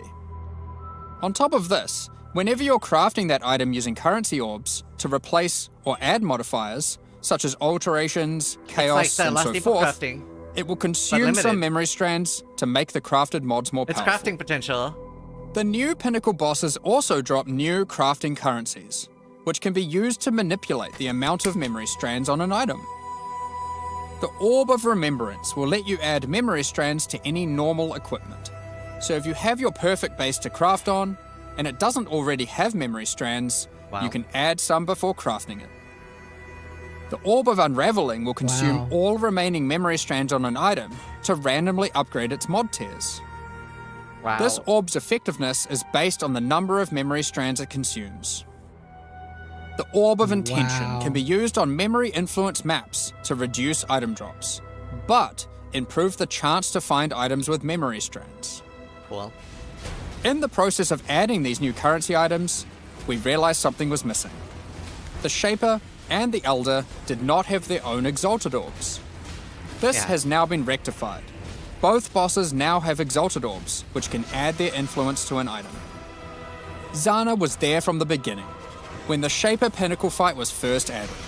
She helped defeat the Elder, and she was a critical part of the Conqueror's storyline. Now, with all 6 influence types having their own Exalted Orbs, the cycle is complete. It's almost as if we could now do some sort of new, epic, unique item to interact with them. In other news, there of course has to be Atlas passive tree support for this new endgame content. Let's take a look at a few things we're adding. The Grasp the Past notable passive skill increases the chance for the amount of memory strands on items dropped in your memory influence maps to be lucky. This means it will roll the number of memory strands twice, keeping the highest value. By allocating traumatic experience, remembered kindness, or educated upbringing, you'll decrease the chance of finding memory threads that lead to specific bosses, meaning you'll have better chances at finding the memory threads you would like to run. This is especially useful if you want to target farm a specific boss because of its unique item drops. In sum, the secrets of the Atlas will have you questioning what is real as you attempt to free Zana from warped memories scattered throughout the Atlas. You'll fight new Guardian and Pinnacle bosses tormenting her, find crazy new Pinnacle uniques, combine and unleash memory petal-empowered skills, juice maps to new heights, and craft powerful new items. While we were showing all the juicy rewards from the new endgame system, you might have noticed that a lot of gold was dropping. Let's talk about that. Gold was introduced during the Settlers of Kalgur expansion. It funded the development and operations of King's March, along with various new features such as the currency exchange, the black market, and the passive respec system with Faustus. Those features offered by Faustus will be here to stay, along with some of the other services King's March has to offer. We'll get more into that later, No recall. but don't worry. King's March has already been completed. There will be no more I town want building. recom. Like before, gold will be used fair. for town services, but we're also adding a new way to use it in the upcoming league. It's time to talk about Mercenaries of Trathus. In this league, you will meet veterans who have travelled all the way from the lawless cities of Trathus. They're ready to offer their sinister services, but not for free. You will encounter these mercenaries as you journey through Rayclast, one in each area. They have their own personalities and come with different builds, skills, so cool. and items already equipped. After Mine stopped. meeting them, as per the Trathan Code, they will challenge you to a duel, a test of strength and conviction. Before beginning the duel, you will be offered an overview of the mercenary you've encountered. Here, you can see the gear they have equipped, the skills they employ, and any support effects augmenting those skills. You must now make a choice. You can hire their services, take one of their items, or exile them. If you choose to hire them, for a gold cost, they will accompany you as a skilled combatant to assist you in fighting monsters throughout Rayclast. That's so Once cool. you've decided, you can begin the duel. This is a great opportunity to test them, as you don't want to be out of pocket with a useless rookie. However, they're testing you Anarchy too. 2.0 basically. They also don't want to be working for an amateur. So, That's so what cool. items might they be using?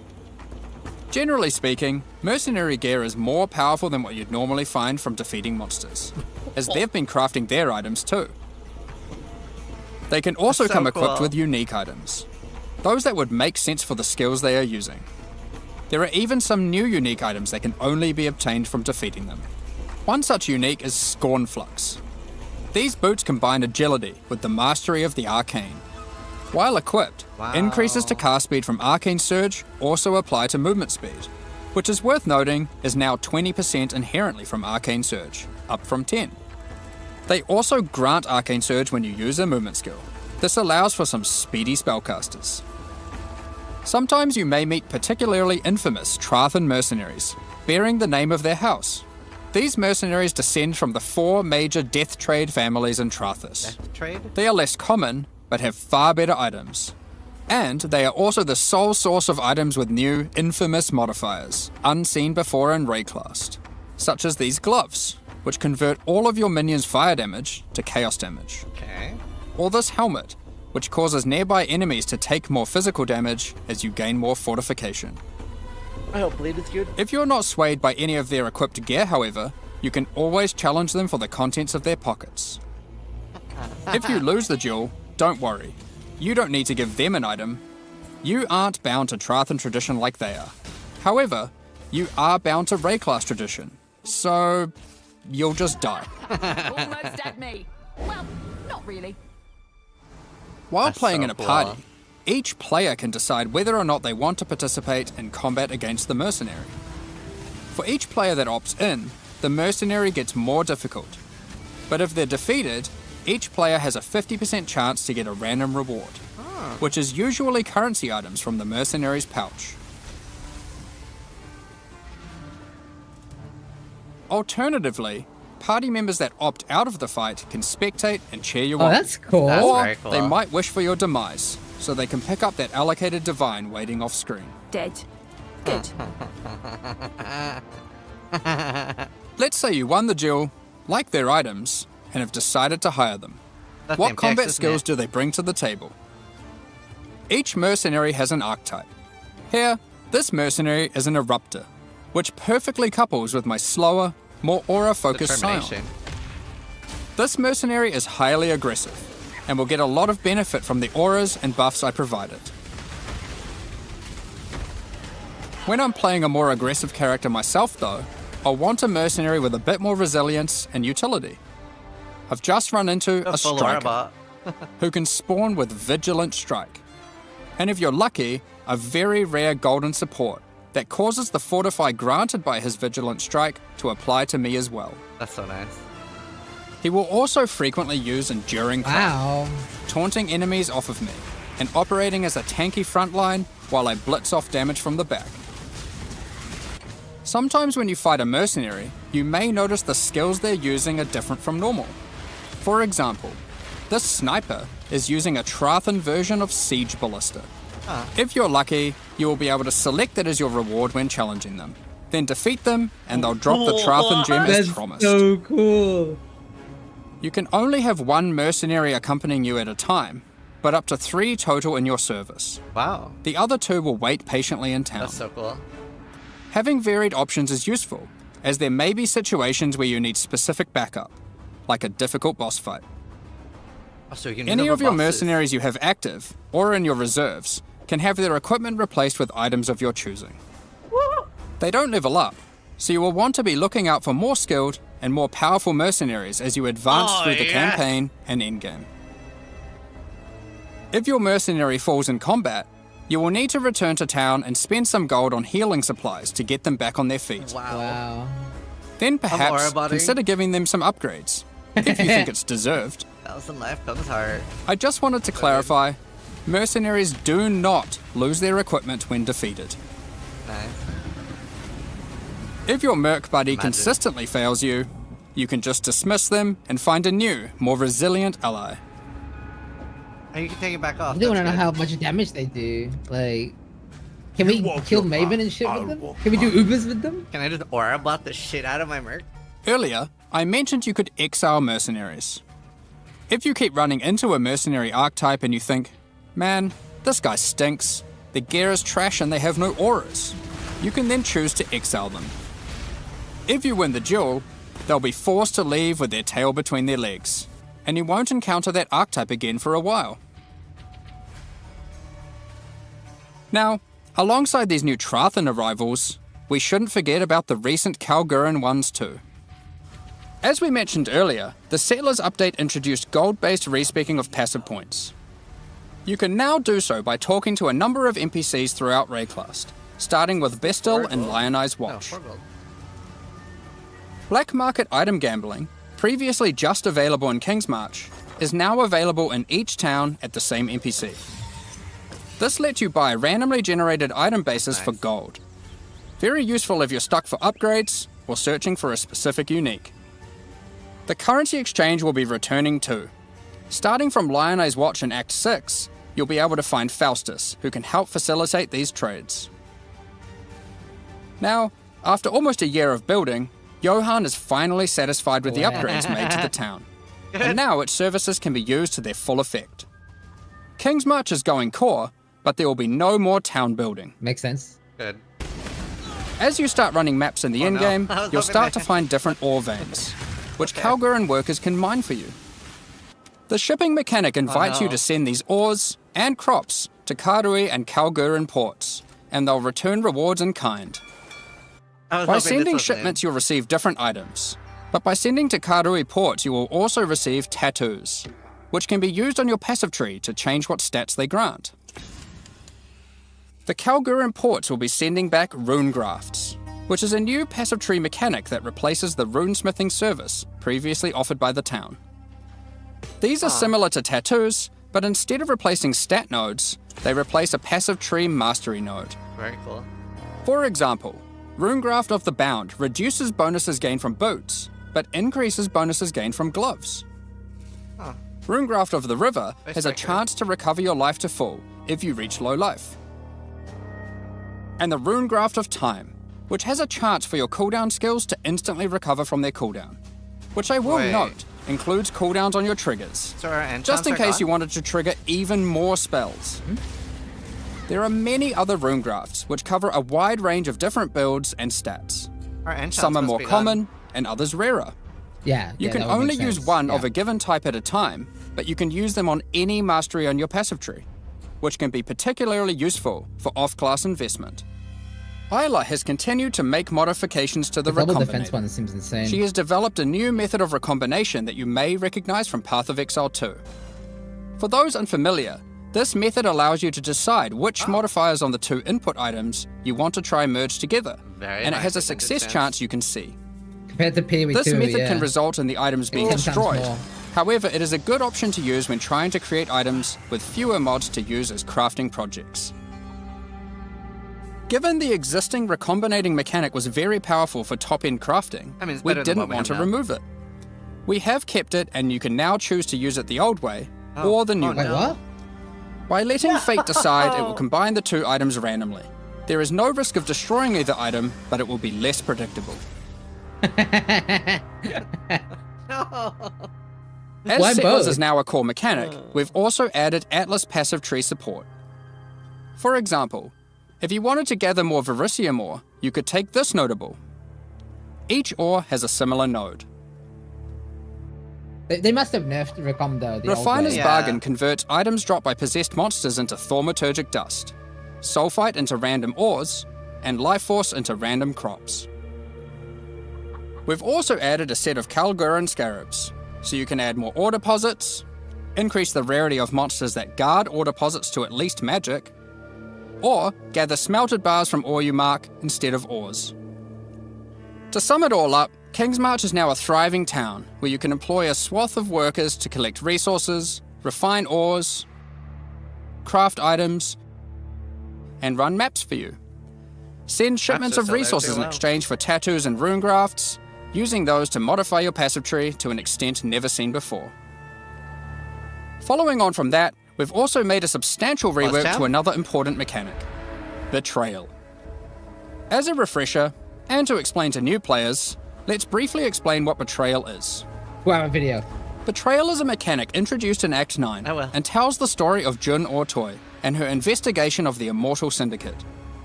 This is a mysterious group of exiles who can seemingly come back from death. You must help Jun to uncover their leader, the Syndicate Mastermind. The Immortal Syndicate is organized into 4 Spoilers. divisions: transportation, fortification, research, and intervention. As you encounter the Immortal Syndicate members, you'll gain intelligence for each of these divisions to discover the location of their leaders, tracking them to their safe houses. Defeating the division leaders at their safe houses will reward you with intelligence on the Syndicate Mastermind. Okay, looks In familiar. your journey to track down the Syndicate leader, you'll manipulate the members of the Immortal Syndicate to change divisions, form friendships and rivalries, and even banish them from the Syndicate for a time. Historically, after encountering and defeating the Syndicate Mastermind, the state of the Immortal Syndicate would reset, requiring you to start from the beginning of the investigation again. Bingo. This has always been a difficult decision for players and can often feel bad. Do you fight the Mastermind for a chance at the special loot, or keep farming the safe houses that you've spent so long setting up? Well, in the Secrets of the Atlas expansion, we've split out the Mastermind to be completely separate from the core mechanic. The boss is now accessible through a new fragment that has a chance to drop from the safe house leaders at high levels. Hell yeah. The Mastermind no longer resets the state of the Immortal Syndicate. I had that. You can now build your betrayal board to your liking, optimize it, do Mastermind fights, and reap the rewards without having to lose all your progress every time. That's so nice. W? The boss fight itself has also been improved, now with significantly fewer immunity phases and new rewards. I didn't even know I needed that, but... By yeah. the way, if you're a new player to Path of Exile 1, don't worry about all this detail. This content is optional, and you can discover and engage with it at your own pace. That's not very complicated. The Mastermind still has a chance to drop a Veiled Orb, now renamed to Veiled Exalted Orb. Veiled Chaos Orbs are being re-added to other safe house leaders. In addition, the Mastermind now drops the new All Flame Embers. All Flame Embers are map fragments that replace monster packs in endgame maps with different types of special monsters. Okay.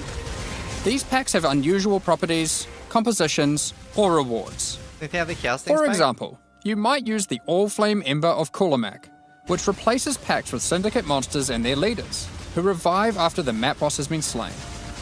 This might at first sound annoying due to backtracking, but these monsters when revived are far more intense and rewarding. Cool.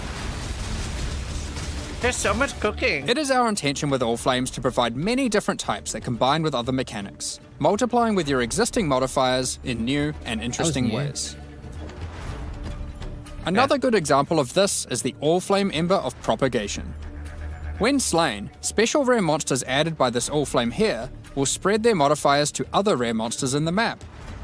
This can be useful when trying to Sounds like create that. singular, very powerful, and very rewarding monsters. Look at Something that akin to shield meat throw. sacks, which are making a reinvented comeback with this update too. Oh, it's spinning on the spot.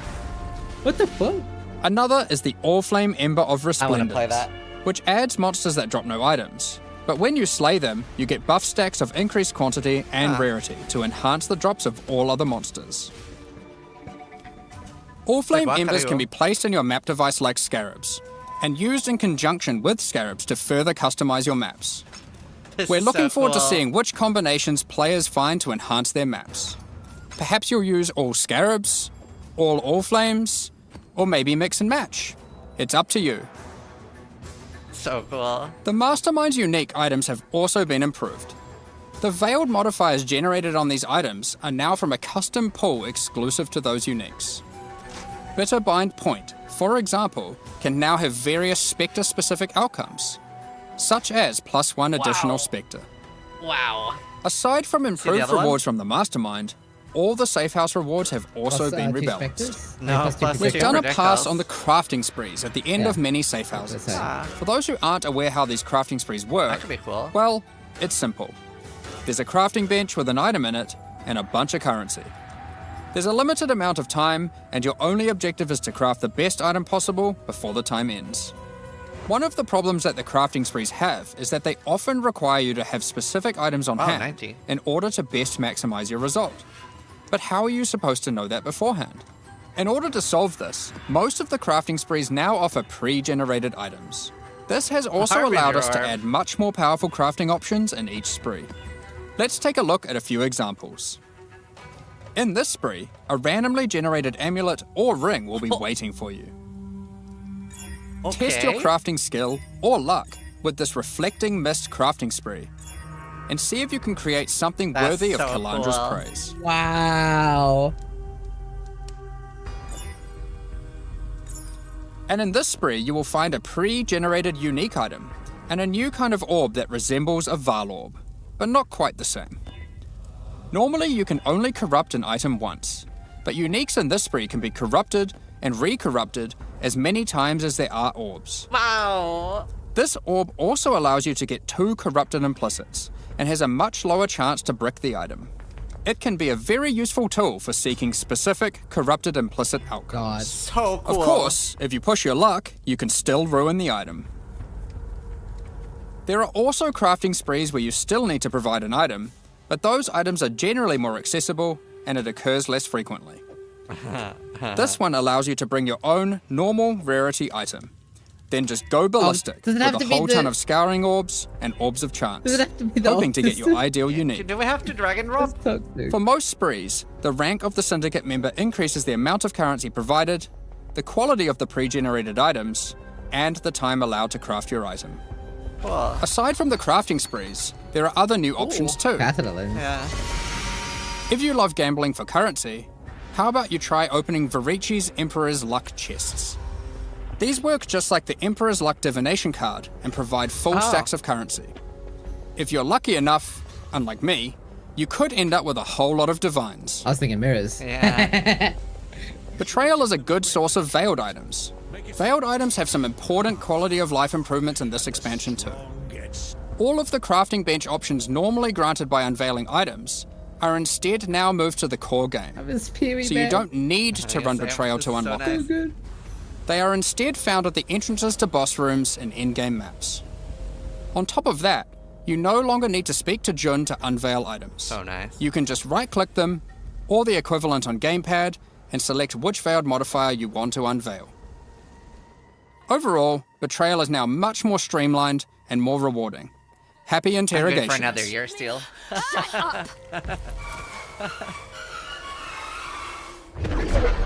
No way. Now, before we get into our quality of life Ooh. additions, let's quickly talk about some character balance. Okay. Fascinating. They're not- We will be doing our regular character balance changes, where we are bringing outliers in line to help evolve the meta, Goodbye, but we lightning are strike. also focusing our attention on buffing some specific things. This includes spellcasting supports that specifically enhance self-casting builds, channeled spells, Ooh, Winter Orb. Whoa. adding new options to My the lead Guardian, starter. I called it. Berserker, Elementalist, Saboteur, and Champion Ascendancy classes, Champion? which include some favorites from some of the alternate classes from Legacy of Freesia, Wow. Whoa! and buffing a whole bunch of transfigured gems that never really hit the mark.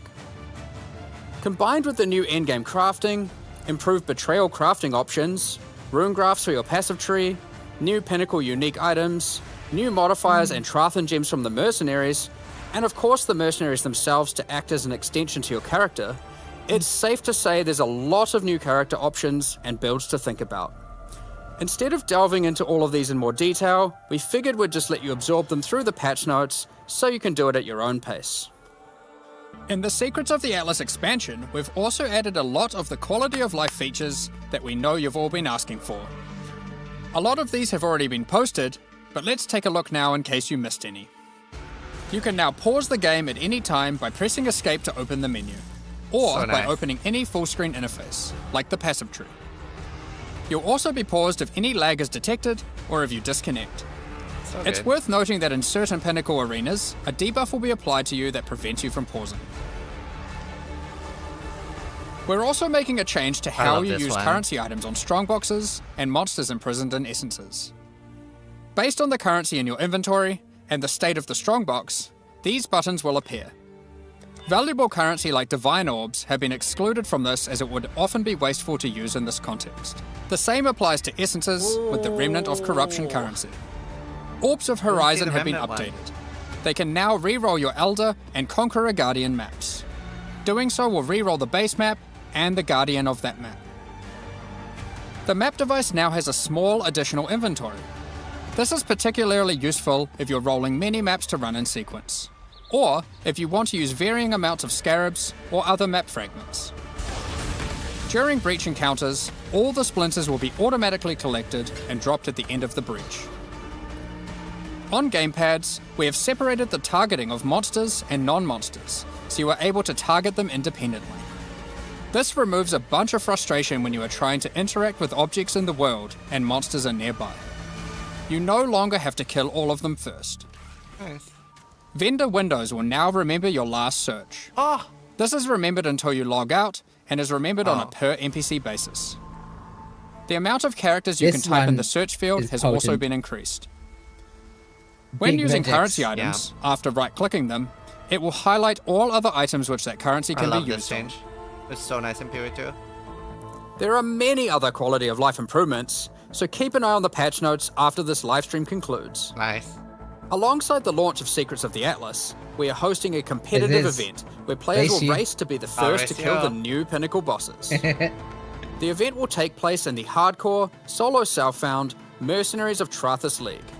We have some interesting prizes in store for the winners.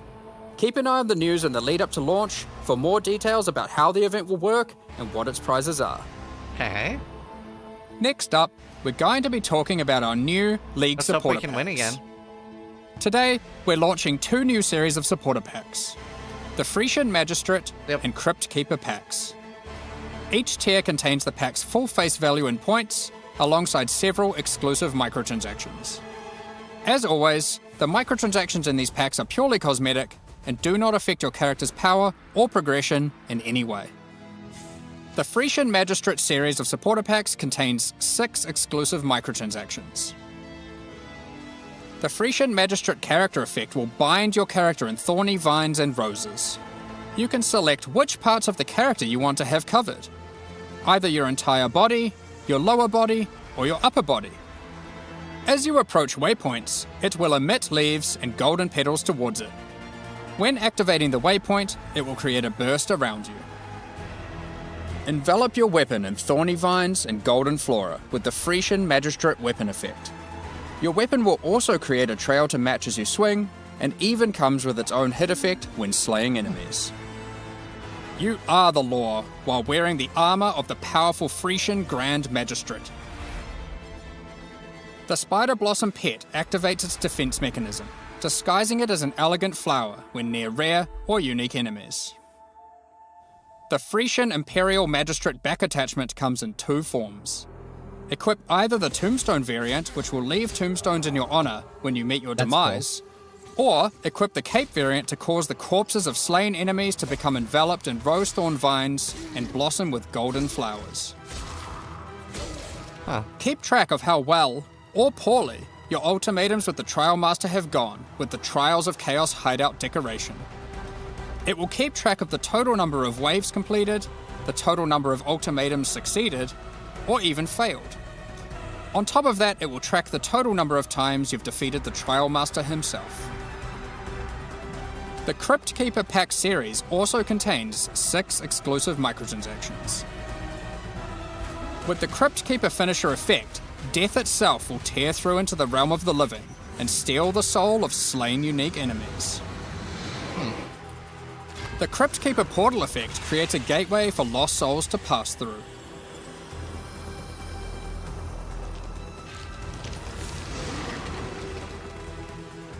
Become the true master of the undead by wearing the hallowed Crypt Keeper armor set. It comes with a more armored helmet variant and a creepy mask with a spectral hood. Looking to have some fun during idle time in your hideout? The Burrowing Bramble Bash hideout decoration will test your reaction speed as you try to whack as many Devourer heads as possible in the shortest time.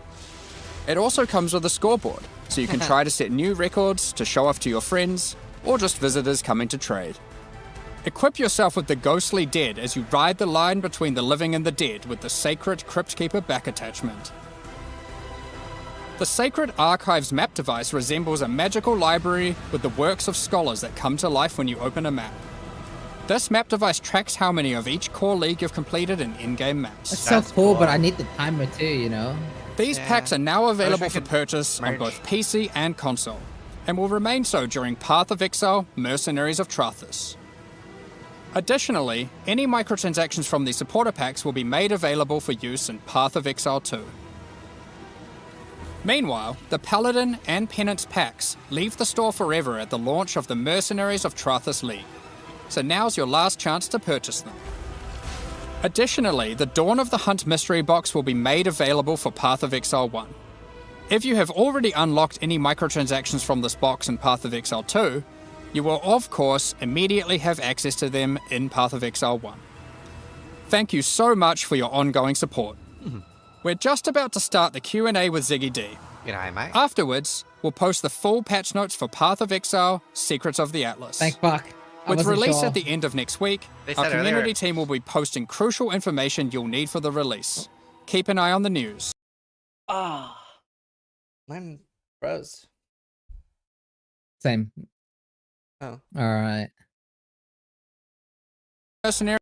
Oh, this is not just me? No. Fighting new pinnacle bosses in the endgame, and exploring the new crafting systems and character builds next week.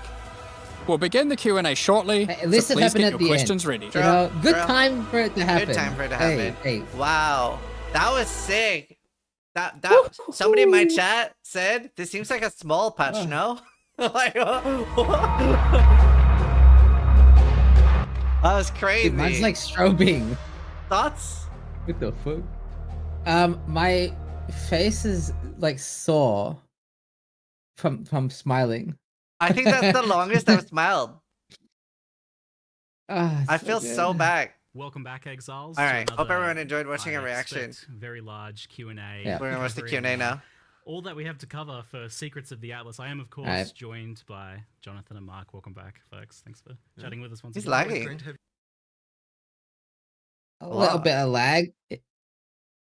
It's classic oceanic internet chat. It's the classic. Cheers. Thanks for being here. Yeah, so this is why I moved to the other side of the world. There was a lot pretty much of, I think, pressure on this one for you guys. Like, it's been a long time since we've had a big Path of Exile 1 expansion. Sure, and, for sure. How It's do like you a guys picture feel going show. into this, and how do you feel like you've been able to deliver? I mean, honestly, At least the audio is coming through. Never mind. I jinxed it. All right, let's do the Q&A. Do you want me to be I'm Mark? like pretty happy with where we're at. Like, it isn't a it isn't a full year of development because obviously PoE 2 disrupted things a bit. But the main thing is we're kind of back in action now. We've worked out the model for how the studio can function doing the stuff, and ultimately what it required is kind of like merging the teams back together.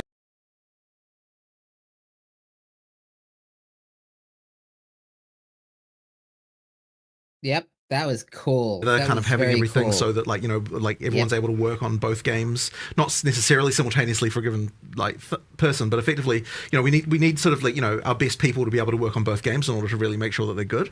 And so that effectively means that merged sort of approach is definitely way better. And so now we've kind of got that. Damn it! I hate issues. Well, at least it's not you this time. True. Hey. True. And now that we're back to sort of fixing deadlines again and everything like that, I think it will just go a lot smoother. And I'm pretty happy with effectively that we're kind of doing. Okay, they're doing tech difficulties. Yeah, classic. This is where Ziggy has to be like, Jonathan, I'm so sorry to interrupt, but shit's fucked. Probably Rizeki runs in and is like, stop the show. Yeah. Oh. Yeah. The unfortunate reality is, it could be on Twitch's end, it could be Oceanic end, it could be just FPS of the PC itself. And you have to do it live with like a billion people watching. So yeah. Fuck. I'm so It does happen every time though. It does. It's totally Oceanic. I'm so excited for the race. One of the two. Yeah. I'm not racing Ben, I'm racing you, by the way. Congratulations, Ben. Congratulations. Ben could die. I'm gonna race Ben. I'm gonna practice. And I'm gonna race you, so I'm racing Ben too. Let's go. There it is. There it is. Let's go. Here, I have like a leg up because I did so much Terraria. That bullet hell. Crisp. Yeah. Yeah, and you beat me in the last Epoch race as well. Oh, yeah, shit. Well, I died IRL. Yeah. Yeah, I poisoned you. Oh, nice. Biological warfare. I love that we're getting new gems. I love that we're getting a new league. I know. They're restarting the stream. Oh, that is the what? Diz knows this is a Noah. When you restart the stream, part of you dies inside. Yeah. Sense of self-worth equal to view count. Yeah. Am I right? Am I right, guys? 100%. Holy. Oh, this is so nice. I'm so happy. I don't even like the thing is at least they got the announcement ready. Yeah, I mean they did the important bit. Not to downplay the Q&A with Ziggy, but they got the main announcement out of the way. This has happened in the past in the middle of the announcement, and that is fucking shit. Yeah. So at least they made it just in time for the announcement. They can kind of restart and do the Q&A separately. That's not the end of the world. That mercenary thing was so fucking cool. I love the way they've done it. It's like taking the really cool part of PoE 2 where exiles drop a unique and making it like 10x. Yeah, can I just say they literally took a PoE 2 mechanic and made it better, which is kind of hilarious. Yeah. I'm expecting them to backport this to PoE or front. You know what I mean? Like, Yeah. Yeah, because this is just a better version of a PoE 2 mechanic now. So it's like, huh? So huh? That's so good. I feel so back. Yeah, and again, Jonathan, I think this is 100% confirmed now. We're going back to the 4-month schedule. Well, back to 4 months, but you know what I mean. Like technically 2 months. He said it. He said exactly. Which is this is what we were excited for when we came back from our holiday to Thailand and Singapore. We were like, we're gonna get the back to back PoE leagues. Yeah, that's what they've promised now. I believe them. And they have promised. They have said like multiple times now on the announcement even that's the plan. They've given us dates. Even if I get 6 leagues a year, I'll be this excited. Wait, that is what we're getting. You know, is it 8? 6? Yeah, it's 6. Because 4 times 3. Even if I'm 2. getting 4, I'll be excited. I mean, I just want at least 4. I mean, oh, we have to refresh. Yeah, refresh.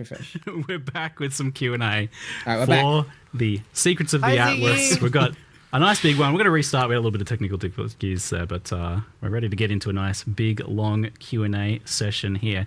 So I did ask the question that after nearly a year since the last major Path of Exile release, it feels like there's a fair bit of pressure on this one to be something pretty major, but also to show that you guys still love and care about Path of Exile 1 and have a future for it. Sure, yeah. So, you know, as I was just saying, you know, like I feel like we've kind of finally got our shit together as a studio now, you know, as I said in the intro. So we've sort of changed our approach. We've like we've merged the development teams back together. We've kind of got everyone on one floor in the middle layer, like all the developers. And now we're kind of making it so that, you know, we're effectively moving people, you know, backwards and forwards from PoE 1 and 2 sort of like as needed. And that's definitely a much better structure for us because it just means that we get, you know, like all our best people can work on, you know, whatever game needs it right now. You know, we've always worked well with like kind of the fixed, in the past, sort of with the fixed deadline model where it's like, you know, we have a fixed deadline, but if we, and what's in the patch depends on what's ready by the time we get there, and I think that's just going to result in a much better experience for players. And so now that we've kind of got that, I mean, this really represents, you know, what we can deliver sustainably, what we can deliver in 4 months, you know, and so we'd expect to see this kind of, you know, like amount of content every 4 months, you know, as we go forward, and for PoE 1 and 2 as well. So, you know, now that things are back, I would say, like, you know, we're kind of back in our stride again. Things should go a lot smoother from now. In some, we're back. That's the whole way to so back. Yeah, thank goodness we're back. I did feel like that. I feel like the reception's been very positive so far, and I've been having a bit of a chance to play around with mercenaries, which are exceeding my expectations in terms of like how fun and powerful they are. I feel like you guys have made them really powerful too. So we've honestly been talking about making a mercenary for like probably 5 to 10 years. Like it's been one of those things. You've been telling me about it for years. Yeah, exactly. It came up with the PoE 2 Rogue Exiles. Came up during Settlers League. Came. I mean, that's just the. Well, recent. I mean, a year ago, within the last year stuff. You guys baited me pretty hard because last league you put out this system where you have these exiles that you send out on maps, and I'm like, oh, we're gonna gear them and all this stuff, and it's like, oh, I can't wait. That's what I've always wanted. And then it wasn't that, and I'm like, oh, now you're never gonna do that because you did this instead. And then literally next league, you do the mercenaries finally. So was it like waiting on something? Was there something that needed to happen there? I guess it was more just a question of having a good design for how it could work, and you know, there was a couple of things. One thing that wasn't really mentioned in the video very much is that the mercenaries do count as half a player for the purposes of drops and monster difficulty. And so that's going to kind of change the calculus a little bit. You're effectively getting 9-player difficulty and loot, which there is some differences to the way that works now. But that's kind of one of those things that if we just added mercenaries without doing something like that, then it would mean that you know, the game would be too easy. So that's why we've kind of got that situation going on. It means, like, you know, at best, if you're a more, you know, bad build, bad character, new player, whatever you want to call that. You know, they're going to carry you probably, or could carry you. And at worst, if you're, you know, the power of 10,000 gods and have infinite everything and screen coverage and DPS, then they're just boosting your loot, right? So there's a flaw there on either side that is just going to be beneficial to every single player. So that sounds like absolute beautiful chaos, like 6-player party plus 6 exile mercenaries. Our initial design had it that you could have up to 6 players, or, you know, 1 player and, well, I guess 3 players and 3 mercenaries, you know? It was like a mercenary takes a player slot is what we initially had. That was the initial way to think about balance, but I think it wouldn't have been nearly as good because you want the mercenary to be part of your build to kind of feel like it's actually, you know, because, you know, it comes with like auras and things like that. Like effectively that all becomes part of your build at that point. So it's kind of important that you don't have to sacrifice that when you're playing in a party with other people. Didn't want to have the thing of like, okay, you join your 3 friends and then whose mercenary gets used. Yeah, like, exactly. do I not get to have my guy now and I don't get, you know? So it's, you know, we ended up getting away from that and just going, everyone bring the merc, and which results in peak chaos. But, you know, it's fun. And I mean, you can also have an animate guardian, and you did tell me that there's changes for that as well. Yes, of course you can have. In fact, I expect a lot of people to now have your 6-player party with your 6 mercenaries and everyone with them animate guardian, because I mean, how can you add mercenaries and then have a point to say that they don't drop loot when they die, and also not make the same change to animate guardian? However, if they do die in the instance, you can't bring them back. So at least there is still that penalty to having them be weak. So if they just die at the start, they're just gone. OP now. Until you play another. It's going to result in a lot more people using Animate Guardian in their build, but now you have to gear up your character, 1 Animate Guardian and 1 mercenary, so multiple mercenaries technically, so we'll see how the itemization and trade economy goes in that regard. And yeah, I mean, that's kind of cool though, is like having all that extra demand for gear. That's a huge buff to minions, That's, I was certainly like thinking about how I want to keep, you know, some of this gear aside for like the potential mercenary I was trying to find and things like that, but that adds a lot to that. But I did want to, before we get stuck into some of the new content, just kind of like help ease people who maybe are a little bit worried about the future of Path of Exile just a little bit more. So this is what you hope to be able to deliver every 4 months, and you've got a much more strict kind of like approach to that now, where you were saying to me like, well, if this thing that you're talking about is not ready, then it's not going in that. Yeah, exactly. Whereas before you would push the date, I felt. Exactly, 100%. So we've been in the kind of push the date mindset, I would say, for like a couple of years now. Yeah. And in the past, we were never like that. We were way more strict with it. And I think it was definitely beneficial to do that. The issue was it was so hard to develop PoE 2 at the same time when we had all that stuff. So now that we're kind of like in the mode where we can support both with the release frequently, it means we can kind of go back to that model. And as I said, I think it'll just be way better. I just want to make sure we are always going to be that whole like plus or minus 1 week flexibility, because you have things like there might be like holidays, conventions, clashes with things and all that. So obviously you get that just before we get held to the strict to the day 4 month thing. But you know, yes, it is the goal. 100% you go back to that. I think there is it is very, very important that you have, you know, as a player and a long-term player of a game, of which many of our players are, you have that consistency and you know what to expect, and you can be like, yes, I've played for my month, I've played for my 2 months, I know I can just, you know, stop for 2 or swap to the other game, do that, and then I can know it's going to be coming again in 2 months, instead of that just like there for me again when I need it. that like unknown is very sad, honestly, as a developer and as a player, and I certainly don't want to do that ever again. I imagine it has a toll on the team in terms of them like knowing, because it's hard to make content, I imagine, and just not have it get shipped.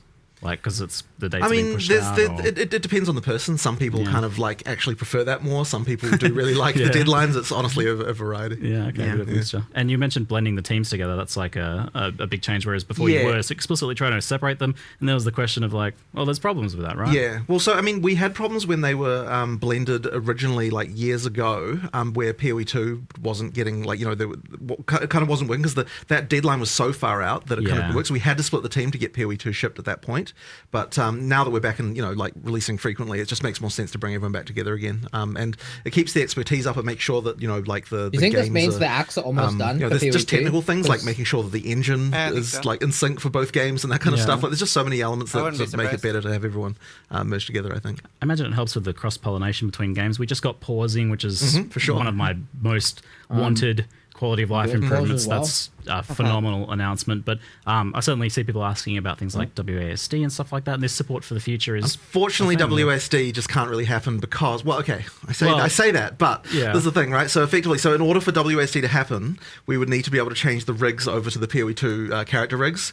In order for that to happen, we need to get all the micros ported over, and then we'd need to port all of the armors from PoE 1 over to those rigs as well. So it would be a really long-term thing. Yeah. There might be a world one day where that can happen, but it's certainly a long process to get that to happen. That's what I was kind of wondering is, like, do you envision a situation where Path of Exile 1 is, like, warrants that sort of massive effort in a year or two or something like that? Once we've got all the microtransactions ported, which we're doing anyway, then it wouldn't be like so bad. I mean, it would be a lot, but not like, you know, not like completely unreasonable. So it's a thing that could happen, but yeah, it's a lot of effort to get that feature. So the main reason to do it isn't even for WSD. It's because we've been pretty unable to make new combat animations for PoE 1 for so long due to all of the problems with the rigs. So the main reason to do it would be that we can make like new actual melee skills properly again. That would be the reason. I mean, hopefully we can get to that. It's just it'll take a while though. A lot of the skills you notice, and if people have been playing PoE 1 for years, any of the new skills we add often just reuse the same animations. And they're not exactly the most modern things in the world. Not so much you can do with it now. You don't get to do the cool custom flurries with like your swords and combos and all that kind of stuff, and you know. I mean, you still obviously have Cyclone, where you just spin in a circle, you know, and if you remove all the effects from that, you're literally just on a pivot doing this. It looks a little bit silly, but I mean, I am keen to do it though. Like, it's just it'll take a while. Yeah. It's I feel like I notice the kind of an increasing disparity between like the bosses in PoE 1 kind of like pushing further ahead because you have a bit more freedom, I guess, to use more modern. Well, the bosses are new, like new content, right? So they get to just and the engine's the same, so you get to use all the modern tech for completely new content. So they're looking like better and better and better, but the players are kind of staying a bit behind. So don't need to rig anything to the bosses. They don't need to equip 10,000 microtransactions, thankfully. You know, so that's a unique challenge for you. But it seems like you've got a plan of kind of like how to approach it potentially. Sure. Yeah, all right. So while we're on this kind of like frank discussion, is like something that people often have been mentioning is this idea that like maybe they love Path of Exile 1, but they're not that interested in Path of Exile 2. And they maybe feel like their money when they buy a supporter pack for Path of Exile 1 is going to a company that's developing both games, and one of those being something that they're maybe not that interested in. Right. Well, I mean, like ultimately, you know, like now that we're kind of in the shared model, like it's kind of. It doesn't really, it's sort of hard for us to say, like, you know, that like money goes to one particular team or another. Like, it doesn't really work like that because we're all merged. The main thing is just to understand is that when we're in PoE 1 development mode, then PoE 1 takes precedence, and like any resource that it needs, like there's not going to be we can't do this because PoE 2 needs it. And when we're in PoE 2 development mode, it's like, it's the opposite of that, right? Where like we've got that sort of going on. So there's always going to be people working on each game, like all the time. But it's like, if one's going to come out soon, that one is getting all the attention. And so like every resource that PoE 1 could possibly need for this expansion was moved to it, if, you know, to make that happen. Yeah, I got to see that firsthand walking around. It was like 95% of people working on PoE 1 right now. Right, like, in this moment, because it's in the last week. But yeah, but it's kind of variable. Like, I mean, if you look at things like the, you know, I mean, you've probably got a better idea of the breakdown. But it's like how much of the VFX team was working on PoE 1 versus 2 in like the last, you know. Yeah, the whole, all but 1 is currently on PoE, all but 2.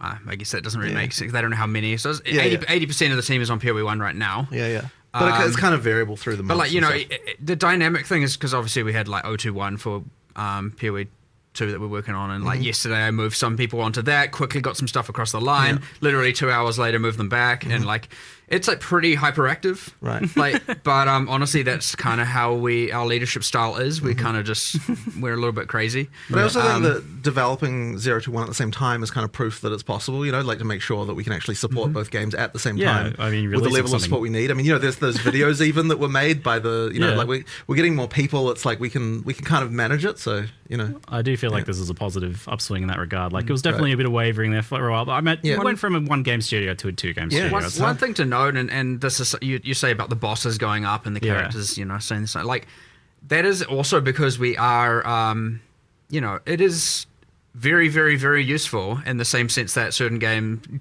features get taken from one game to another. Like we see a lot of the quality of life stuff come to PoE 1.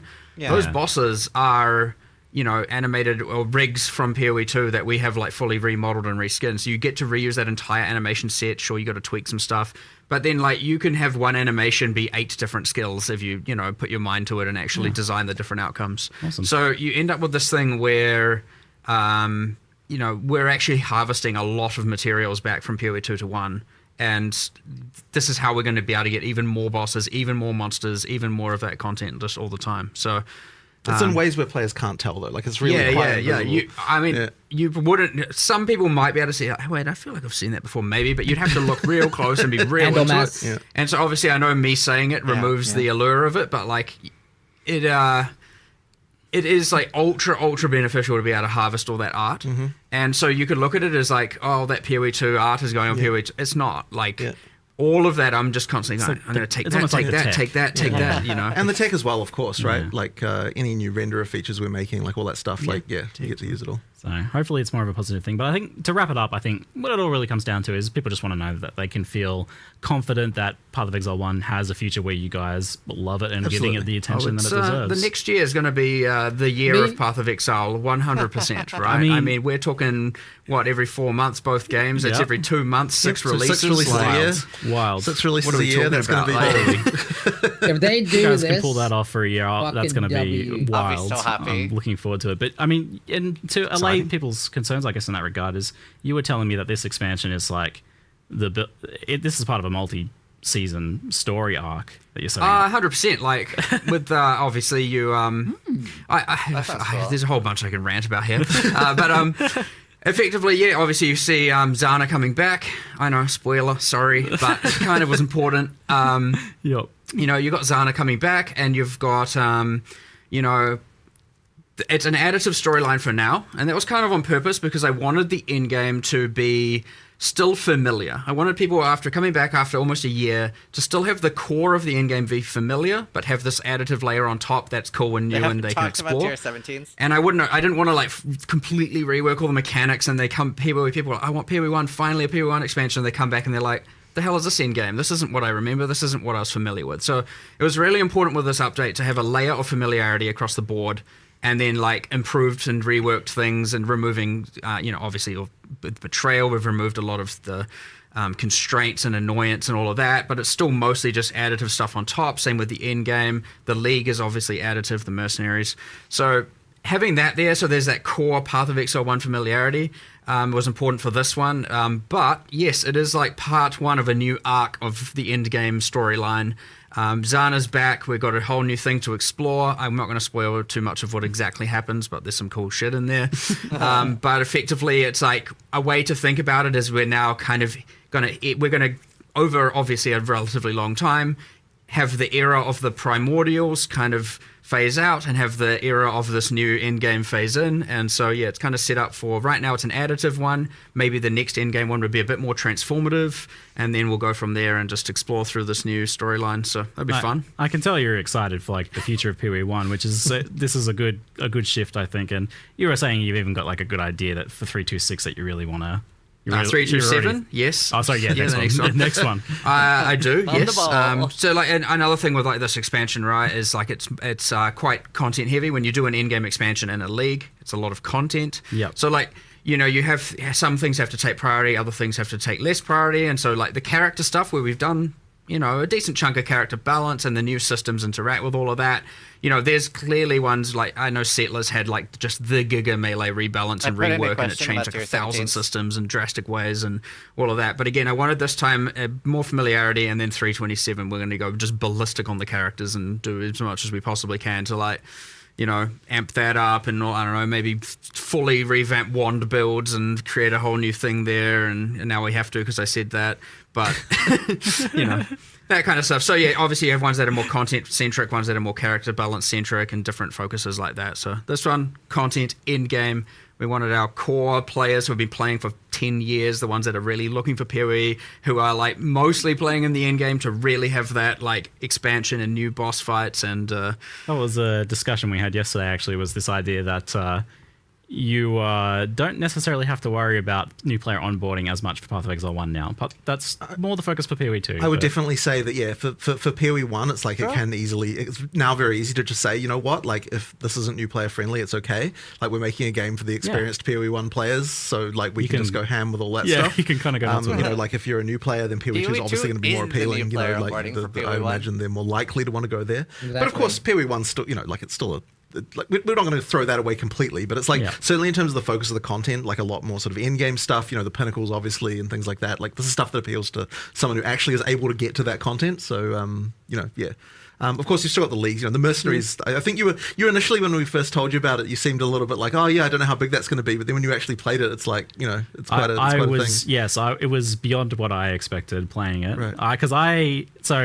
brought up a concern after watching the reveals that I felt like there was a bit of a gap, some disparity in kind of what you revealed once I got the sense of like what was Secrets about Atlas versus Mercenaries of Trathis. I had some concerns. I was like, okay, so the Mercenaries thing seems like really awesome, and that kind of is like, by the time you get to Endgame, you've kind of started to explore a lot of that.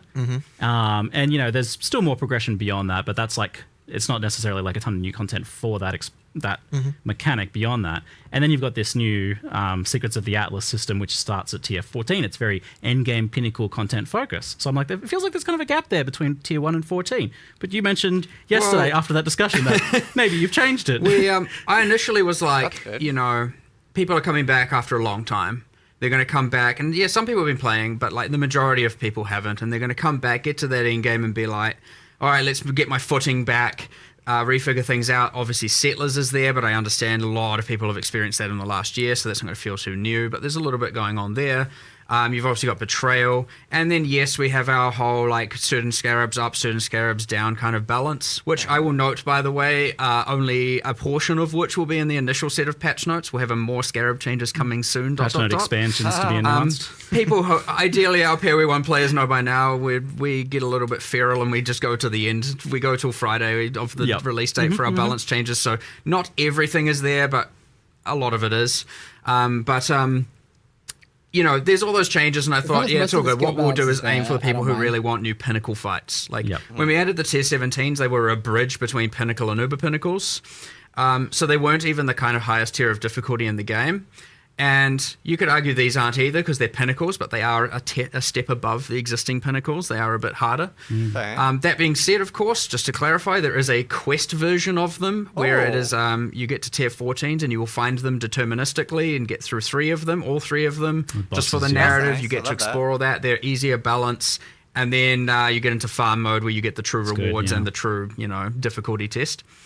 But as you pointed out, I thought that'd be all right, and then you did raise your but what about between tier 1 and 14? It's not going to feel very new, and it was like, yeah, where's the content? Yeah, fair enough. We made some changes, of course, and as much as now in the live stream it says we're introducing it at high tier maps, that is where the story is introduced, so to speak. But we're now adding a bunch of trickled stuff beforehand, all the way from tier 3 maps, where you're now you're finding those memory influence maps, or the influence by the originator, as it said. That's nice. You're getting the memory strand items, which are very useful for actually finding good item drops and crafting as you're going through the endgame, and so you're getting that all the way through. And then, once you get to the higher tier maps is when you get into the actual pinnacle storyline with the new 3 pinnacle bosses. Look, straight up, it was just like what we thought was good oversight, but this is always what happens. I think even Jonathan mentioned earlier is that often, when we have these podcasts and interviews, it's just half the time we end up discussing stuff that we're then going to go and change the day after or the day of, and that's exactly what I feel we like something end up always doing. comes out of the Q&A. You usually do some sort of live development during these, which I love. There's so much that to not and happening so rapidly and coming together very much all together at the end. It's impossible to really have your eye on everything and not miss some things. Even we always often miss things, and then it goes live, and then we address it then as well, and stuff like that, right? It's just very, very, very crazy. But again, that's I kind of think that's the magic to it, and what allows us to do so much in so little time. But it is also the thing as well that's going to result in the 6 expansions coming in the next year for the combined games. So so now the state of it looks like veteran players are going to be exploring the mercenaries as they're leveling up. They're going to be going into the end game and kitting out, trying to find their ideal mercenaries, gearing them up, swapping them around, starting to interact with memory packs of enemies that drop memory influenced maps, that drop memory influenced items that they can craft, which I'm excited about that as a progression, that crafting system with the boosted craft. And that was, you mentioned a way of kind of getting the tiering system into Path of Exile 1. The initial idea there was how can we get the tier 2, tier 3, tier 4, tier 5 item drops from PoE 2 system into PoE 1, and it was why don't we just do it in the new endgame system? And then we're we can have more granularity. It can go all the way from 1 to 100. There's not really much point not. And so you're finding better items. Every time you pick up these items, it could have a set of full tier 1 modifiers. So that was the initial goal. And then, it was may as well, the crafting orbs can just consume it as well. Now it's worth getting into that specifically. The basic crafting orbs all consume it. And right now, we don't have fossils and harvest and stuff do it, but it is our intention to implement that. But it's a bit scary. There's some OP there for sure, but I really like all those systems interacting and interweaving. Please. Now, what we're finding right now is that you actually do that crafting first, then you consume the memory strands for the final exalts and final applications. And that is something that is happening internally, and you're getting some pretty insane outcomes there to guarantee a T1 mod on your final exalts and stuff like that.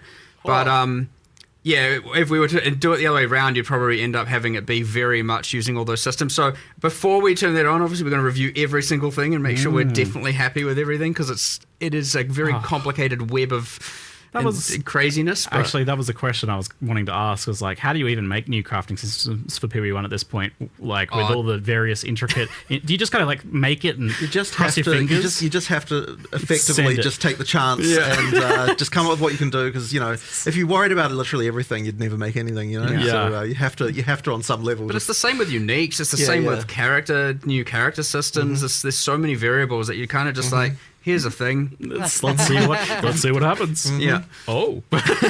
Yes, exactly. That's kind of broken. Great. It's fun though. It's just fun.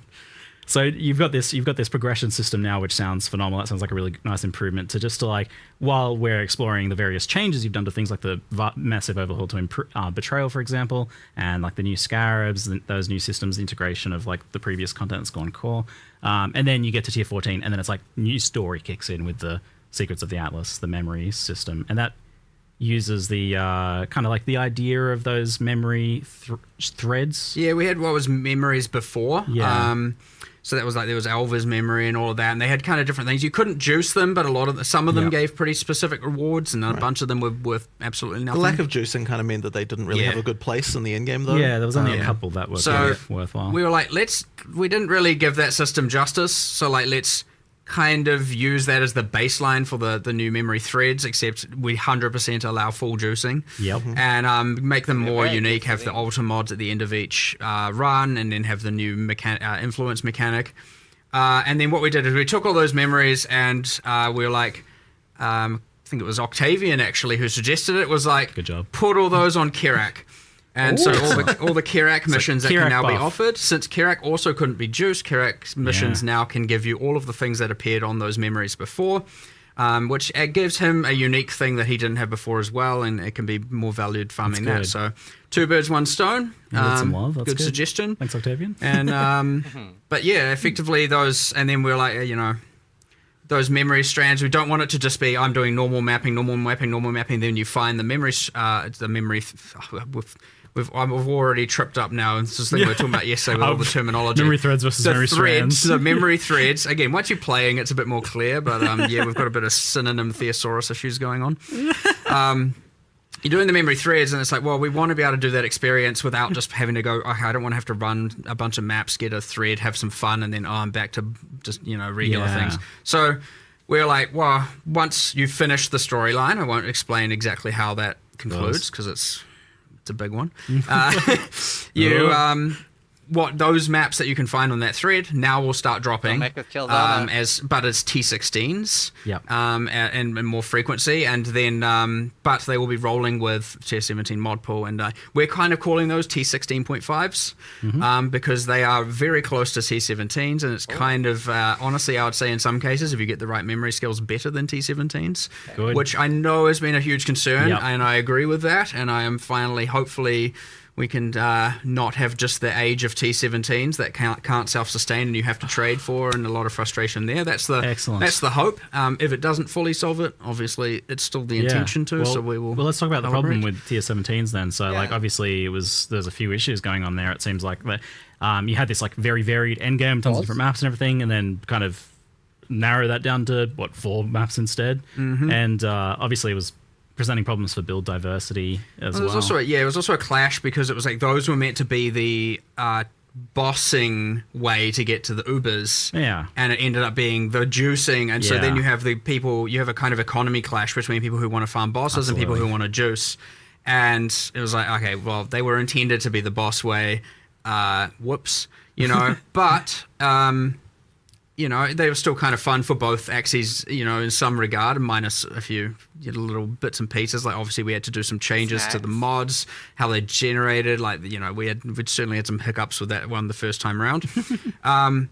But it was then all of a sudden now T16s are dead, Yeah. So the hope here, bring them back. You can farm the map you want as with the originator influence on it, I believe is what the text said, or what I call memory influence or Zana influence.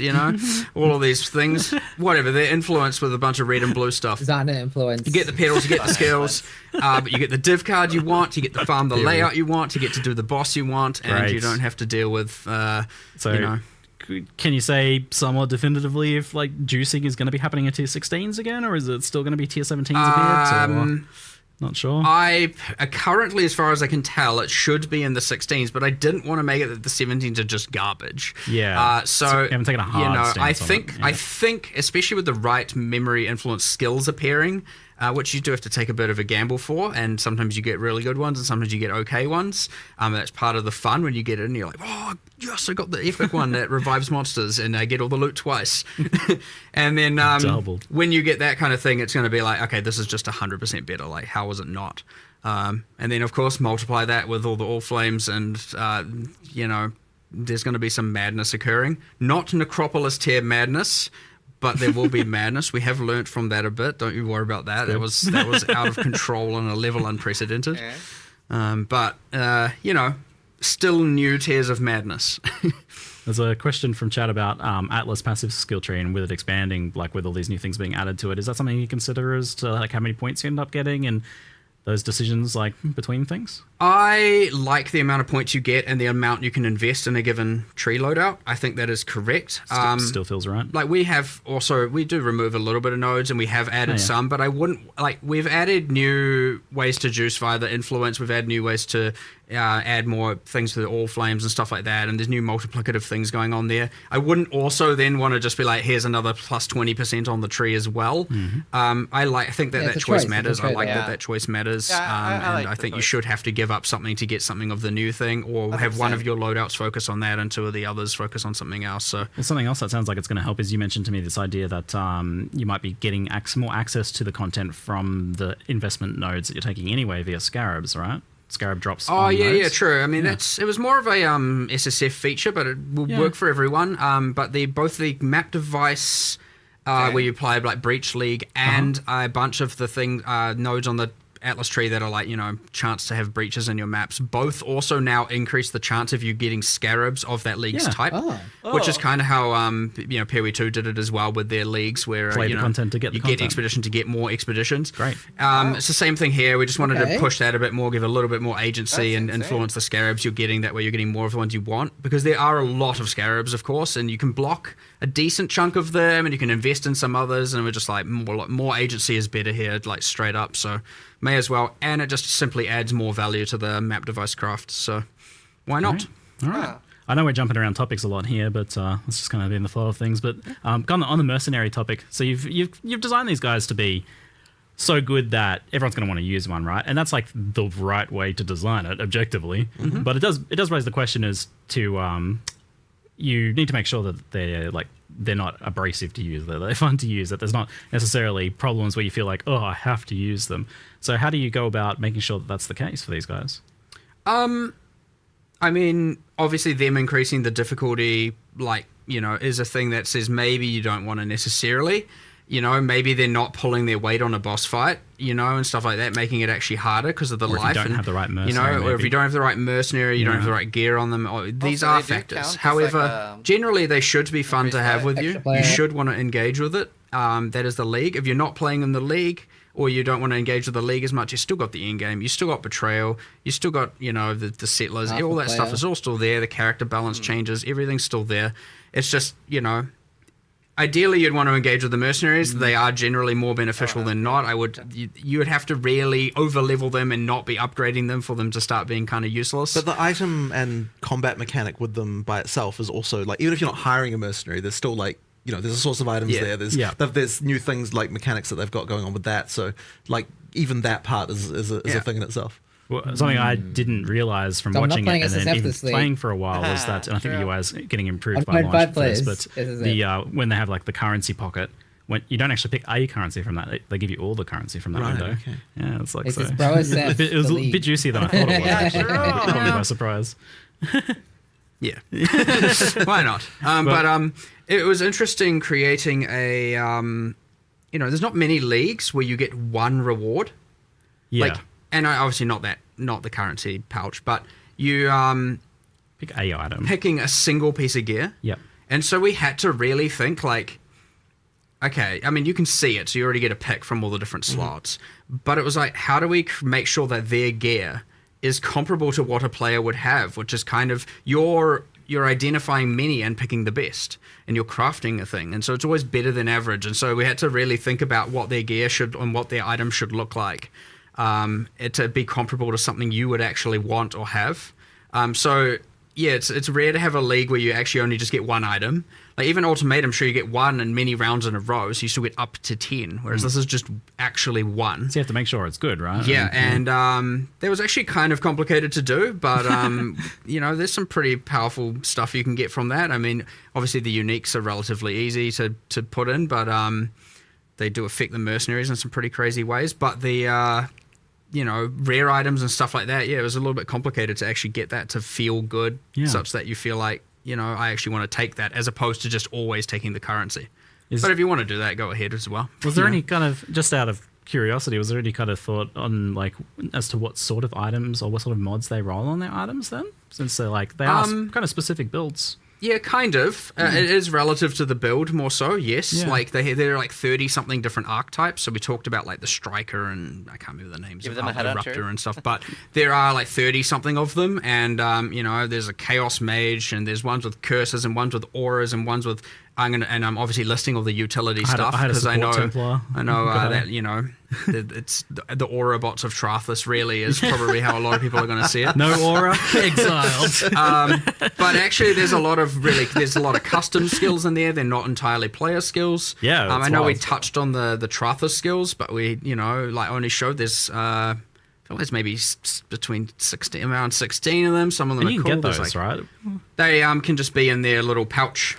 And you can just take one. You can pick them, and when you defeat them, they drop it, and you get it, and that's a new. So it's kind of like a transfigured gem in a way, but it's a Trathan gem, and it's just so that's a way of delivering a bunch of new skills. And I know you have like Blood Storm Call, which is like physical that creates a blood dot. So you maybe want to add, so there might be some builds that want to do that. There's like new spectral shield throws and a whole bunch of different things. We saw the siege ballista in the live stream, but there's certainly a whole bunch of them. I know there's a kind of incinerate based blast rain. Blast rain was it? Yeah, like arrow comes down, does a wave of almost like an incinerate wave out of it and stuff like that. So had some fun with that. Spoiling a bunch of them, but it's only 4 or so.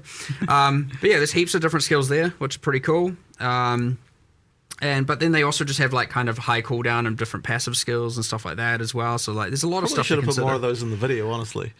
Yeah, possibly. Probably. Yeah. And there's probably some surprise and cool stuff for people to find. It was a 42-minute presentation. Like it's all right. Give a taste. Let people find a lot of cool stuff on live. So in terms of making them fun to like manage and hire and things like that, if you'd asked me before playing it, I would have said like, oh yeah, you want to be able to like spend some sort of passives on them or something like that. But then actually after playing it, I was like, oh, it's kind of good that you didn't go to that level because then there's no lock-in with them. You can change between them easily. Would have been a bit annoying. I think. Yeah, and a bit too much tedious upkeep. Low micromanagement on this. So like doing the gear, but you won't have to do that too often. They don't level up. They don't have like they have a passive tree behind the scenes. You just don't get to see it or engage with it. I wasn't actually sure. Was that Winners actually allocating individual nodes? No. They have a Trathan passive tree. Okay.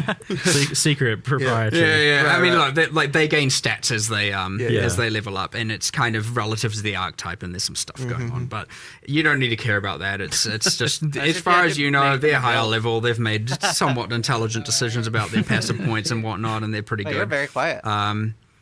Of course, some are better than others. Some will be good for your build. Much like you will have, here's the meta ascendancies for a league. Probably each meta ascendancy then has the meta mercenary for the league and so on and so forth. Yeah, it'll be matched to your builds, I imagine. It's going to be pretty crazy, I suspect, in the end. There's like, as much as it's pretty simple to just arrange them, there's going to be a lot of little minor complexities. That's poor path of building, guys. I was going to say, like, are they going to have to implement some interesting... It's definitely going to be a part of your build, so it's going to go in there. Yeah, 100%. They can give you auras and various other buffing skills. I had a Templar that had like an aura, and he had the Smite with the lightning aura. Your meta build, then for that you need your 3 meta mercenaries, and then your meta animate guardian, and then you've got, oh my god, too many, at least a lot more items will be getting put to use, so that's good. I'll be curious to see how the Animate Guardian feels, because, I don't know, like, that one has obviously the skill gem cost as well, potentially, like, supports and things like that. Yeah, of course. But, so that's obviously a bit more of a tax, whereas these guys are just a free add-on on top. They don't cost you anything except gold. Gold. Yeah, gold. Which was, you intentionally didn't go for an upkeep cost for them, which I noted. Yeah, I mean, you already earned there.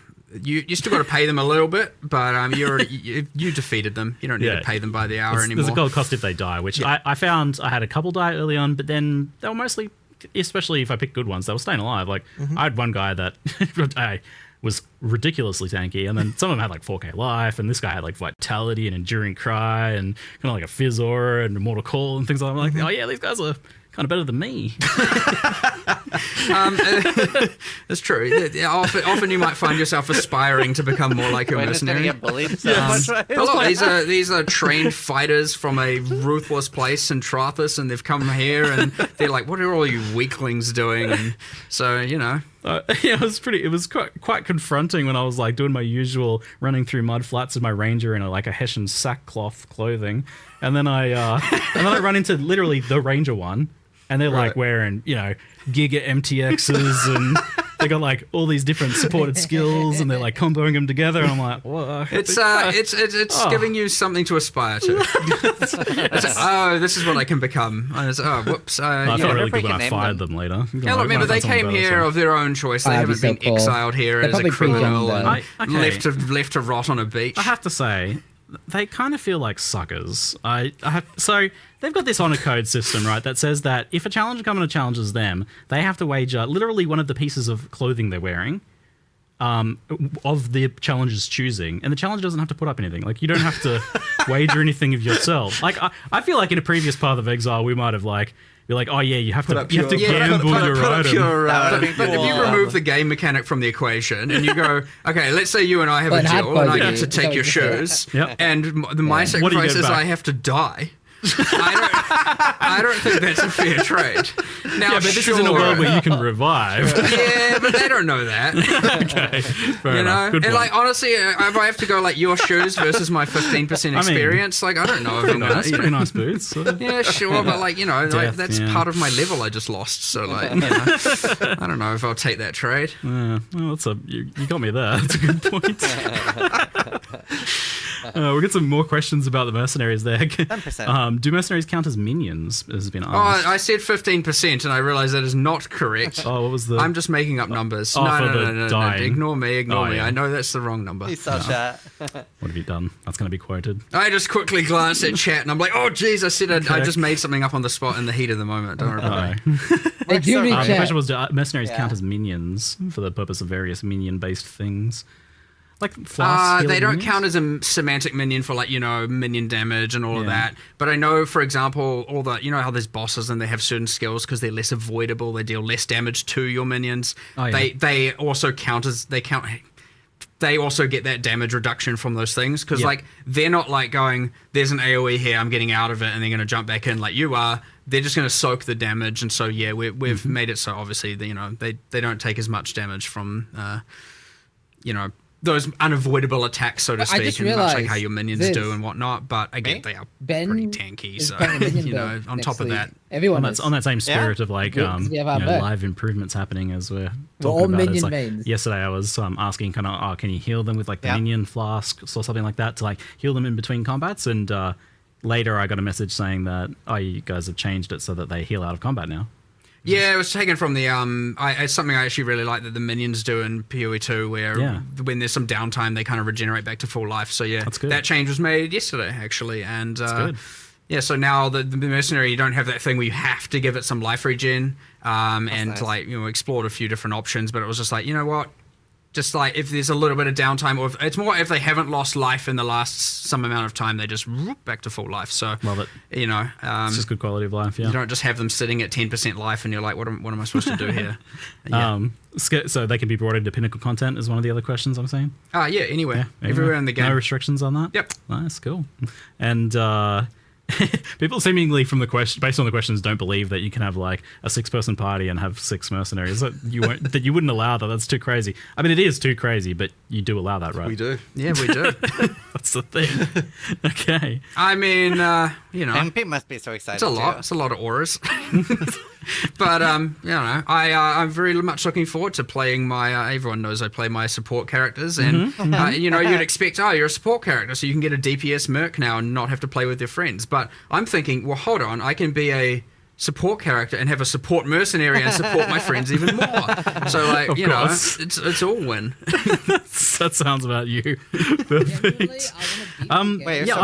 While leveling, I certainly felt like the DPS ones were viable if I was playing more of a supportive role, or if I was struggling in that regard. They did seem like they were actually able to kill things. Is that something that can happen in Endgame though? That seems hard to believe. I mean, look, at the end of the day, you can give them Headhunter, you can give them all of that stuff, and they take the damage, they scale it. Like, the only thing they don't have is, your skill, which could be bad, and thus they could be better than you, or you could be very good, and in which case, I'm just saying, like, they are still a computer. Right, they are still at the end of the day doing that, so they might not make the smartest decisions that you agree with. There's like custom AI for each skill. There is 100%, and so they're a bit above the 50th percentile of players. Yeah, they might be. I'd say around 55% just percentile average. Better than half you. Computers can be good. So, but at the end of the day, when you're like, giga zooming and obliterating everything before it can even appear on your screen entirely. There's a question of how much use can they really be, and that's where I come in and say, look, the floor is still they're half a party member worth of loot increase, and they are, whatever auras and all of that. So you might pivot from more.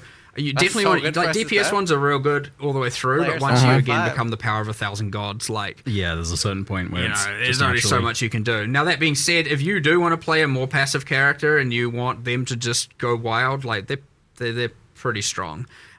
There is, of course, the thing where if you miscalculate that, you go into your pinnacle relying on them to kill it, and you miss the mark and they die. It's not like you're bringing them back in that area. They only have one portal. Now you're like, oh, damn it. I'm not sure what to do now, and you've got to do it the hard way. So, but yes, much like the new Change the Animate Guardian, if they die, they don't come back into that area. Sounds like a good way of doing it. Sequential instances, Much better than the losing gear and all that, all that drama. We went through all that. I even had the maybe in Ruthless they should lose an item, or maybe I was like, is that a thing? I was like, oh, no, look, it's either right or wrong. Let's just go with what we know is right, what people will like, and what is not going to just cause a bunch of unnecessary. Oh my god! Now I got to do this again, and something unpredictable happens, or some monster skill is like particularly imbalanced, and it's like, oh my god, it just lost so much currency, so all good. Sounds great. Awesome. Settlers Town went core. We didn't have to rebuild it. Phenomenal. Thank you. Gold goes core, which obviously as an experiment feels like a success then. Jonathan, I think you feel like you can speak to that. I mean, sure. Gold was a core feature of the game. Yeah, I mean, I'm definitely happy with where gold, with how gold improves things. I mean, we originally did it as a way to reduce the number of things that monsters can drop while still having it so that they feel like they drop things. Yeah, like culling the But I mean, I honestly I think it's been a straight up improvement, and obviously it's really good to be able to work with the the new the trade the currency market and stuff like that. Like I think that stuff I don't know that there'd be another way to do that as successfully as the way that works. I think that's worked well. And it's funny because on the surface, you're like, oh, every game's got gold. But the funny thing about it is that in most games, gold is a lot of games have bound items, and then gold is the only thing you can trade. In our game, you've got unbound items, and gold is the only thing you can't trade. And that's why it sort of works as that kind of trading kind of thing. So I think the way we've done it, it works well, and I definitely want to keep it. It's got a definite place for sure. And we may be able to expand its use as well more in the future potentially. Right now, it's not used for shops or anything like that.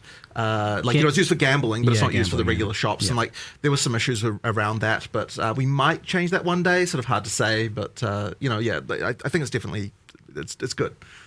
Yeah. Okay. And that means obviously currency exchange is staying core and things like that. It looks like shipments were staying core, and that's one that I see is mixed opinions on. Some people love it. It's passive income. I hate the passive income. And but it's also an obligation. It's a thing you got to check in on. Being core it's busy work to an extent. We did some changes here, so we did slow down.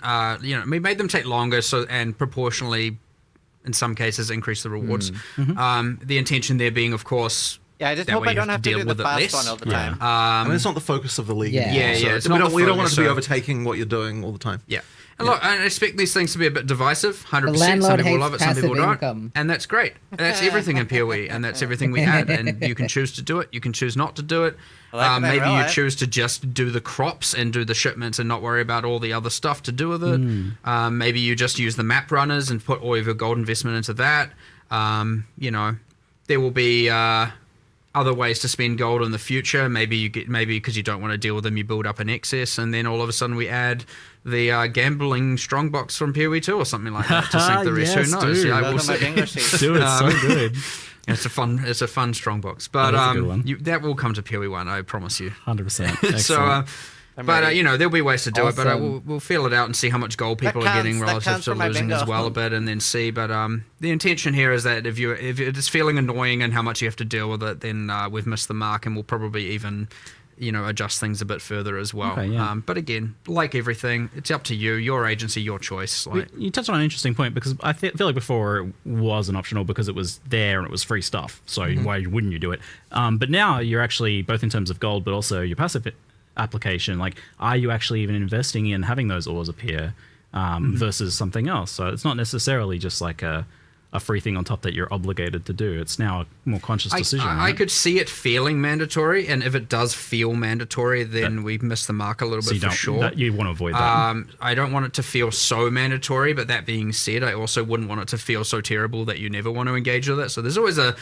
fine line to hit. And But there's stuff you can only get from there, so there's always going to be that yeah, element. for sure. If you want to get the tattoos and rune grafts, and some of those rune grafts, a lot of them are like pretty crazy off-build stuff, and there's a good set of like chase ones in there, and there's some pretty crazy stuff in there to get, but I think it's a better system. I like the idea that now Settlers is giving two different passive tree mechanics that can coexist as the rewards, aside from obviously recombinating and map running and stuff, but as opposed to like just the freaking insane enchants that you were getting on your weapons so before. The enchants are gone then. This replaces that, yeah. Which I think most they people were expected. they were a little bit much on the power creep axis. It was kind of just a bit crazy, but I wouldn't say that we won't see some sort of weapon enchant system back in the future. Yeah. And we're a bit more regulated and stuff like that, but because there's room for that, there's design space for that, but we never know what form. But I like that Settlers is where you go to get your alternate passive tree stuff.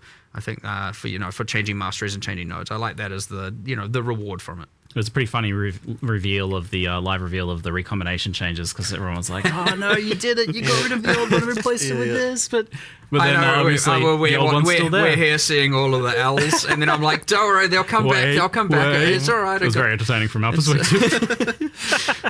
So that's all right. And then all of a sudden, L's www saved. I love it. I very thoroughly enjoy watching chat. Yeah.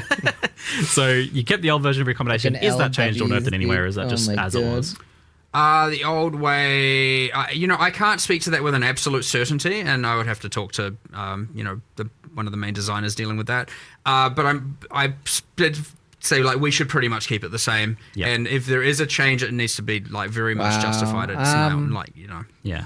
People like it for a reason. Like keeping it alongside the other one and then gutting it is obviously not not the play. You may as well have not kept it at that point. So yeah, it was certainly the intention that we keep it. It's still a favorite. Like if anything, I would be okay with making things more expensive. Yeah. So it's a little bit harder to use at the top end when you're doing like the very I think that is maybe the thing we concluded when you're interacting with a lot of the really special modifiers that you normally can't get on items. We're making it a bit more expensive.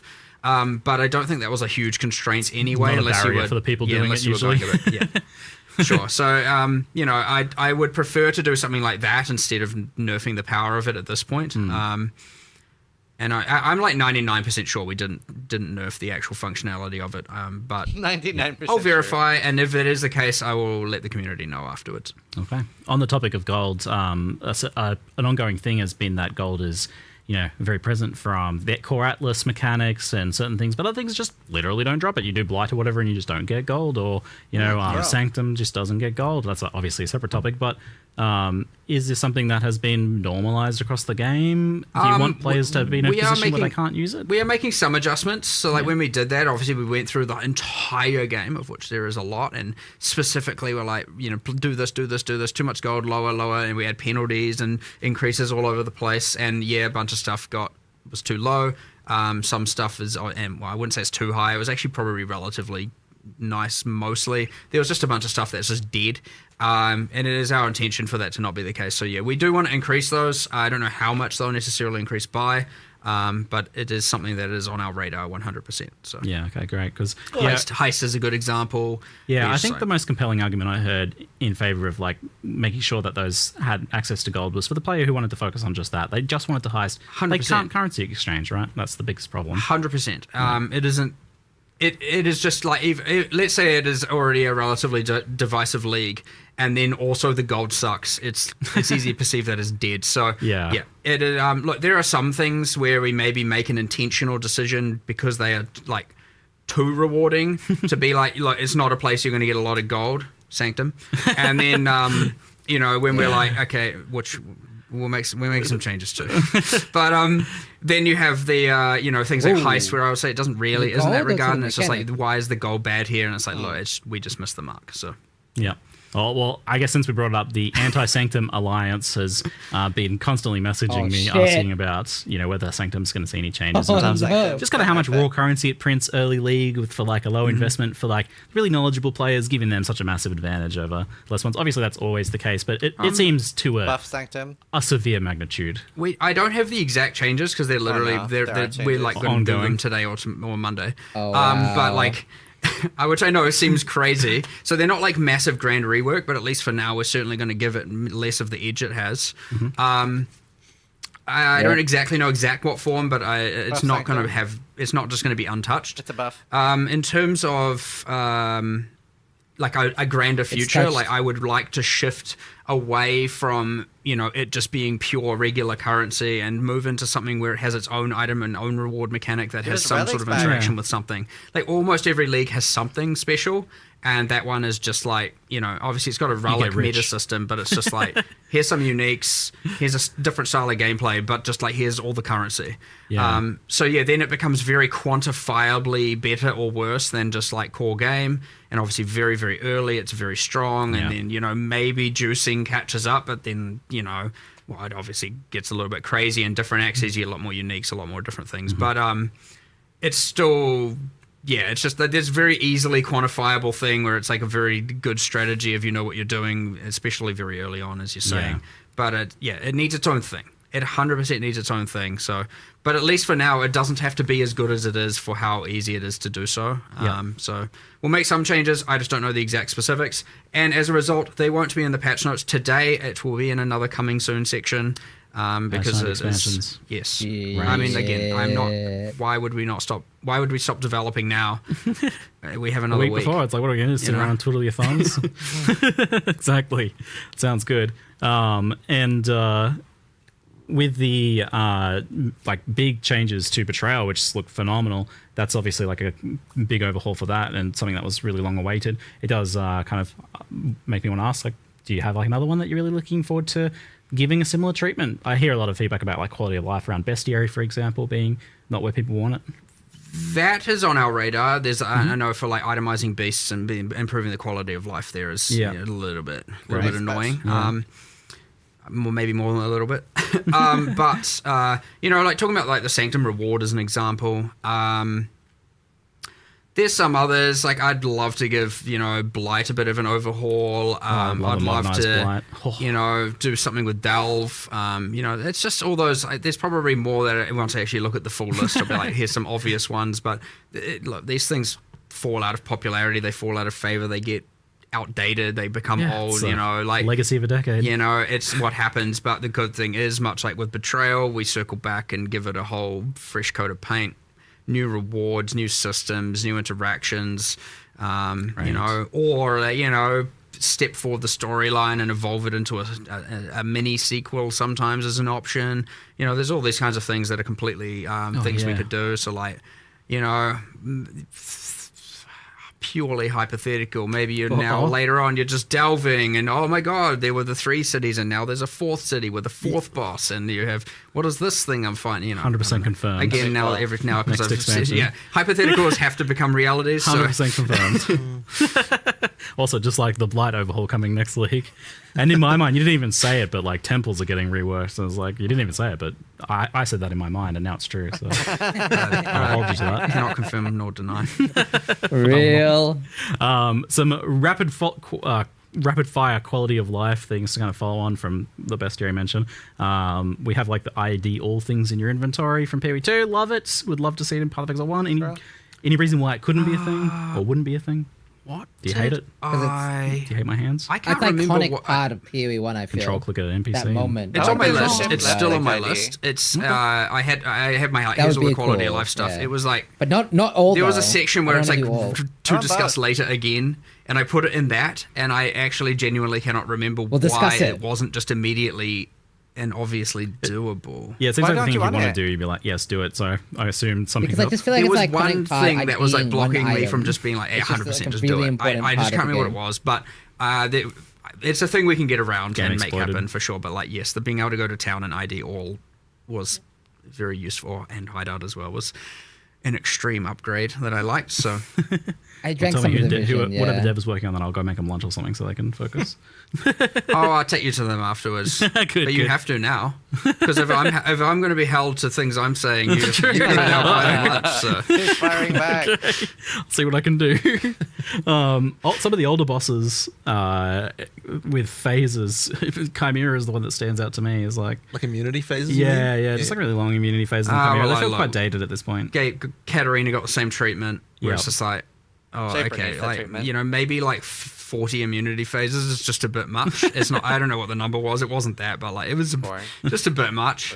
But yeah, a lot of those are going to need a bit of overhaul as well. It's hard to justify going back and spending a lot of time on that, but there's sometimes a very easy things we can do, because instead of doing that, we could just be making a brand new boss that's like way more epic, way more fun, and fits into a more modern and core thing. Whereas like some of those are just like very high in end game, get some fragments. It's one boss of 4 that then gets to a pinnacle, and like you know, you want your pinnacles to be good. You certainly want your end of line bosses like Katarina to be good, and that having as many immunity phases as it was just doesn't hold up now. Like I would say it didn't even really hold up then either. It just again it takes you to really back out of the new stuff and go back and look at the thing to go, what is actually wrong with this, and look through everything and go, yeah, there's actually more bad here than I thought.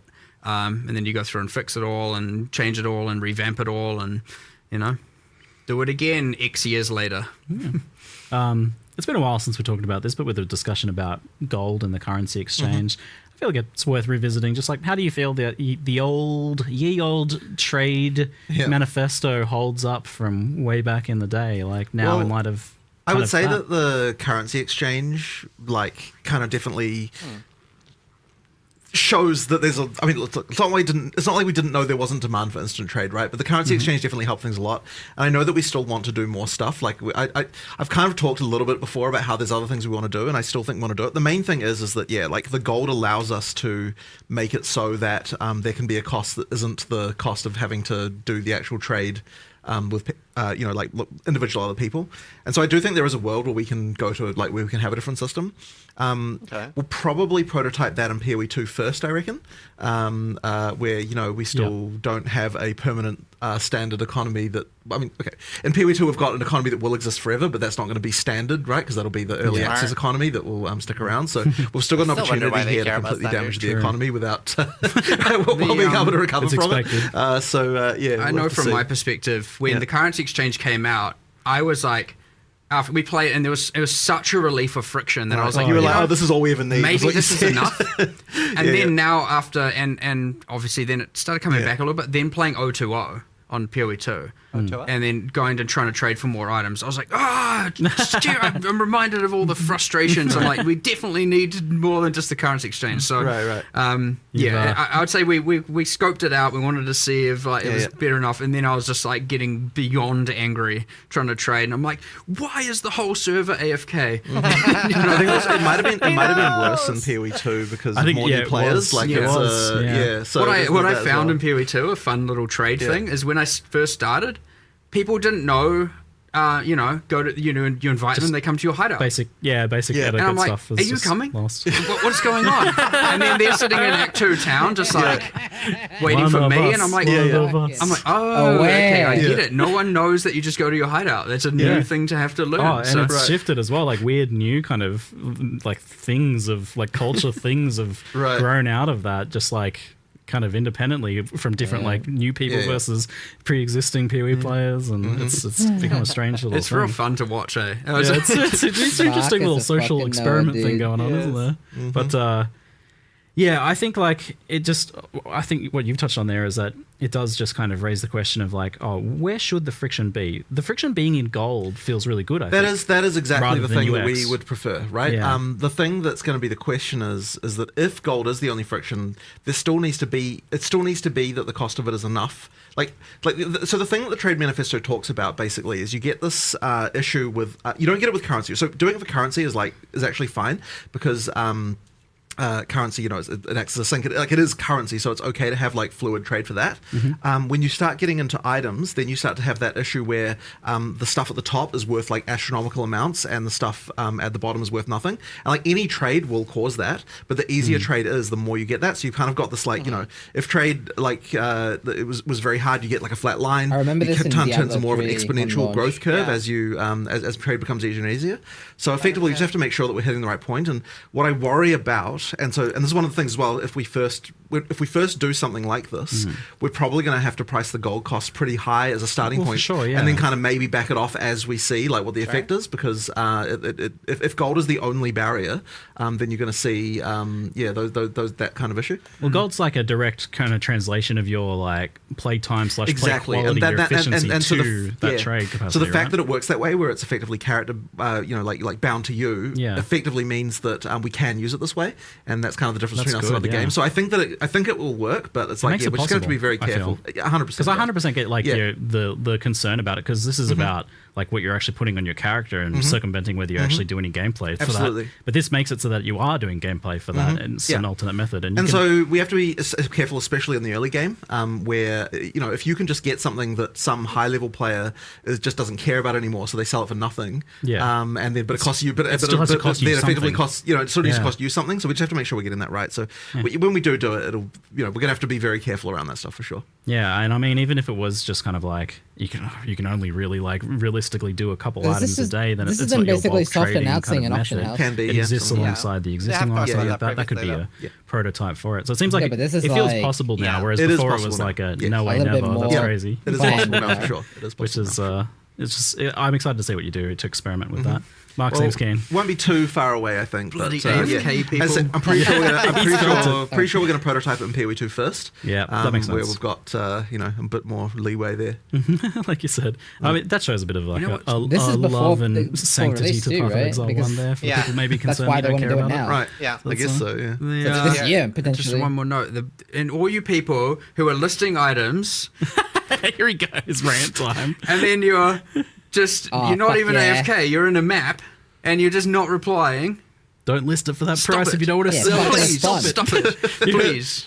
Or actually, no, you're going to keep going now because then you're going to have more drive to get this new system implemented. So, yeah, it backfires, but There is whatever.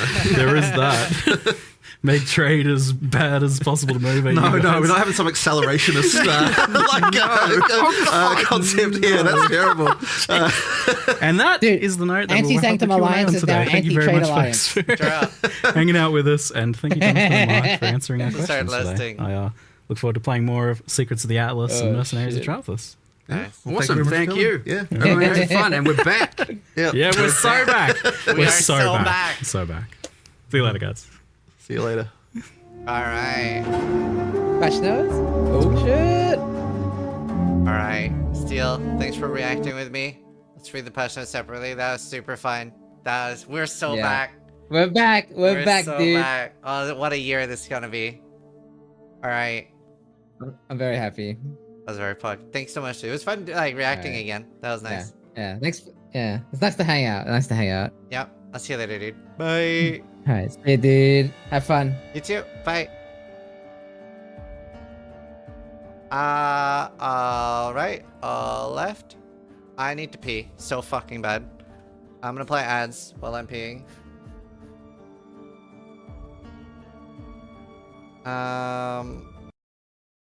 Let's see. Yeah, I'll be right back real quick. Don't miss the patch notes. Oh, I won't. I also need to pee.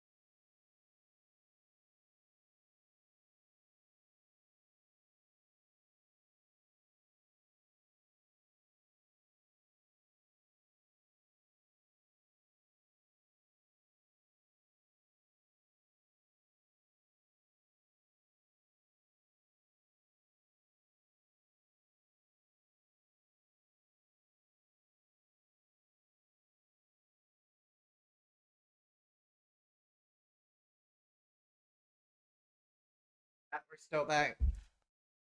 We are so back.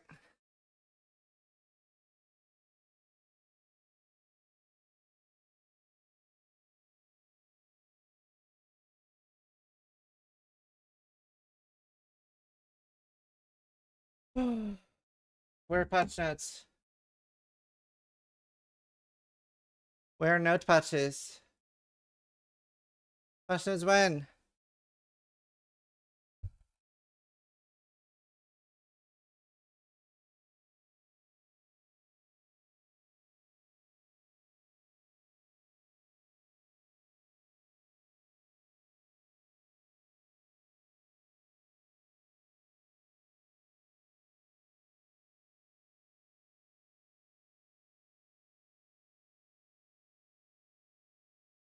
Wait, where are patch notes?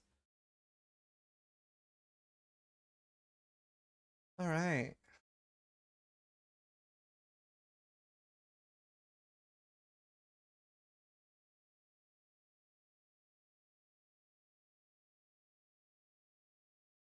They're incoming. Okay. They up? Well, I don't have too much time to read them, sadly. I have a procedure tomorrow morning.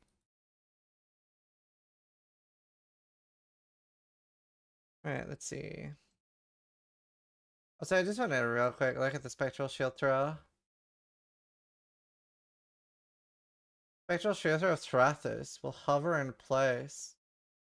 This damage burst like normal. 23 additional projectiles. 6 shards at a time until all is fired. Interesting.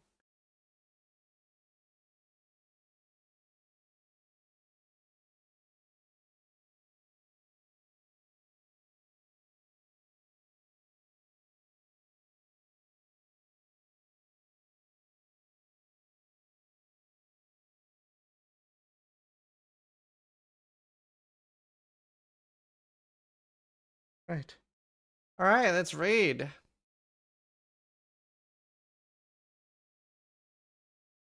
Let's read. Right. How long are they? Oh, not too long. Wow, are these the shortest patch notes ever? Honestly, that's kind of nice for me today. Search Spellsinger first. Yeah, I might do. Okay.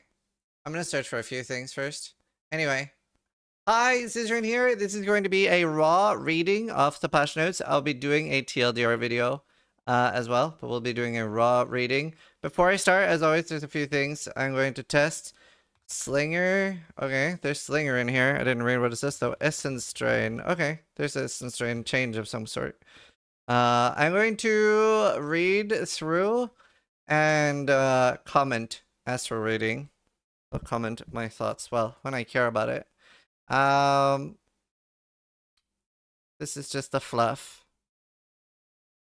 Where's the non-fluff? Okay, usually there's nothing like that wasn't in the patch notes in the fluff thing.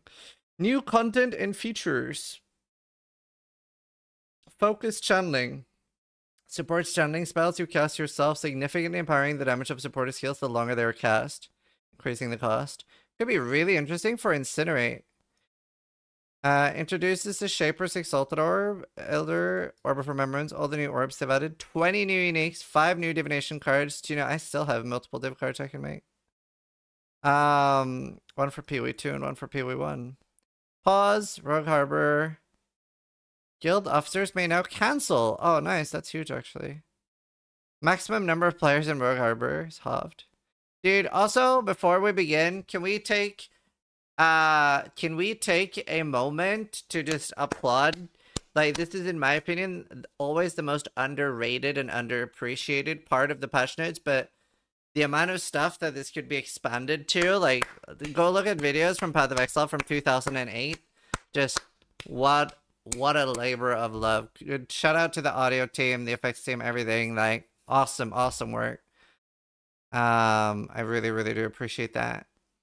Especially as somebody who plays so long term, you really notice it then. Endgame changes. Players can no longer gain or lose experience in the following areas, all the boss areas. It's just a nerf to hardcore and a huge buff to softcore. We no longer get XP from bosses, but there wasn't much XP anyway. It's not like any of us were XP farming bosses, so it's irrelevant. It's just a good change for the game. Atlas memories have been removed. Oh, entirely. Interesting. Existing items will be deleted upon logging in. Introduces new red tier curate missions that you might recognize from previous Atlas memories. Okay, so we probably can still get the beasts and stuff. Breach splinters that drop are now automatically collected and dropped at your location when the breach concludes. Oh wow. I wonder if I still have to be inside the breach for them to drop. Like, let's say that let's say half, you know when you're really blasting, right? And you don't do the entire breach. Do you think, like, let's say I do 60% of the breach, but then I'm halfway across the map? Will it still drop in my location? That's the interesting part to me. In the video, it shows it drops right on you. Yes. But what if I'm outside? Like, far away outside the breach. Okay, still, okay, cool. Yeah, that'd be nice. Similar to gold. Commonly found scarabs now drop... I'll do this so it's easier to see what I'm reading. Commonly found scarabs drop at a higher stack size in higher tier maps, but are found less often. Nice. Using Orbo Horizon on Elder Guardian of Conqueror map will now reroll. Completing a non-unique map at a tier lower than its nether found no longer grants map bonus objective completion. Wow, that's a big change, especially for Crisis F. Because there's some really dangerous ones, like Care Blade, that is really scary, and we like to, and Poor Joy, that we sometimes like to do as a tier 1 map. Can't do that anymore. The following maps have been added back to the Atlas. Acid Caverns, ooh, Arid Lake, Arsenal, Bazaar, Canyon, Conservatory, Core is kind of useful actually for Blight. Frozen Cabins, Ghetto, Grave Troll. Oh my god. Honestly, if they removed this from existence, I would be happier. Oh, just the non-unique map, so we can still do it on uniques. Oh. Oh, I forgot you could do that. I completely forgot you could do that. I even have a video about that you can do that. I completely forgot that.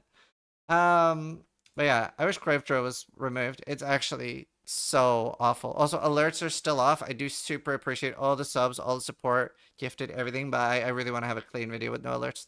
Thank you so much. I do appreciate it a lot. Iceberg, really good map to have back. Ivory Temples, decent. Laboratories, awful. Mineral Pools, really good. Park, good. Peninsula, good. Phantasmagoria, only good layout of that kind. Precinct. Actually, no, Malformation's good too. Precinct, Shipyard, Sunken City, Primordial Lux, Tower. Tower, people will be happy is back. Villa, Wasteland. Wasteland's good. Waste Pool is okay. Water Waste is good. Amorph is good. Okay, what good maps are we losing? Is Beach in the current rotation? I can't remember. Academy, Burial Chamber, Cage, Caldera, Carcass, Cells. Ooh, losing a lot of bad maps. That's good. Courthouse, Coves, Desert. Damn. It still is? Okay, good. And we're not losing Toxic Sewers either. So we have a really good map rotation right now. We're losing Fields, Desert, Dry Sea. Any other good maps? Haunted is pretty good. Infested's really laggy for me sometimes. Lookout, Pit, Marsh, Port, Relic Chamber, Residence. Honestly, we're losing a lot of bad maps. This is really nice. We have really nice maps. I don't like Graveyard. Map tiers and locations have been shuffled. Some of the map bosses you're required to defeat to upgrade your Pantheon has changed. Crafting recipes have been shuffled. Cool. Atlas passive tree changes. Atlas passive skills now that provide additional tasks for your maps to contain a master or extra content that can be turned off. Now also cause the scarabs have an increased chance to be scarabs of the type of the extra content. Cool. The intelligence gathering node has been replaced with lethal extraction, which causes the executing immortal syndicate member to grant intelligence to the current division equal to 2 times their rank. Cool.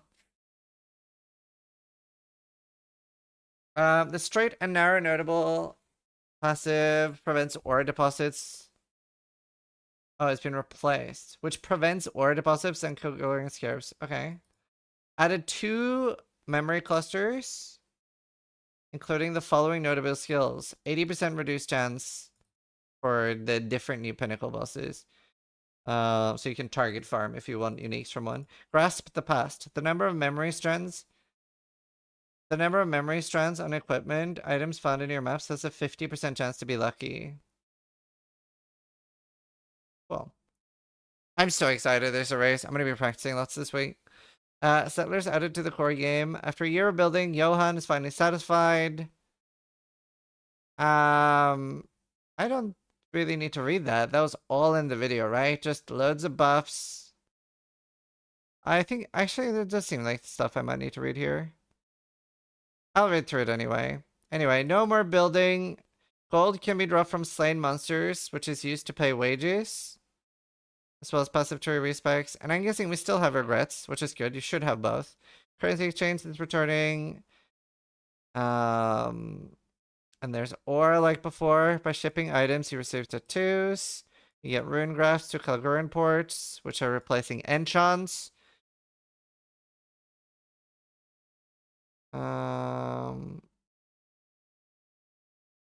Isla has continued to make modifications to the Recombinator.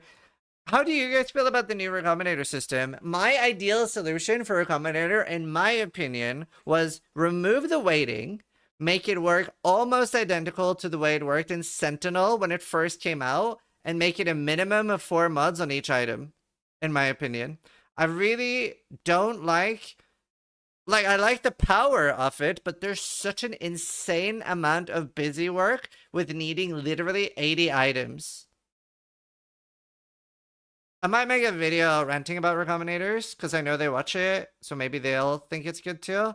Like, I just don't think the alt spamming loop is necessarily good for the game.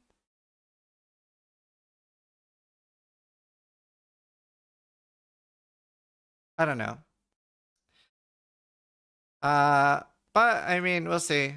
I'm sure the community are all going to be talking about it a lot. Kalguran Scarab of Abundance, additional ore deposit, guarded riches, ore deposits to be at least magic for the Monsters Gathering. To grant smelted bars instead of marking ore. That's an interesting one. 4 settlers of Kalgur. 20% chance for the ore deposits. 50% chance for 2 ore deposits. More likely to be rarer. 10% chance to be replaced by lost shipments. That's really cool. Is that basically going to be random loot?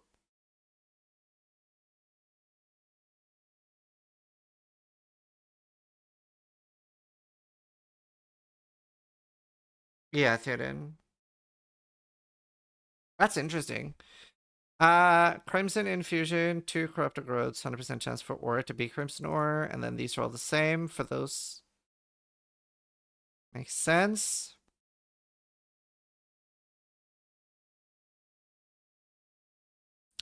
Oh, and 100% increase on the buff from Orichalcum. Kinda useful for bosses that are part of maps, like Guardians and stuff. Refiner's Bargain, equipment items with rarity dropped by possessed monsters have a 25% chance to be converted to dust. Huh. Could be scary. Suddenly you see like 1 million and you're like, oh no.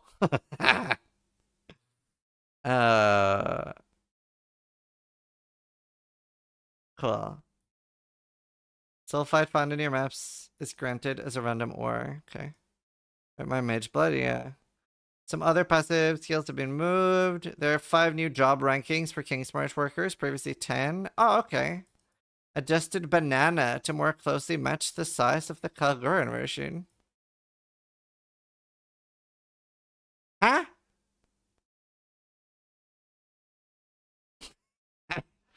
Moved a lamppost in Kingsmarch. Oh, thank fuck. That lamppost, everybody knows that lamppost. Betrayal rework.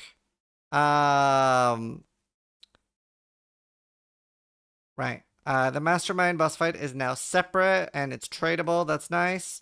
It's been improved. Significantly fewer immunity phases. Cannot be accessed if you have not unlocked the endgame. Veiled modifiers are now able to unveil some new modifiers that are exclusive to these uniques. That could make all of the Katarina uniques really interesting. I'm glad someone noticed. You guys cooked, Flaky. You guys cooked hard. Veil modifiers are now able to unveil Yeah, I read that. Katarina, Master of Undeath, can now drop all flame embers. I hope we get the Exile one. Katarina no longer drops rare veiled items with exclusive modifiers. These are now exclusive to the uniques that she can drop. Cool. She can now instead drop rare double veiled items. Very cool. The amount of safe house intelligence is being lowered. The time to reach a safe house is overall longer. Once you get your hands on a safe house leader, your only option is now to execute them. No love lost there, let me tell ya. Veiled orbs have been renamed to Veiled Exalted Orbs, and then we have Veiled Chaos Orbs. Safe house leaders now have a chance to drop Veiled Chaos Orb. Safe house rewards have also been completely rebalanced. Betrayal Scarab of Intelligence of the All Flame, 75%. Okay, cool. All of the crafting bench recipes normally granted by unveiling items are now unlocked through maps on the Atlas. There are 41 new recipe objects which unlock veiled modifier crafting recipes on your crafting bench. Some veiled modifier crafting have been combined with pre-existing recipe objects. Okay, you're no longer required to speak to Jan. Removing all rivalries is no longer an option. Though there is an new option to remove all rivalries in the current division. Ah, interesting. Ah, the bargainer. Bargaining with Immortal Syndicate members can now give multiple Scarab and Veiled items for fewer currency. Okay. Player balance. Intensity stacks are now lost every 0.5 seconds while moving per Okay, that's a self-cast buff. Pretty big one, too. The Arcane Surge buff now provides 20% cast speed. That's huge as a base. Animate Guardian now retains item when they die, but you cannot resummon again in the same zone. It is a huge buff, but it's also now almost mandatory for every build. That's not necessarily a bad thing, but it's a game changer for sure. Bane of Condemnation. Slower cast time, higher mana cost. I love that the first thing I read is Chaos damage buff, which was on my bingo sheet. I'll flash my bingo sheet real quick, by the way, because let me flash you real quick. I hit a lot of things. We hit a lot of things. This counts. They talked about Gamba Strongbox. We didn't get factions, which I really, even 10 minutes before, thought I would. Boss race, Witch Ascendancies. These... I actually might have a full B bingo, but we'll see. But yeah. Blade Blast of Unloading. 5% more damage per Blade Vortex Blade at all gem levels. Okay. That's a lot. Of Detonation. 60, so 10% more damage there. But from each, so 20. Blade Flurry of Incision. 180 base attack speed, so it's faster. And higher damage effect. Slightly more crit chance. Quality now provides crit multi. Oh. Interesting. Okay, so more damage, but easier, not as easy to crit cap, I guess. Blade Trap of Great Swords. More damage. Laceration. Wow. Can also be used with one-handed axes. No longer has 40 to 59 more damage with bleeding, and has bleeding inflicted is 50% faster. Interesting.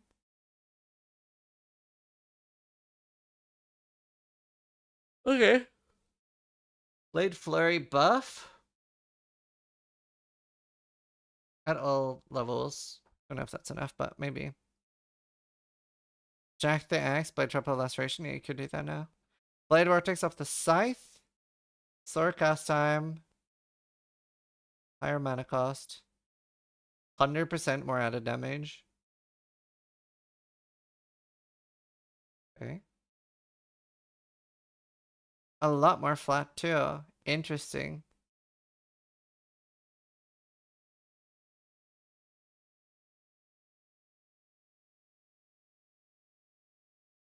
But it is a huge King's Punch rework. You don't have to build it anymore. That's massive. That fundamentally changes. Body swap of sacrifice. Explosion now deals base fire damage. Equals to 29% of the minion's max life. Mercy 24. So just small buff. Guys are always careful with corpse explosion skills. Right. Blight. What's that? Like a... How big a buff is that? Like 18%? My head math is bad. 20. I was close. That's not bad. 27, 30. Okay. Blight sucks? No, it doesn't. It's actually one of the most important pieces for making Chaos Soul works. So it does not suck. Blight of Atrophy is buffed as well. Similar amount. Blight of Contagion, which is the current strongest one, is also buffed. And that actually is playable right now. Debuff can have up to 6 layers of damage. That is a very large buff then, and this was the only one that was currently played. Bone Shatter of Carnage pulses 20% AoE per 0.1 up to 400. Okay, some more AoE buff. 20 more damage against stunned enemies. Oh, okay, some more damage too. Burning Arrow of Vigor. Now 75% attack speed of base, previously 70. 21 to 32% of max life. This is such a cool gem. I always want to use it, but I never find a good way to do it. 32% of max life though. That's huge. Pretty big buff. Carrying Golem of Scavenging. Golem Leap and Pyro Cascade and Mold Strike now do 25% more damage. Cool. Crack of a Branching. We love a good crack lance. Pretty big damage effectiveness buff. Crack lance of Disintegration. Smaller buff. Cold Snap. Do you know, I kind of miss cold dot skills. 390 damage effectiveness instead of 320. And a flat damage buff as well. Cold Snap buff, interesting. Contagion buff, doesn't really matter. Contagion of Subsiding, small buff as well. Well, 300 flat base chaos damage. Actually, not small. Contagion of Transference also got buff. Okay, so definitely all chaos dot skills are getting buffed, it looks like. Cyclone, small buff to damage. 30 to 20 less movement speed at gem level 20. So it's faster. Better in KoE. Oh, but it lost movement speed there. I see. So it gained AoE instead. Per melee strike range. Interesting. Cyclone of Tumult. 180 base instead of 160. I've never used Tumult. Mana cost of 4 gem level. Lower? That's good. Scaling up to 5 instead of 6. 5 stages, previously 6. 25% more attack speed, so just scaled faster. Death Aura, granted by Death's Oath. Small buff, 1250 instead of 1000. DD of Chain Reaction. It's a pretty big buff, I guess. 25% buff. DD of Chain Reaction, 6 to 8 fire damage, previously 9 to 13. Wait, wow, that got nerfed a lot. That's nice. It's been gone for a while. It's been gone for a while anyway. That's good. Yeah, they're like, please don't use DD. That's good.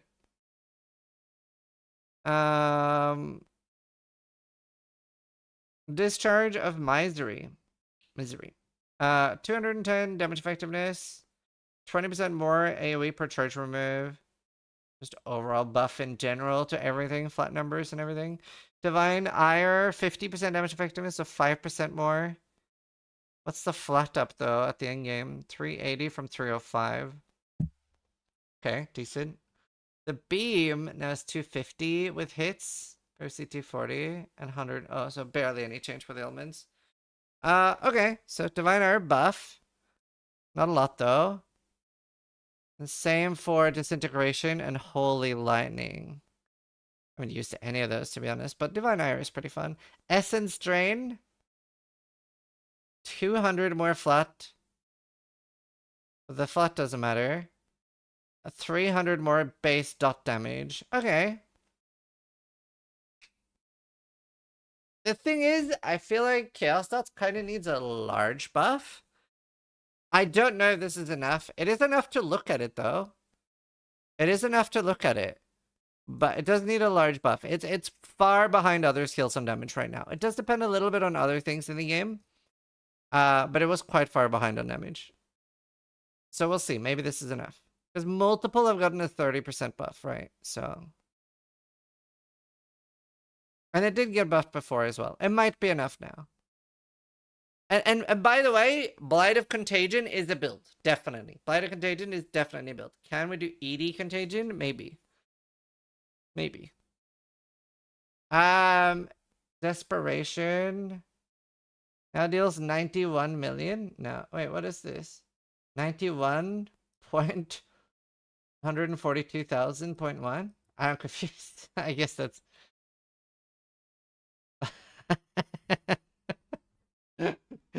91 million base damage. That's my IP. I have questions. 91 to 4,276. Yeah, it is that. It is that. Yeah. 91 to 4,276. Just a dash missing. That's just humorous. Essence Strain of Wickedness. All of these have been buffed.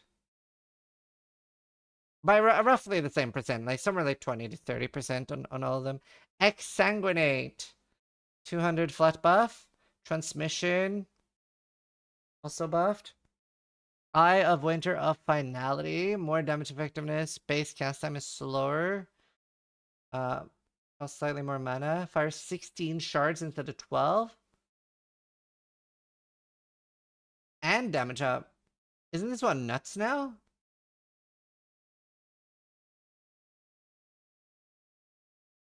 Interesting. Interesting. Eye of Winter of Transience. Yeah, that one looks big. I guess like the easiest way to figure out how big this is just see if Jung, when reading this, tries to keep it really fucking cool. If he just goes like just like look at his eyes when he's reading that. Eye of Winter of Transience.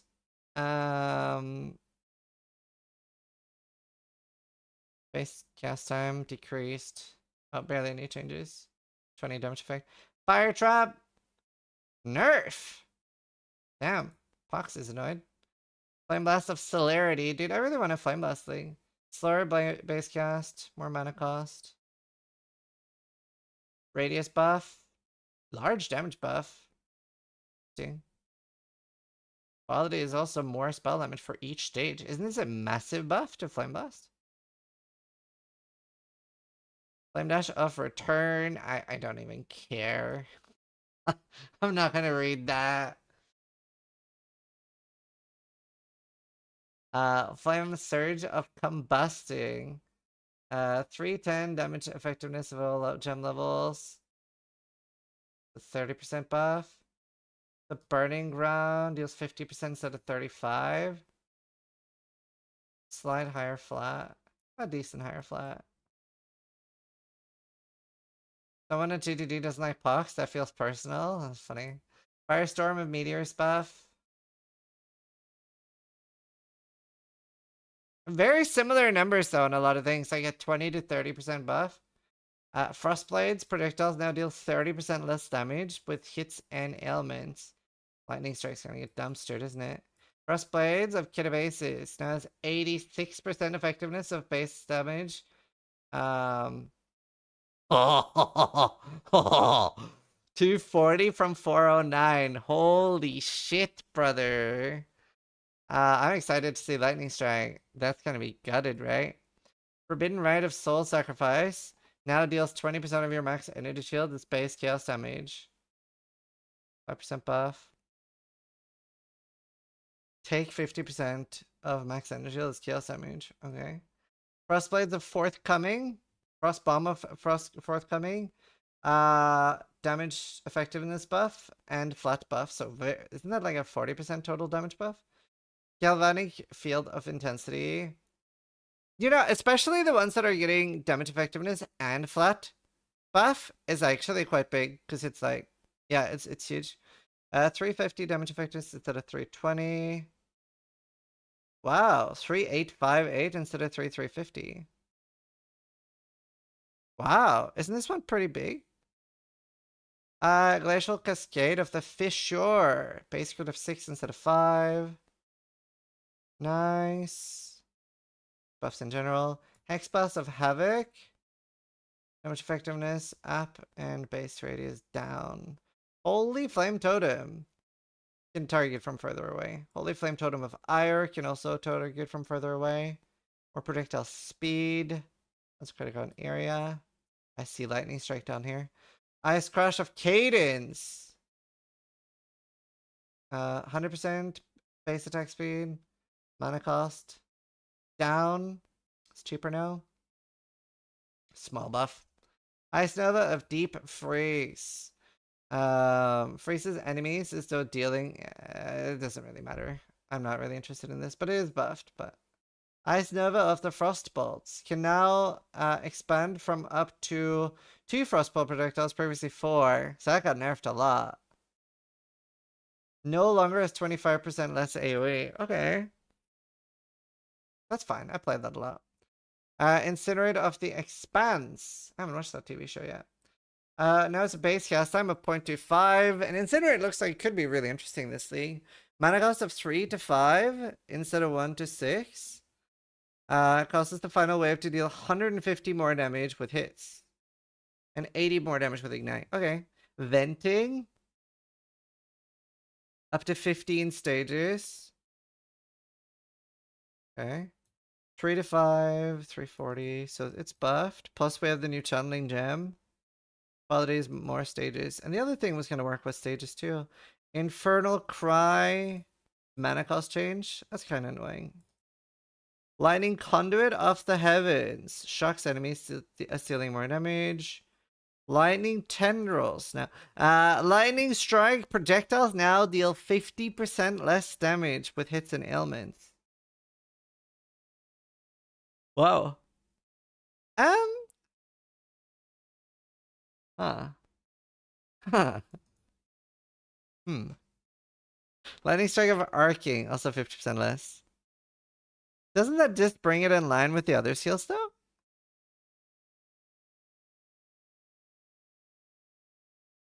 Because now I'm going to be doing 30 million damage instead of 60.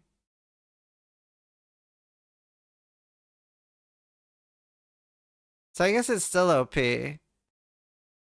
But, okay, but Lightning Strike is then still king of when you want clear and bossing. And it probably puts Dual Strike of Ambidexterity a lot more in for just bossing. Like, Dual Strike is going to feel a lot better now, I think. Usually did some returning barrage. Yeah. Barrage is a bigger part. You're right. But it could have gotten nerfed in other ways. Lightning Tendrils. Stronger. Okay, so big buff there. Base cast time is slower. Wow, double damage effectiveness.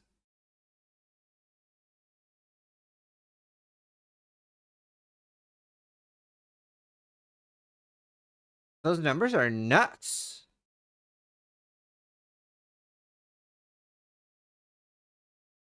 Double damage effectiveness and almost double flat.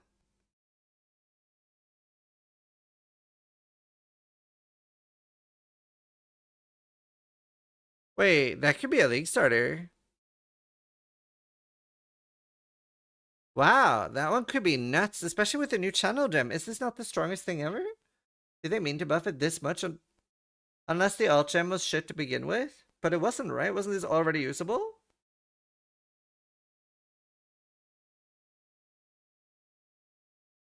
Base cast time nerf? Yeah, but... The thing is, like, I believe this was used already.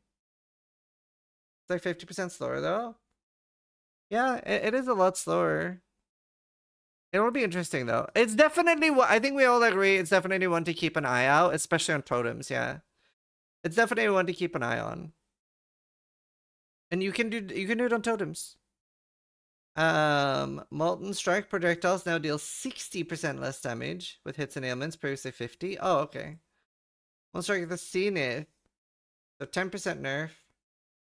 Projectiles now deal 600 more damage with hits. I'm surprised Zenith didn't get nerfed more. Anyone else? Perforate of the Bloodshed now creates 6 spike. 6 spikes instead of 5. Damage effectiveness buff. Quality nerf, maybe?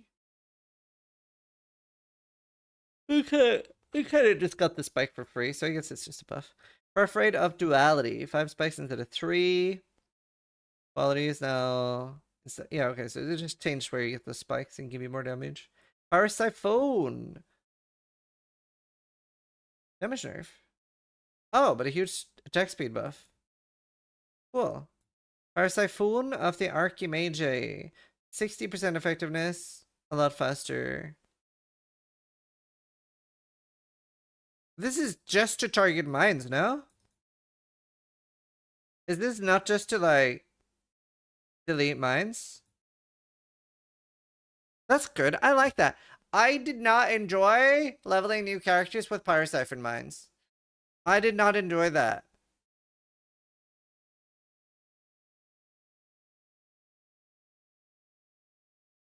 Purifying Flame of Revelation. No longer radius buff.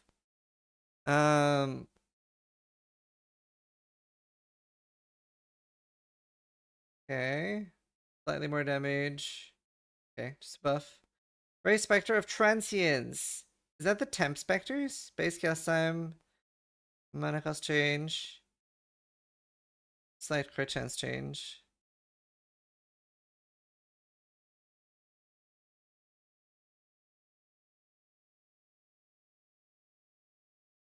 Reap. 300 buff. Righteous Fire of Arcane Devotion. More cast speed. Scorching Ray. Additional debuff stages. Now add 80% of damage. Quality now provides fire exposure. Up to -5.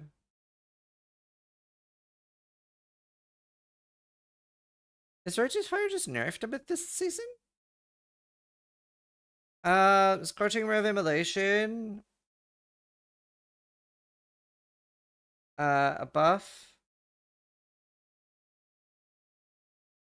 Scourge Arrow. 65% damage effectiveness instead of 52. Shield Crush of the Chieftain. I love shield skills. Base attack time of 0.9 instead of 1. Mana cost buff. 8 to 12 fire damage instead of 7 to 10. Cool. 24. 24 instead of 20. That's quite a big one. Siphoning Trap. Buff. Soul Rend.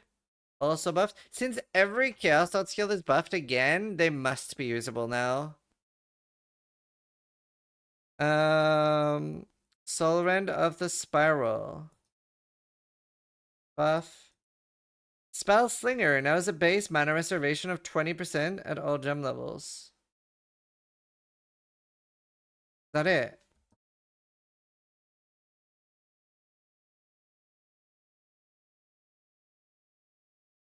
Really? Why does it cost mana? I don't get it. I forgot to ask it. Why does it cost mana though? On top of the restoration. It makes no sense. I need to like make a rant video about Spellslinger. Like, this is so weird that it like you have to reserve your entire mana and it costs a gem link. And on top of that, it's gonna cost a mana per use? Are you kidding? That's crazy. This is mad. I just really love Spellslinger. This is mad. No, I'm just passionate. I love this game. I like, by the way, this is a banger patch. I'm excited.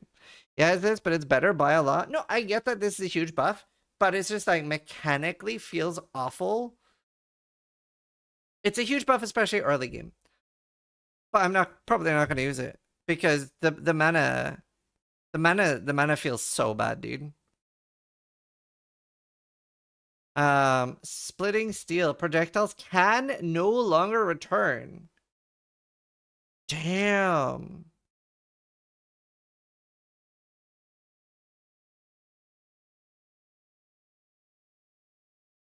Damn. The rest doesn't really matter. Increased damage effectiveness. Isn't it dead no matter what they do to the damage? Face radius buff, damage buff. Isn't it like dead outside of early leveling? Yeah, you don't really need to time people out. It's fine.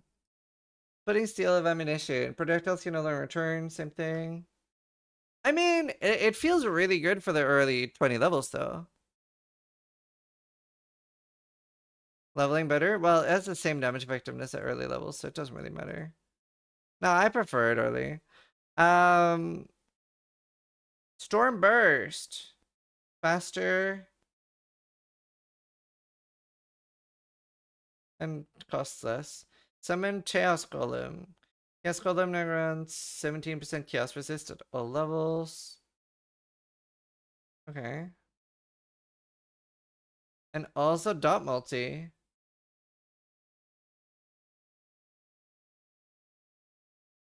Huh. That's actually really big for chaos skills.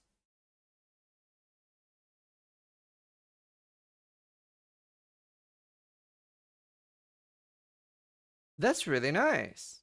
Chaos resist and dot multi. Chaos Golem of the Maelstrom. Inflict significantly more wither stacks to enemies within the area.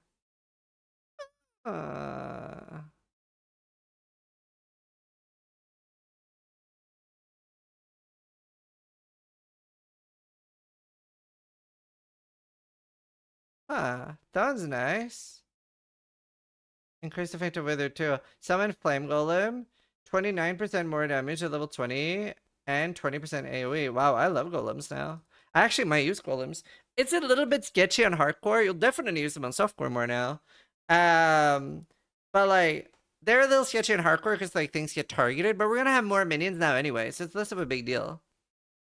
Summon Flame Golems of the Meteor. 30% more damage. I would love to use a golem build again. Summon Ice Golem. 40% crit chance at all levels.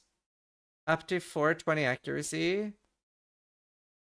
Oh, it's flat. That's massive. Lightning Golem. Do they even buff that? 10% attack and cast speed at all levels. Wow. And mana regen. Wow. Flat 7 mana regen when you get it is nuts. Is that correct? Doesn't that fix every mana issue on every build?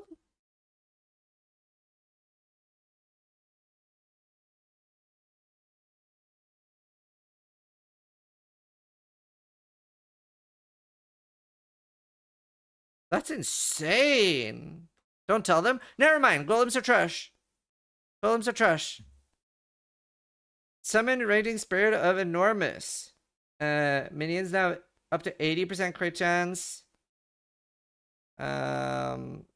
Previously...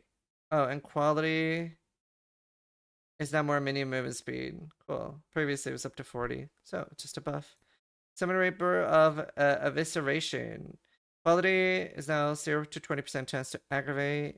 Okay. Revenants. Max of 3 to 4 Reapers. Previously 3. Cool. Summon Skeletons of Mages. 20% chance to inflict their ailment. Golems. Summon Stone Golem. Golems now also around 20% increased defenses. Interesting. Interesting. Golems were ass? Yeah. Yeah, that's including ass. So that's pretty good. It's increased. It's not more.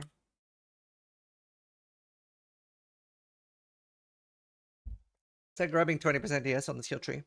I mean, it's not insane. It's just good. It's a good buff. It has PDR anyway. Void Sphere of wait, no, it's regen, right? Life regen? Void Sphere of Rending. Bigger radius, pulses faster, and better base duration. Vortex! Vortex is kind of dead until they give us the old behavior, though. What have they done? Just buffed it? Just more damage? I miss the old Vortex behavior, dude. I really do. Winter Orb! 20% damage buff. Oh, lost 2 stages. Higher flat? Oh, but better duration.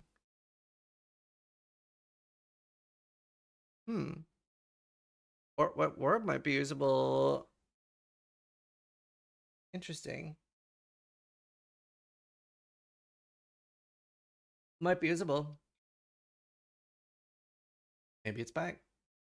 125% more projectile while channeling, previously 150. And more frequency per stage. So better without being channeled too. It will still require decent investment, but it might be usable earlier now. Wintertide Brand buff. Small buff. Val skill changes. Val Blight buff. Nice. Val Cold Snap. Yeah,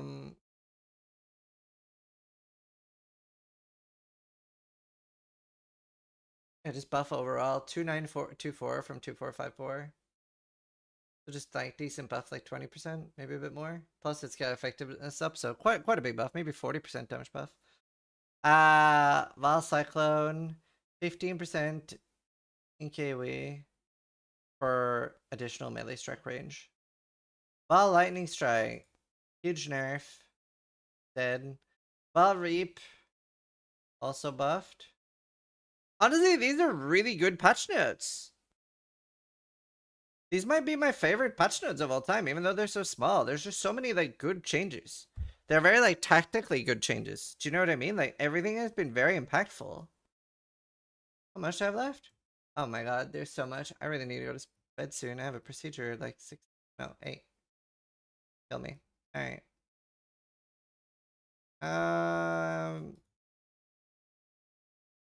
Arcane Surge. 35 more damage instead of 25. More mana regen and cast speed at all levels. No. 30 and 20. Oh, but it's gone down. Right. Interesting.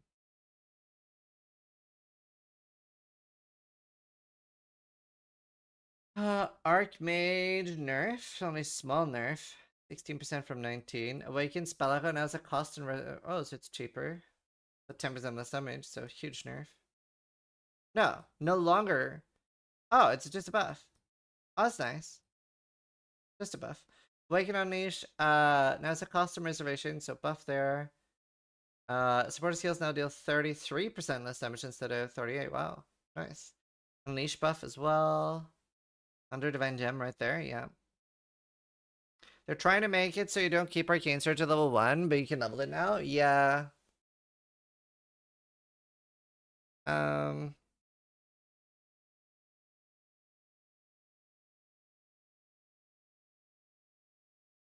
Will you level it though? Does this make you want to level it?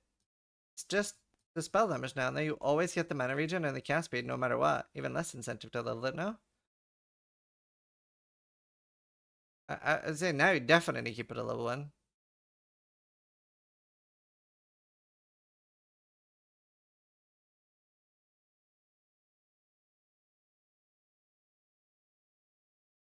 And like, it's kind of a buff for that anyway. Decay buff. Greater spell echo. Cast buff. Or like cost buff. Infused channeling. Oh, 12% less damage taken from hits. So it's basically you get an extra endurance charge. So 3 endurance charges now from infused channeling. Really nice. Intensify. 16% more damage instead of 14. Pinpoint. It's also they're cheaper. That's nice. 10% less damage instead of 16%. More damage. Returning projectile. Projectiles 66% less damage instead of 61. So small nerf. Sacrifice 20% of your life. 20% of your current life when cast to gain added chaos 35 to 54. So a buff. Spell echoes cheaper and no penalty. Unleash is cheaper, yeah, so similar. Ascendancy, the Defy Pain has been reworked and now causes you to gain Defiance for 10 seconds on losing life to an enemy hit, no more than once every 0.3 seconds.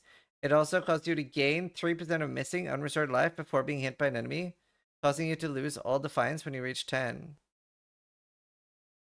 Is that, effectively... Fuck, what's the amulet called? Is that effectively, yeah, is that effectively Defiance of Destiny?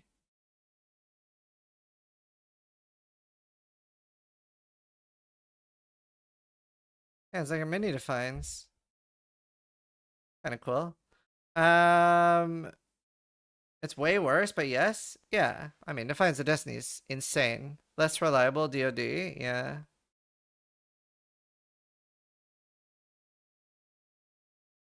Blitz Ascendancy has been replaced with a new notable Gore Dancer. Grants 30% of your life lead to instant. Wow. Flawless Savagery is Ancestral Fury. Causes your strike skills to also trigger the previous occasion they were used. This is surprising to me because wasn't that node absolute garbage? Because it didn't really work without you repositioning. So I'm surprised they put that in. Fortitude Ascendancy now causes you to have max fortification, previously 15. Oh, so you can invest into it now. Perhaps they fixed it. They could have fixed it. They could have fixed it. This is nice though. That's huge. So you can invest into it now. Also really huge for support. That's crazy. Unstoppable Hero. No longer... It's really, really good. Doesn't this mean you have 20 again by default? Yes. Yeah. And better for investment. It's huge. So yes. It's huge. Unstoppable Hero no longer causes nearby allies to count as having fortification equal to yours. Grants 30% more armor innovation per fortification above 20. And 3% attack speed per fort above 20. It's huge. Worthy Foe. No longer requires Conqueror and has you taunt on hit. Okay, wow. Isn't Champ insane now? The Conqueror Ascendancy has been replaced with a new Worthy Causes notable. Having a placed banner does not prevent you gaining Valor. Banner skills of 50%. Nah.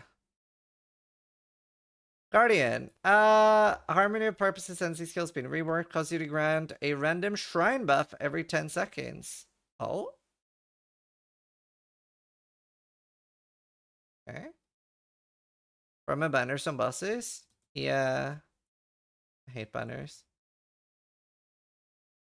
Unwavering Faith has been reworked. It now grants 50% increased reservation efficiency of skills. 50? Wow. Harry Infant.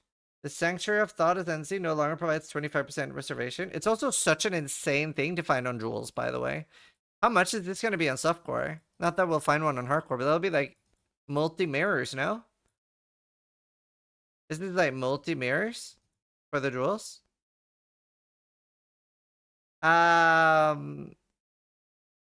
That's like actually so insane. Yeah, it's reservations life as well. Sanctuary of Thought no longer provides reservation or 50%. What does it do then? It now provides regen 1%. Ah, fuck, that hurt my ribs. Ah, shit. Okay, hold on. Guardian, 50% reservation. Hierophant, 1% mana regen. No, it has something else, right? I can't remember. It still has the ES and the AoE. It just reads so funny. Wow, that's a big nerf though. It does still have other stuff. I know, it's just funny.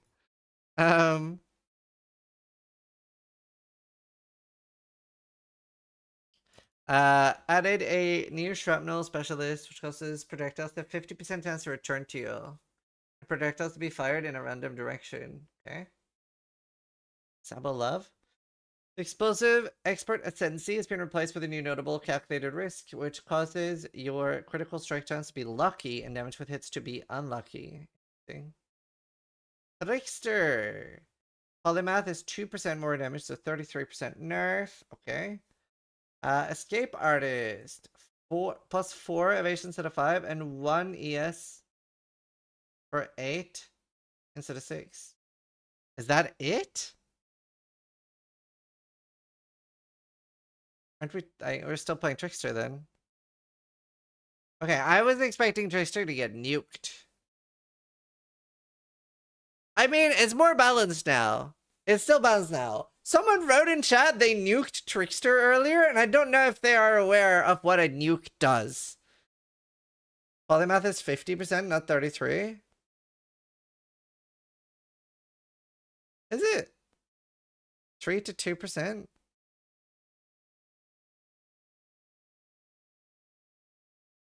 It is 33?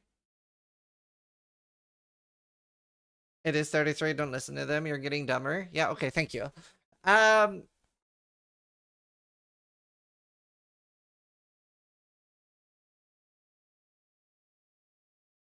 Excellent. Elementalist. Shaper of Storms is no longer has 25% more effective ailments. If the highest damage is lightning, it now has shocks from your hits. Always increase damage taken by at least 25. Okay.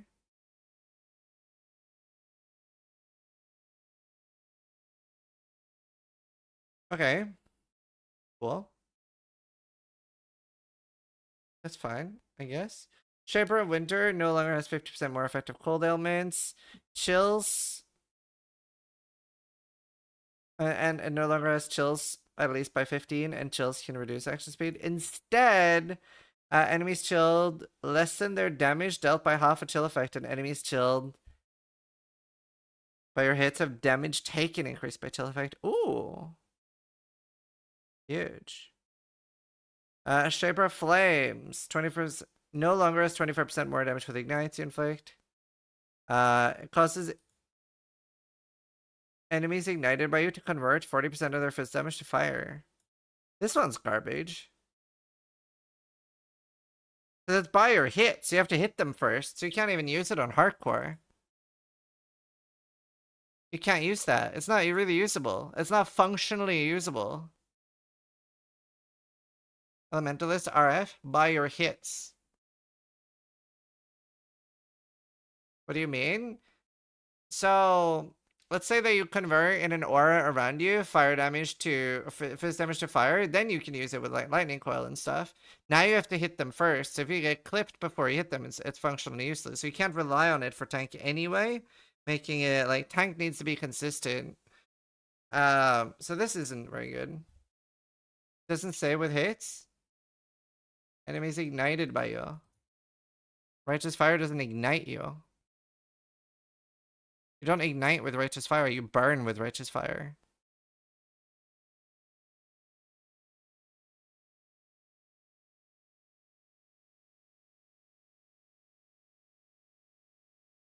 And it doesn't stack additively with coil anyway, yeah. I don't know, I don't think these are good changes anyway.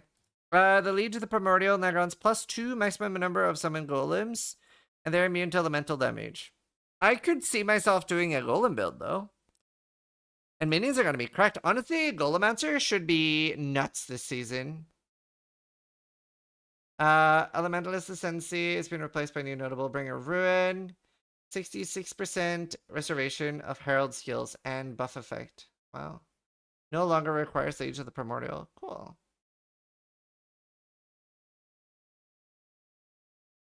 Golemancer can be really strong. Passive tree changes. Elemental Mastery that causes hits to have inverted 15% chance instead of 25. Big nerf. Leech Passive Mastery provided 10% leech is 5%. Still good though. I'll still use it. The Link passive that granted Ellie ailments are inflicted on you instead of Link targets are being replaced with new mastery that causes enemies in your Link beams to be unable to apply Ellie ailments. Okay. The Wand passive granted to Unnerve has been replaced with 25% increased reservation supported by Spellslinger. Huh. On top of the other one, that's a lot of reservation for Spellslinger. In my opinion, though, I don't know if I want to go through the effort of making a Slinger build, considering all the downsides, when it costs mana on top of the reservation. The mana thing is such a deal breaker for me. Taking a wand wheel and Spellslinger build is annoying too, yeah. It just, I don't know. I don't know if it's worth the effort. There will be additional changes that we're still finalizing. Unique changes. Balance of Terror is your character grants unaffected by freeze instead of immunity to freeze. Okay. Bitter Bind. 100% crit chance per Ray Spectre. Previously 40 to 50. Interesting. No longer a spell damage. Cane of Coolamak can now rarely be found with 4 Veiled modifier. Isn't this going to be one of the best items in the game now?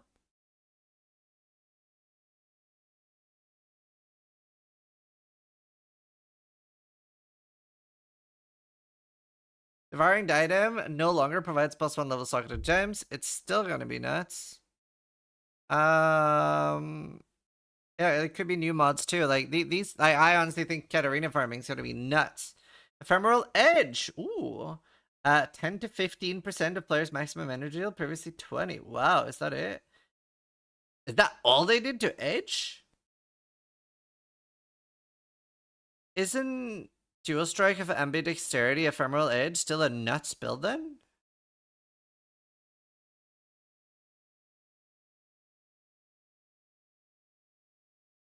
Okay, so that's definitely still viable builds for this season.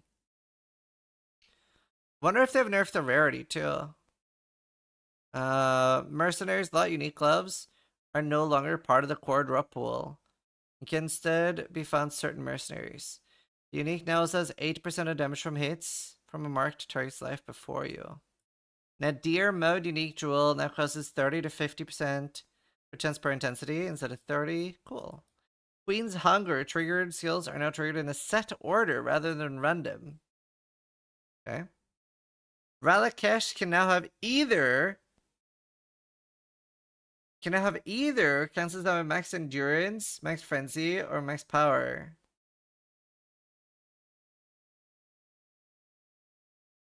Oh, 7. They now have 15 to 25 movement speed and immune to corrupted blood. And then they're still gonna be used though. They're still gonna be used because of the Maven. Do you know what would have maybe been more interesting was if it was missing one instead of only having one? And I really appreciate that they put movement speed back on. I mean, the corrupted blood is nice too. I mean, it's still gonna be good. I wonder if they're still gonna be as rare though. They should probably tone down the rarity a little bit now. I don't feel like they should be tier 0 with this, at least. They should be tier 1 or tier 2. Definitely should not be tier 0. Divination cards here with plenty.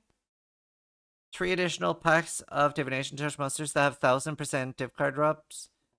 These additional display div touched under their health bar. Okay. Titanic Scarab of Legend has a limit of 1. The only one would have applied, right? So it doesn't change anything. There are additional changes to Scarabs we're finalizing. They were tier 1. All right. They should drop down to tier 2 though. Drop chance of regrets have been lowered.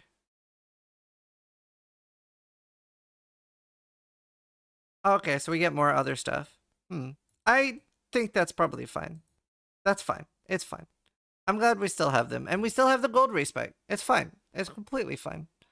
We do still need regrets. Don't don't get it twisted. I absolutely do not like that in PoE 2 it's only gold. I like having both. Both are good. Both is good. It's definitely not redundant. Weapons and armor with multiple requirements now with a lower chance to roll attribute modifiers. Life and mana leech. Equipment on jewels. Roll suffixes instead of prefixes. Oh, okay. Scepters, staves, rune daggers now roll attack modifiers less often. Okay. Staves can now roll a higher tier of mana regen. 105. Crafting bench modifiers for ink mana regen have been updated to be higher. Resistance modifiers can no longer roll or be crafted on weapons. I hate this. Damn. That sucks for a lot of my builds. Oh, I love having that quite often. Very often I've only been able to pull off builds because of my extra like 40 fire res and shit. Especially, oh man. It's good for in-game crafting. I know, but it's like, it's been so useful. And like, sometimes I've had like an EA bow with like 40 fire res that just like allowed for something else. I know it's generally good.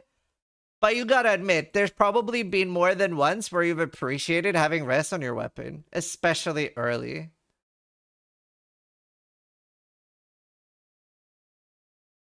I definitely have mixed feelings about that one. Synthesized implicit resistance no longer roll a weapon. The Redeemer prefix modifier on influence for fist damage taken as cold no longer is higher than expected values. Yeah, that was a bug. Veiled and crafting bench modifiers. Also, do you guys like that I highlight what I'm reading? Veiled and crafting bench modifiers that grant to the AoE and AoE damage pro speed. You know, rolling gloves instead of amulets. Oh, okay, cool. Yes, okay, excellent. Veiled crafting that grants AoE and level of socketed gems. You no longer roll on gloves. They're still able to roll on helmets. Oh wow, that's a huge nerf. That's a massive nerf.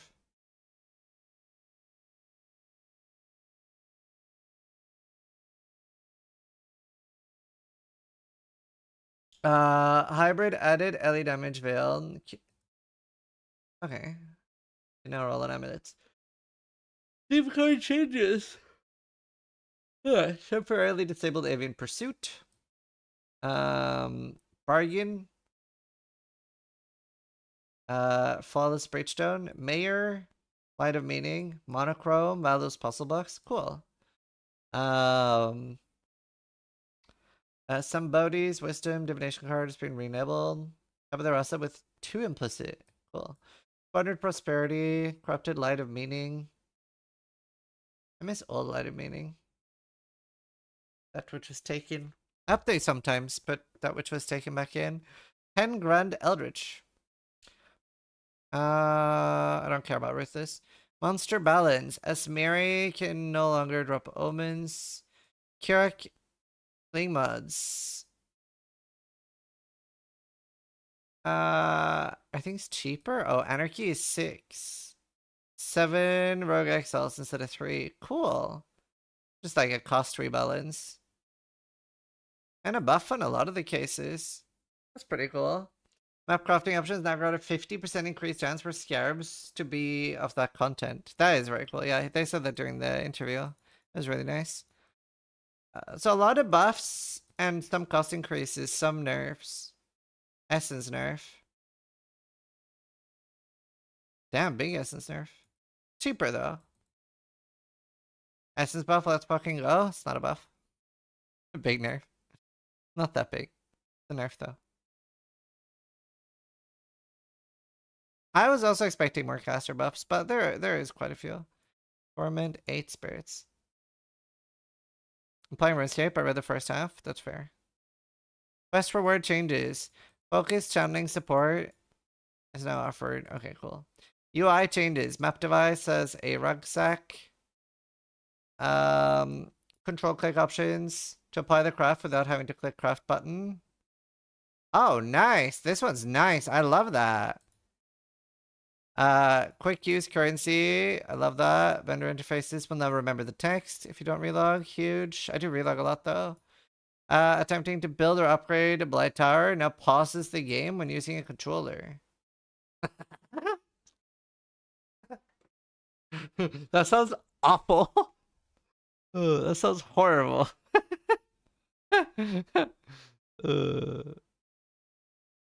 I'm so happy we don't have that on PC. I don't want that. I don't want that on PC. Holy shit. I mean, okay, actually, having it as a toggle would be good because there probably will be people that want it. I like toggles. I'm a big fan of giving people options. But that would be sad if that was untoggleable. I'd be mad then. Sis would be mad. Multiple league actions are bound to the same input. The game will attempt to trigger. Oh my god, this one's huge. In order. Oh, that's so nice. So I can put everything on B then, and V and B for everything. Enemy and interactable targeting is now separate with the controller. Updated various NPC dialogues.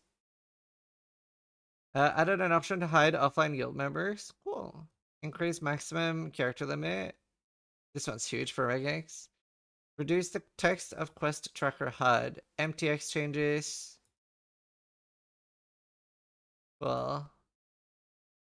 Right, I will read the bug fixes because there's sometimes huge things in there.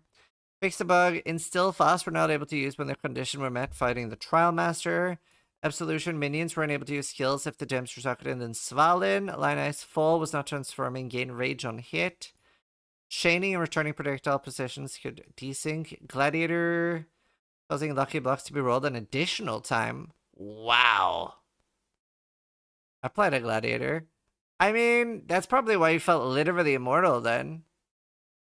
Wait. Wait. So we had very lucky blocks. Wait, that explains so much? So wait. What was our actual block chance then? I thought our block chance was 88%, but then we had what? What's the third? 19...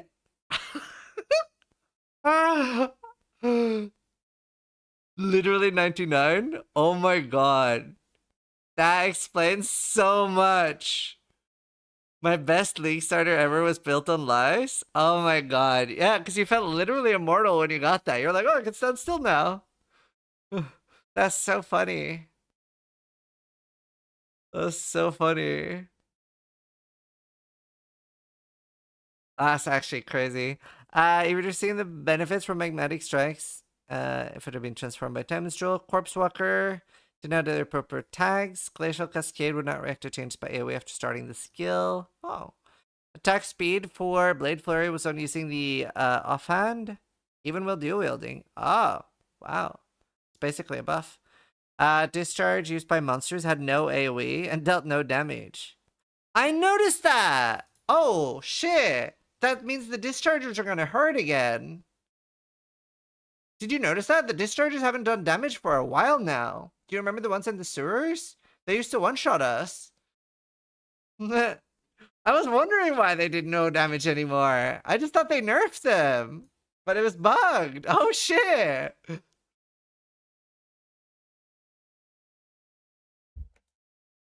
What's discharge? So, do you remember? There's like blue monsters that gain charges when you kill their friends in the sewers, and they used to one-shot us because you don't have rest cap by then. But now we will have to. Damn, that's crazy. I just thought they had made them weaker. I thought they just nerfed them. I didn't think they did literally 0. I'm gonna be cracked now.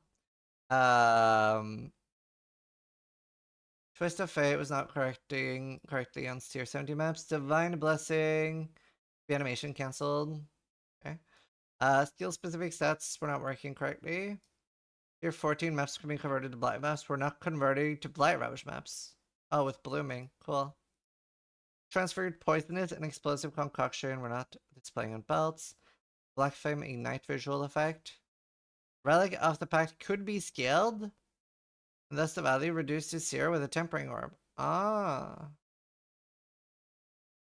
You could have inaccessible items in the 5th and 6th map slot device if you had left items in there when migrating your character. Oh, that's funny.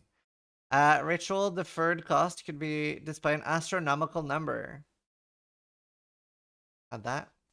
Corrupted unique items. Corrupted unique items were dropping identified instead of unidentified. Oh no! Monsters weren't always receiving the correct amount of damage reduction. Okay.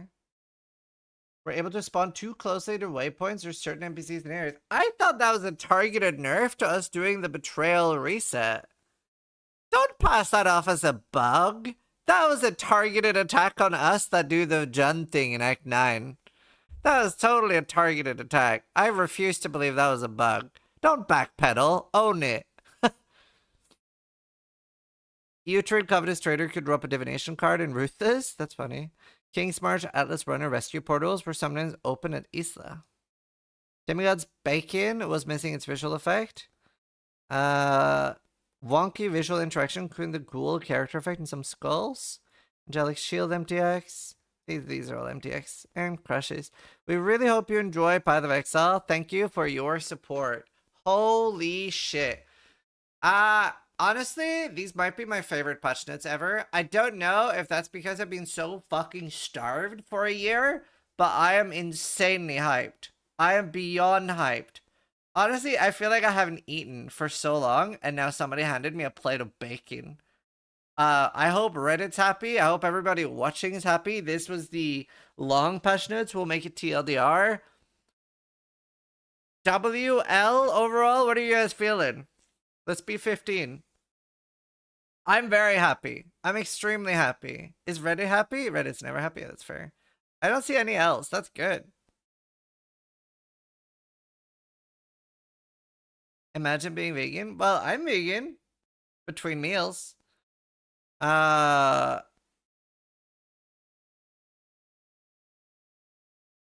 This looked really good. So yeah, hope you guys enjoyed watching the full reaction to the reveal and everything. So yeah, thanks for watching. So if you liked the video, more importantly, try to die less than I do.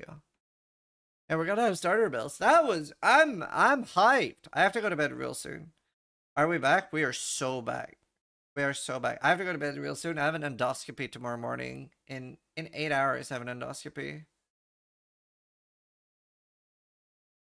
Go to bed soon.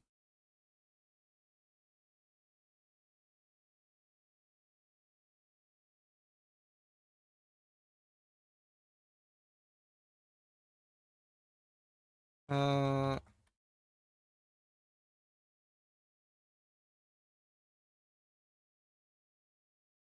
that was good. Take it easy. Thank you. I will. Let's see. Here, while I have a lot of people here, I want to ask you guys something. One second.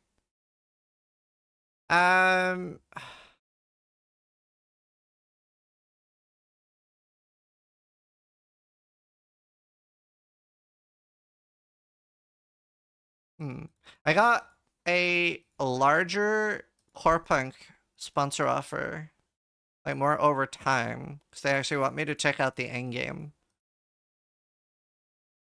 What do you guys think about that? I kind of want to like counteroffer and say if they're open to doing like podcasts with me and the devs here and there, with me giving feedback. Because there's a lot of things I don't like in the game, like how slow it is. What's core punk? It's an MMO.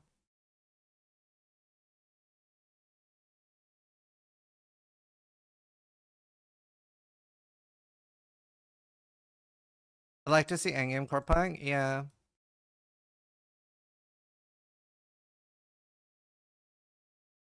If you enjoy it, sure. Personally, I would never play it. I mean, so far, what I've been playing has been a bit mid because of this. The game pace is very slow early. Like fun on Noogie stream. I do think Noogie enjoys it more than me. I think it's very like, I think they should increase the game pace.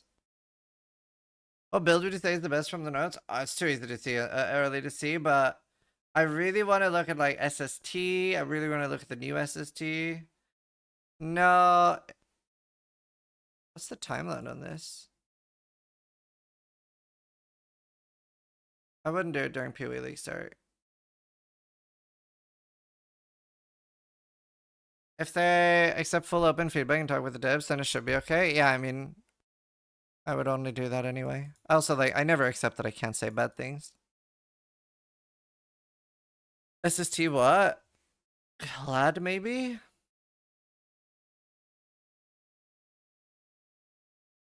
They don't advertise on Steam either, which I also think is weird as fuck. Yes, that at me too. I actually don't have ever been this hype. I think a big part of that, though, is because it's been so long since we played. Yeah, drops are enabled here. I'm about to leave, though. I'm about to host somebody else. I have an endoscopy tomorrow morning. I'm very nervous about it.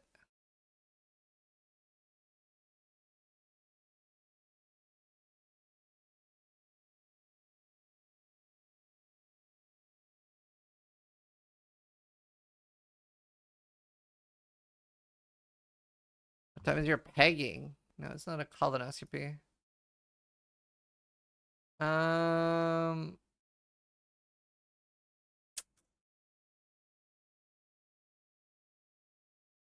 Did Steel stop streaming already?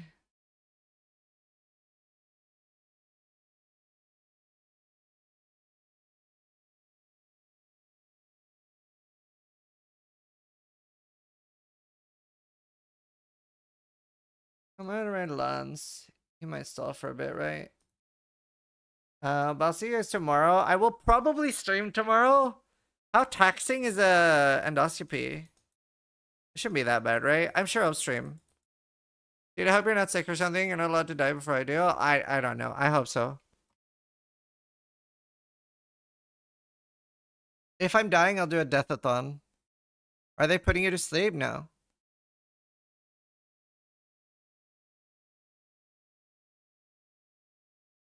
No, they don't use sedatives for endoscopies here.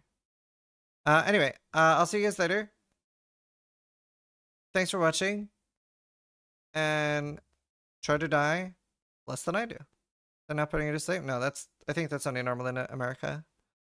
But yeah, I'll see you guys later. Thanks for watching. Bye. Bye. And thanks for tuning in and being here during the announcement. Hey YouTube, Sizzy here. Hey guys, Izrin here. Hey everyone. So I was literally just about to go to bed. Hi, Scissorin here. Scissorin here with Scissorin here. Scissorin here with Scissorin here. Hi, Scissorin here. And welcome to my channel.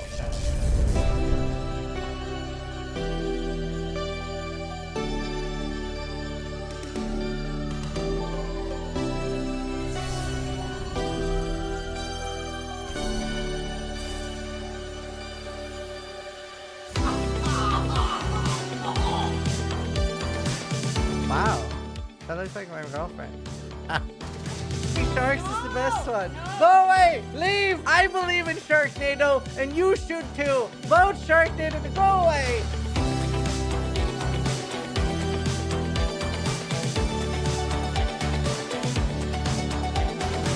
That says a lot. What? Excellent Gauntlet will be held on Earth? Yes. Yes, it will.